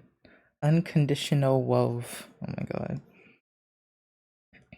Seriously though, when I read about unconditional, when I didn't read about it, when I saw unconditional positive regard in psychology class, I was like, that's it. That's the thing. I want to do that thing.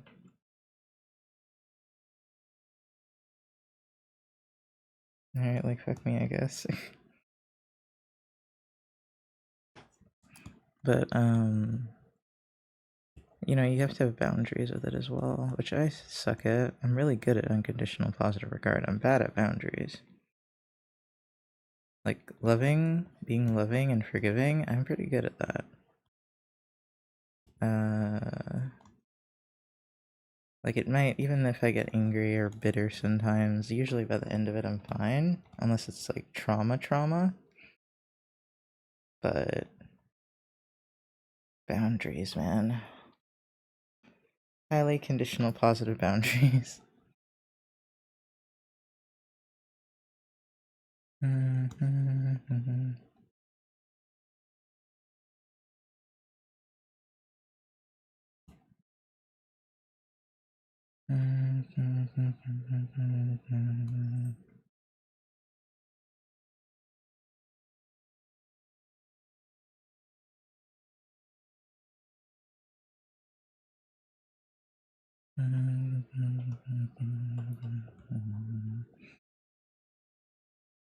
He's giving himbo so much. Oh, to be a himbo.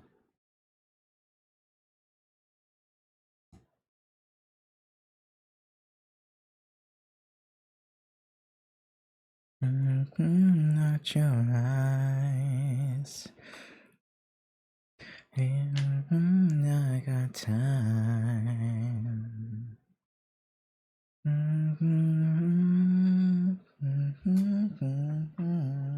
Trying to think what else I want to draw. Oh, let me stop that timer. That sexy Tumblr boy, JK, this looks amazing. Thank you. I'm trying to think. But I'm struggling to think. Like I opened this furries. Oh.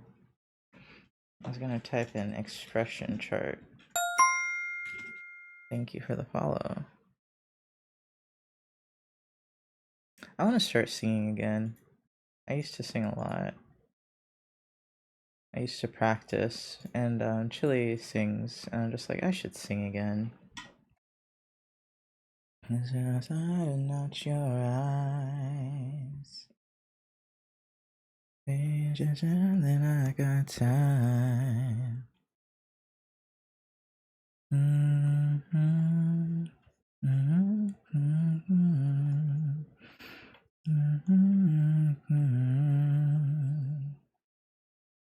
X Cutie Pie, I adore your art. Thank you.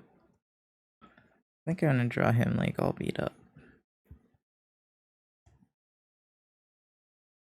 This is hard to do from this angle.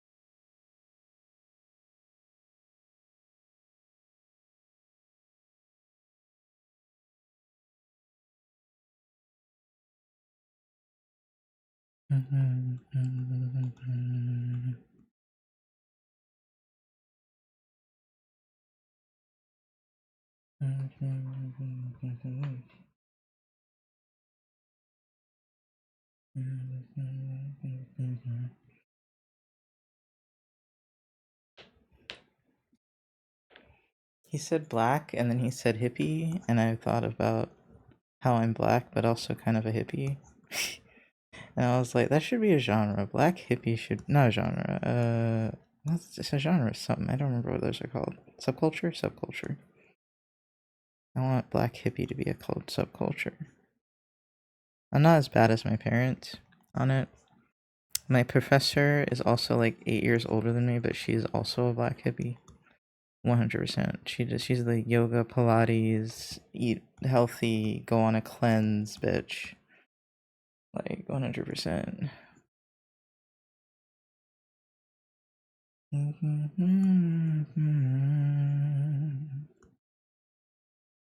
Okay, I also need to do.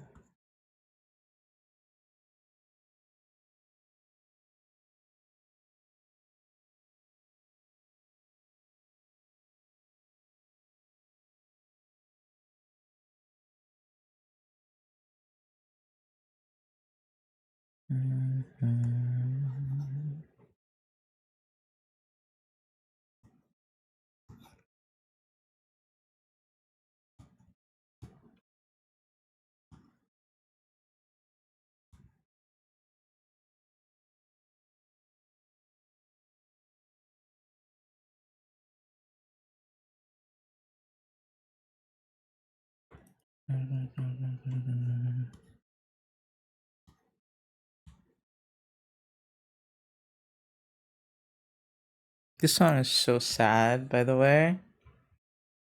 I don't know if I can listen to the whole thing. It's so sad, dude. Especially like seeing how like my grandpa having schizophrenia affected my mom. I'm just like, that's such a sad song, dude.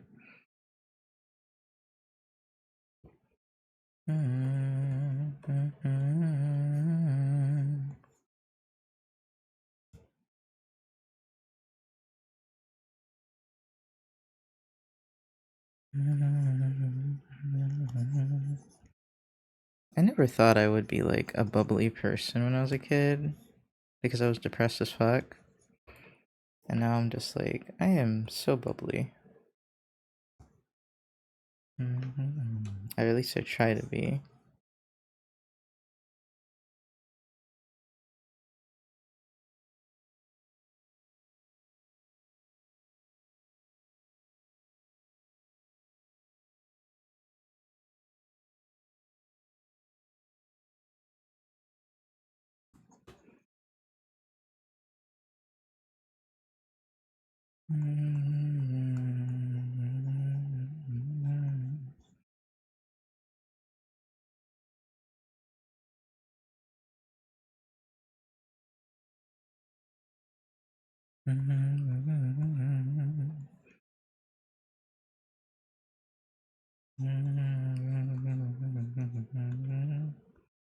The only other commission I need to work on, I think, is zeros, and then everything else is like stuff I owe from, um, from subathon stuff. What's bubbly? Bubbly is like, how do I describe it? Like upbeat, yeah, peppy. I'm not like overly bubbly, but I'm pretty bubbly. Much more than I thought when I was a kid.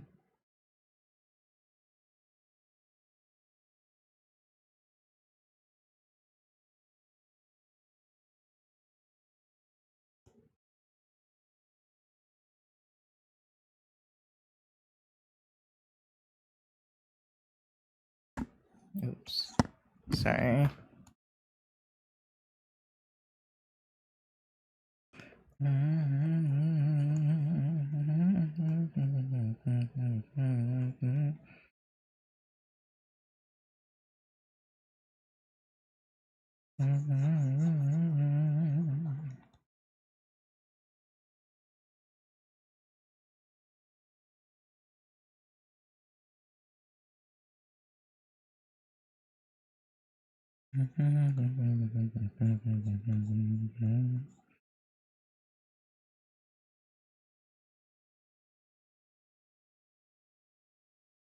Buscara, amor, what's buscar again? Oh my god, I understood some Spanish. I don't know what buscar means. I remember that from yesterday or something. Gonna get bubbly. Buscar. Look for. Okay, buscar means look for. No, bye is gonna get going for now. Having a great day. Next by Zero. Thank you for watching. Bye is comprar. Comprar is to buy. Comprar. Fuck.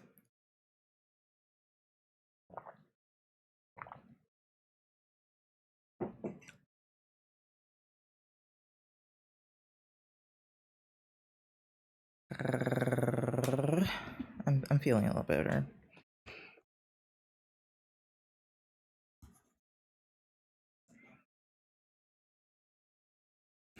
Um.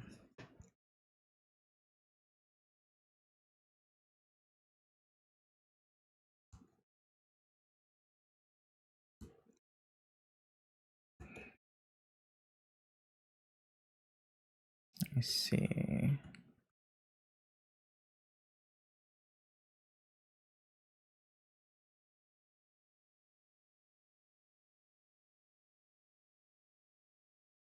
I'm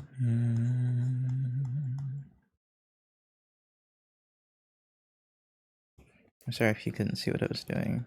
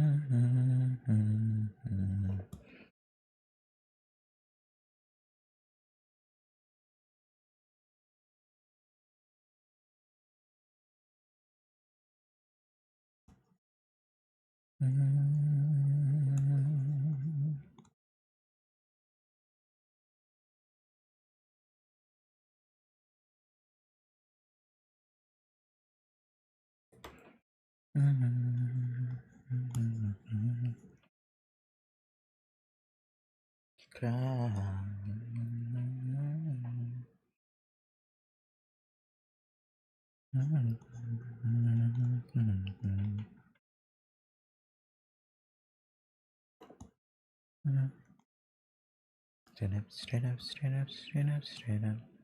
I need, I don't know his outfit yet because I made it like a few hours ago.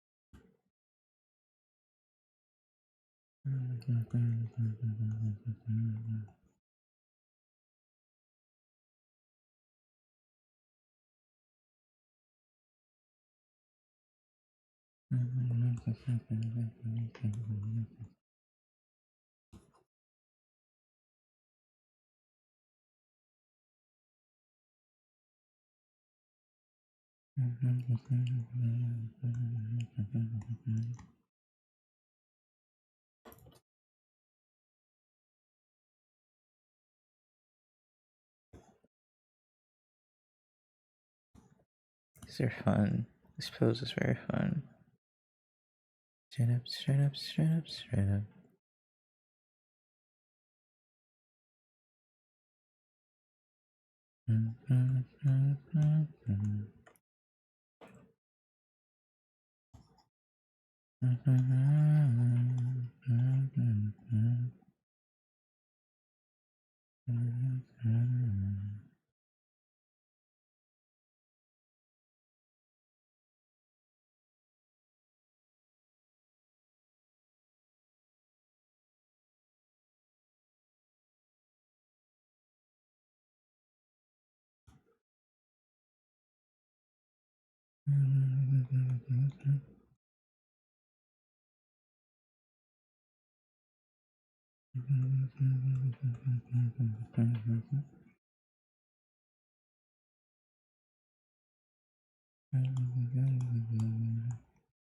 I feel so conflicted when it comes to like the concept of God because I see some people that like obviously have a connection to the spiritual, and then I see some people that don't, and I'm just like, interesting, you know?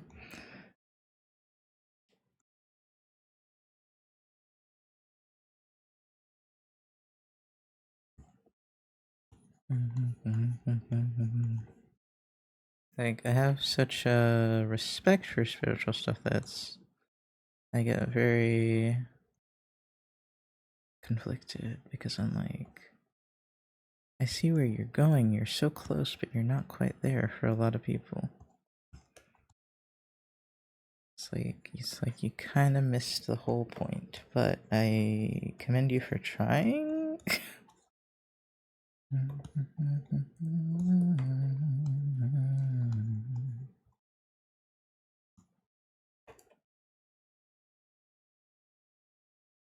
This is fun.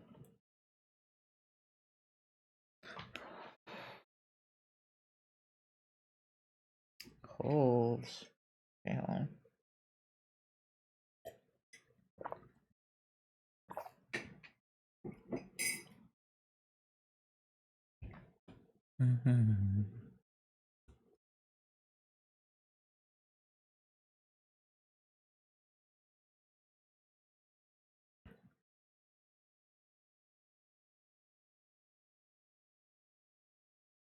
I'm trying to figure out what to do.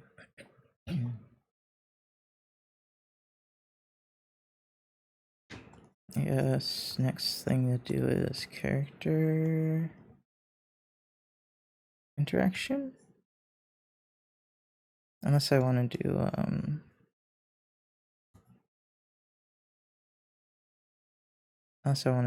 like interacting with props, which I guess this kind of already is interacting with a prop.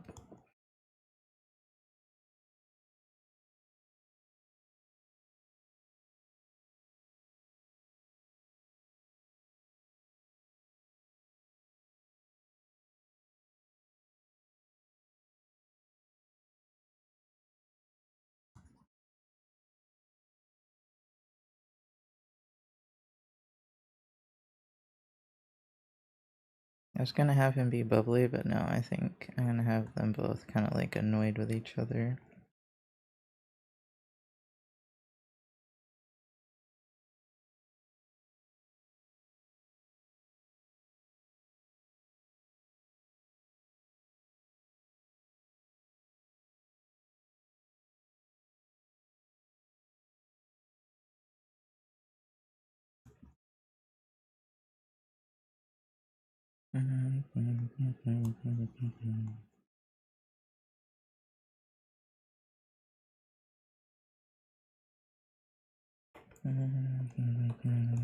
Tension. I have barely drawn anything yet.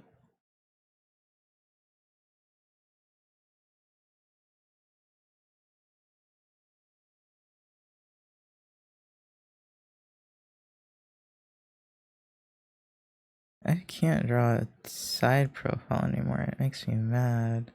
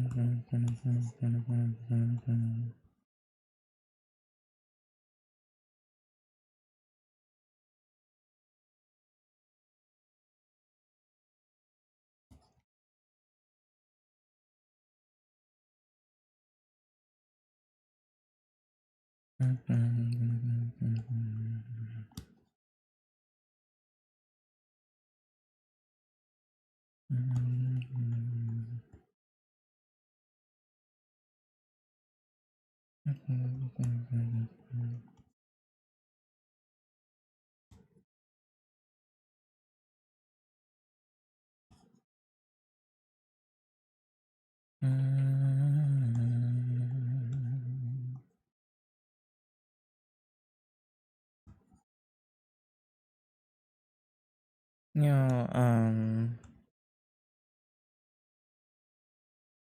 my friend said something yesterday as well. And it was about this concept of like, you know, we're only gonna know each other for a short time, and then we'll probably disappear from each other's lives and never talk to each other again. And so sometimes she doesn't want to get too close to people. And I understand, like, I felt that way when I was younger. But now I'm like, you know, honestly, I couldn't keep up with everybody all the time, but I'd like to check in on people every once in a while. We don't have to see each other all the time to keep up. We don't have to have super deep conversations to check in on each other, you know? It's a two-way street too, you know? But I think adult relationships end up like that a lot of the time, where like you can't always keep everyone like on your radar all the time.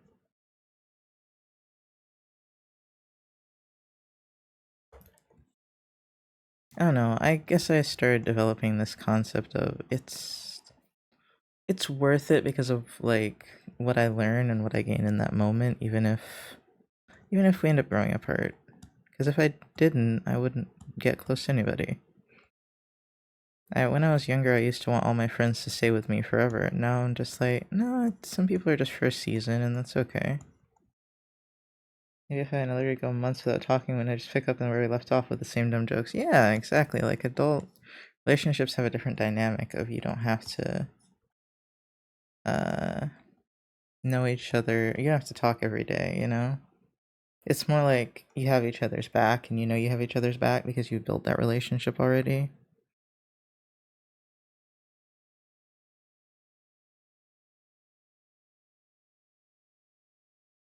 Which one of these do I like? I guess I like this page more.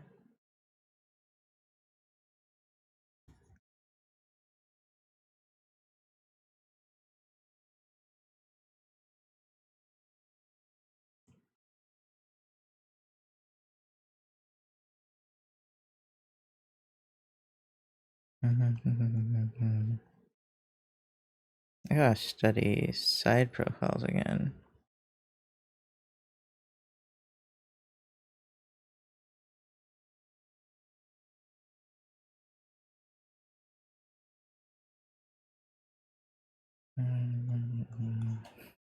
Oh, this playlist isn't so bad.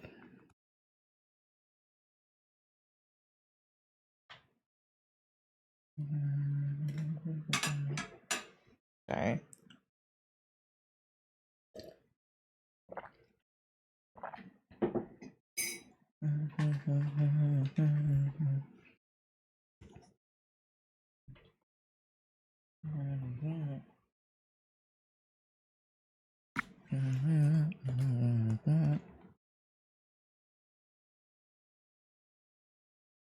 Oh, what did I want for this character? I know he's a fighter.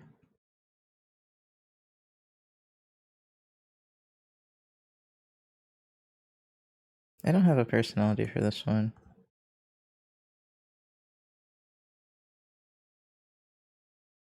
I don't know what to do with his hair sometimes.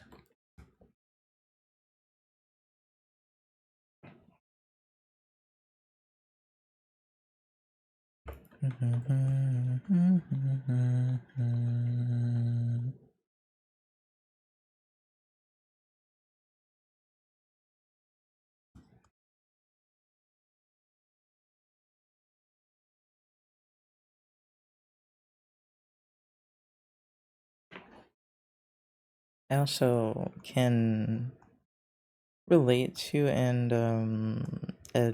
admire, respect people who like spirituality has helped in really dark times. And honestly, I have no problem as long as you don't think like LGBT people are evil. As long as you don't think that, we Gucci. I genuinely don't usually care what people believe as long as it's not like that everyone should die. Don't believe that everyone should die and we're good.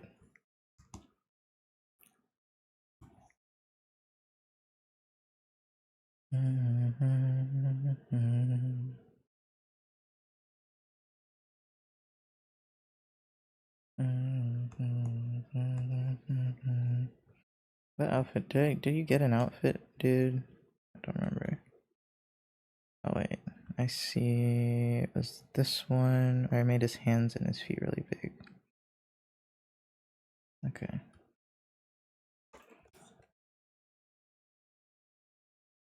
Don't know. Maybe I'll give him straight camp's real. I always heard people joking about those. What's a straight camp?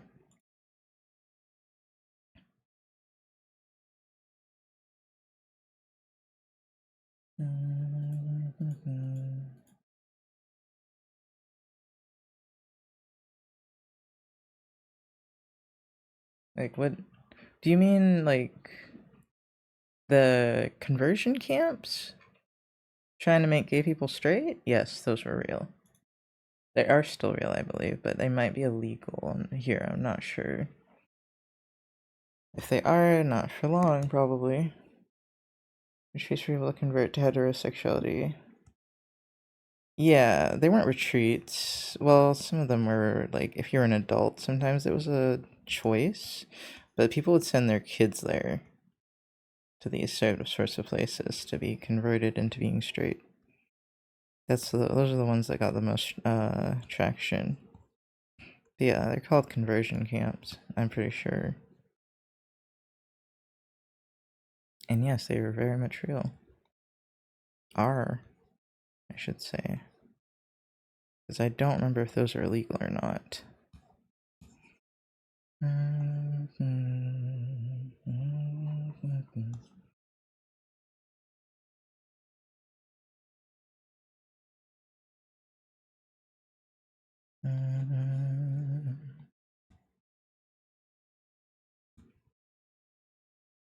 Crazy. Yeah, religious people can be a doozy. That's why they get so much flack.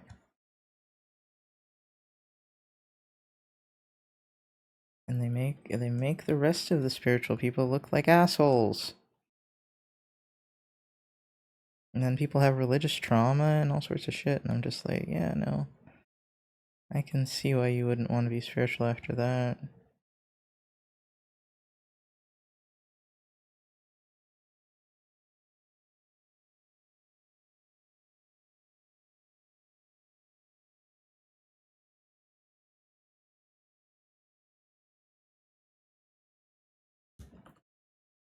Mm-hmm.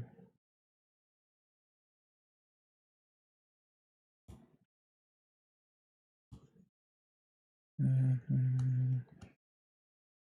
Whatever this is, it sounds sad. It sounds like it's meant to be very sad, and I'm like, no. There's good sad and there's not right now sad.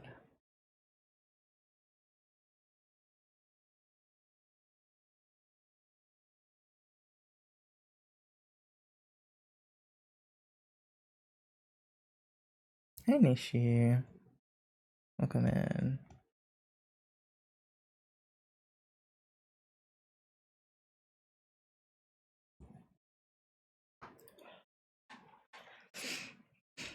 Ow.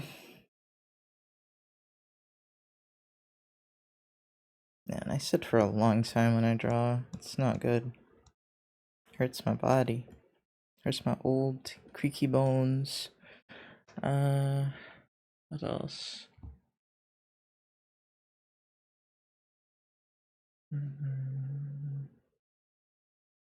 Sorry, I'm thinking.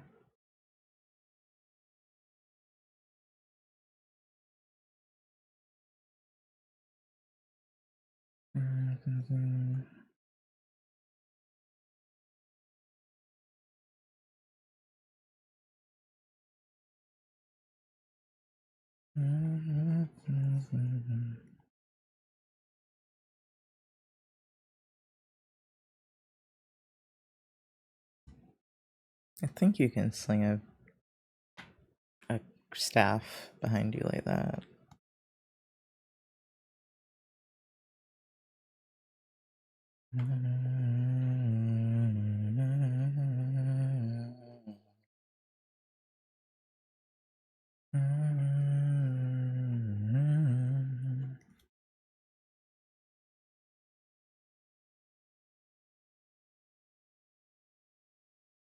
I think I will maybe make a female character. We'll see. Then again, somehow in shonen anime there seem to always be like several men, and I'm like, how are there no women around? But let's see. I want one that gets along with both of them.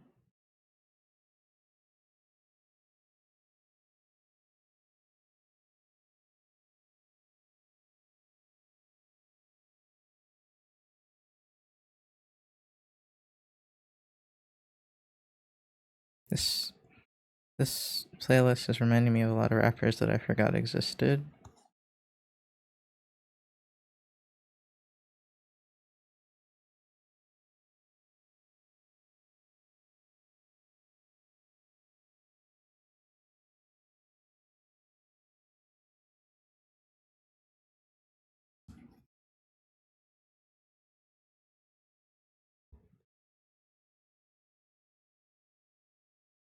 I'm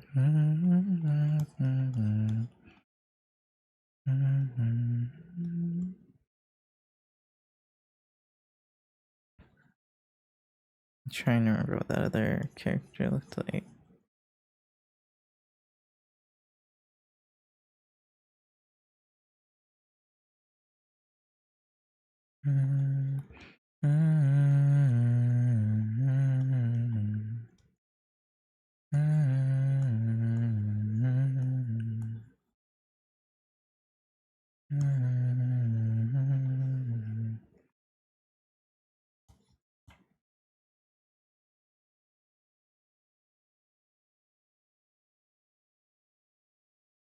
I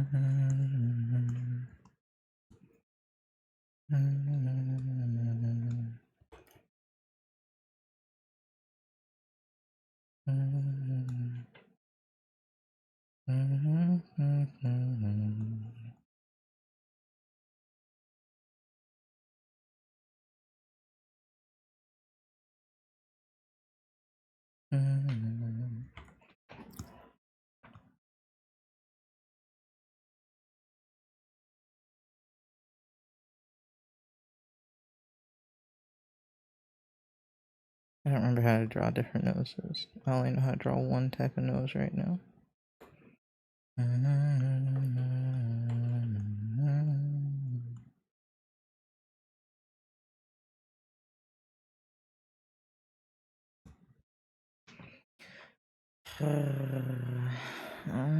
Let's see.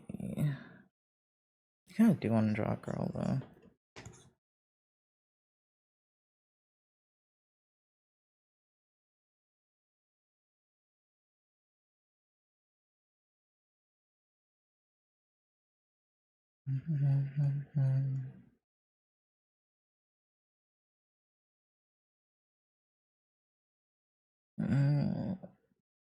No, I'm getting sleepy. I probably have to take a nap.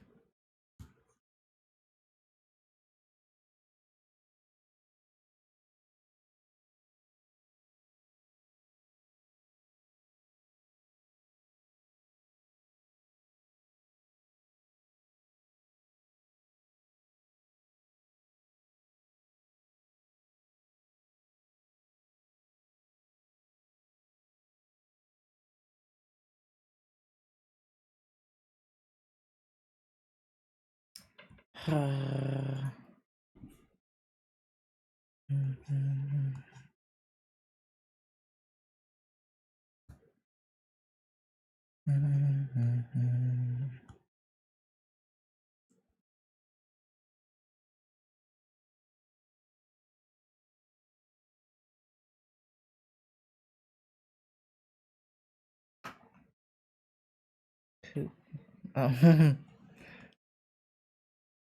sorry. I thought I turned TTS off.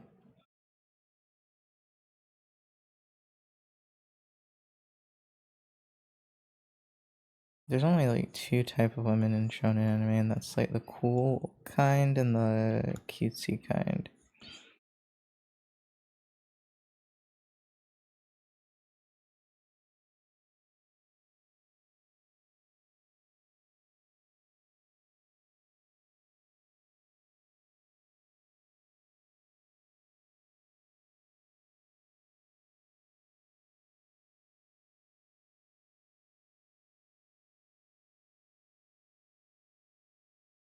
Oh my god, I just realized that the fucking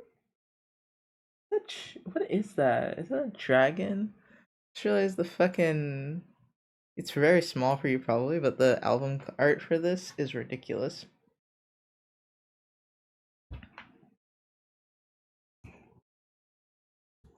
It's just a big titty. It's not even fully anime, but kind of anime girl. And I was just like, damn.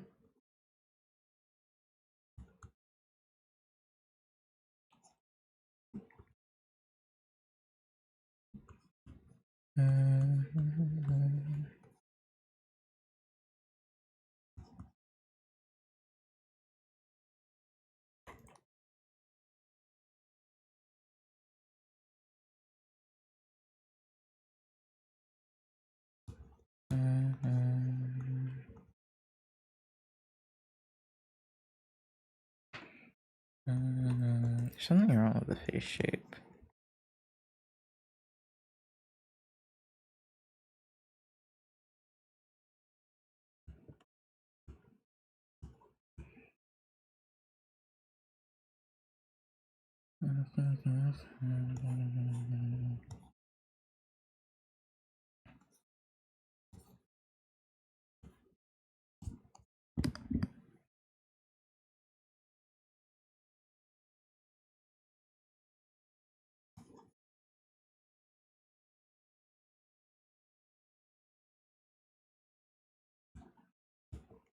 Gonna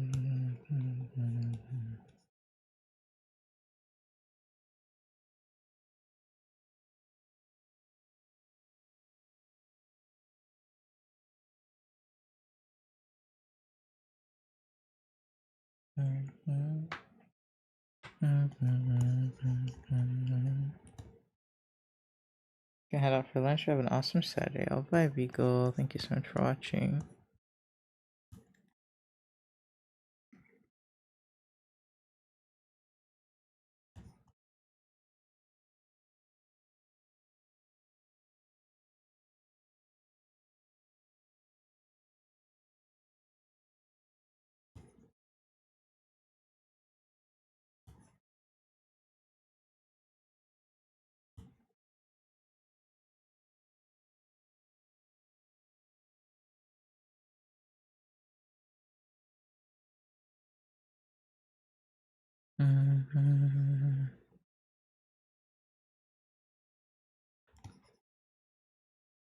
Yeah. I guess I should stop. I think I'm going to get depressed if I don't.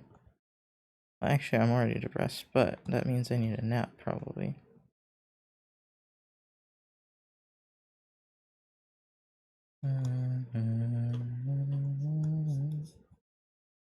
You know, I don't want to take a nap.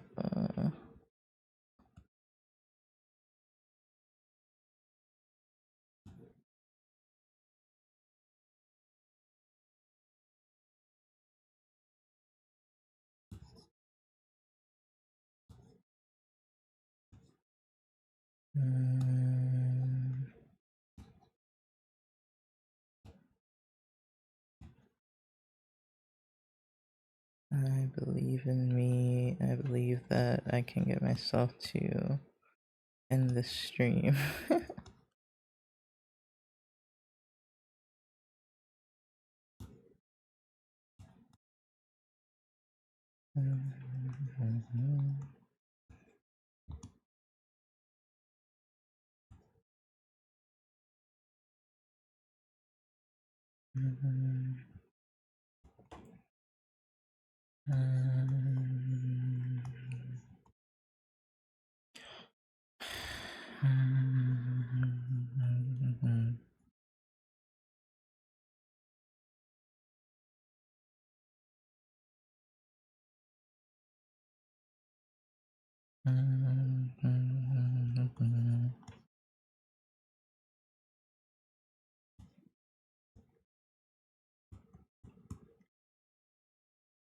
I gave him a hoodie instead. Whoops.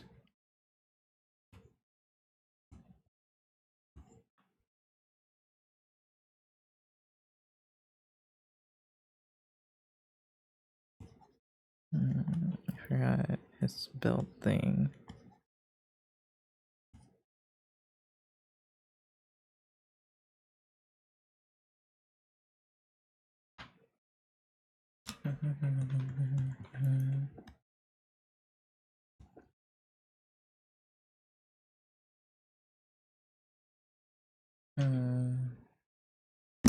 Sorry.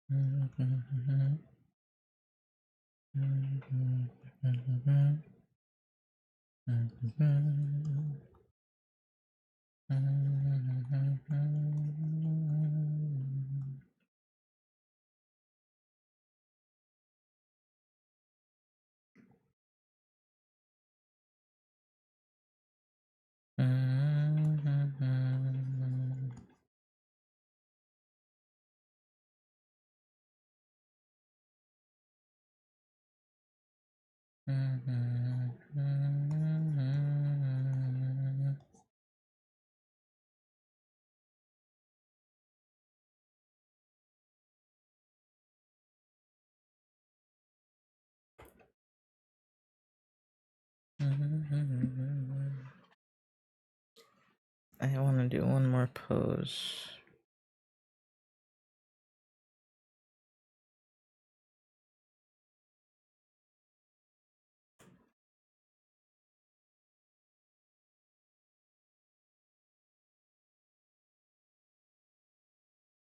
Thank you. I'm trying to think of what to do for the next pose. Hmm.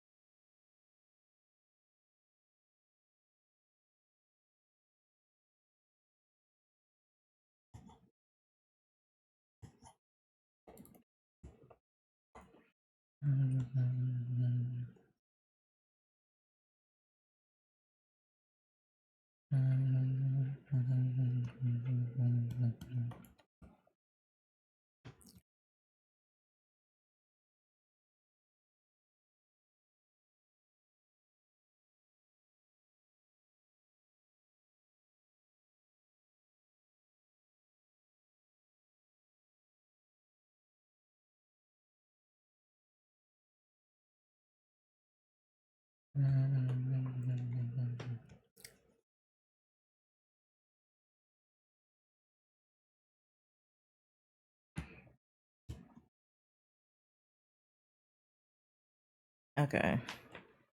I'm sleepy, so let's find someone to. Let's see. Is it raid time? Yeah, we could raid.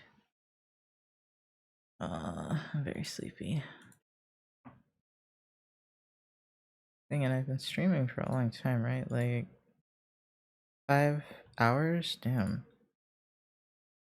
Yeah, it's time for a nap.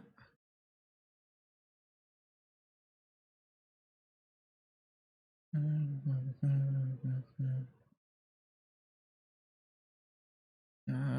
do I want to raid?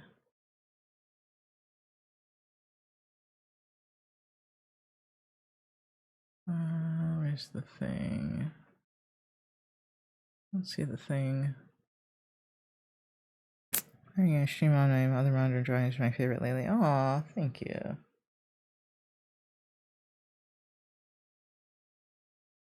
Ooh, this one's streaming, but I don't know how much longer he'd be streaming for. How about this one? I didn't raid this person. I never raided this person. We're gonna raid a furry.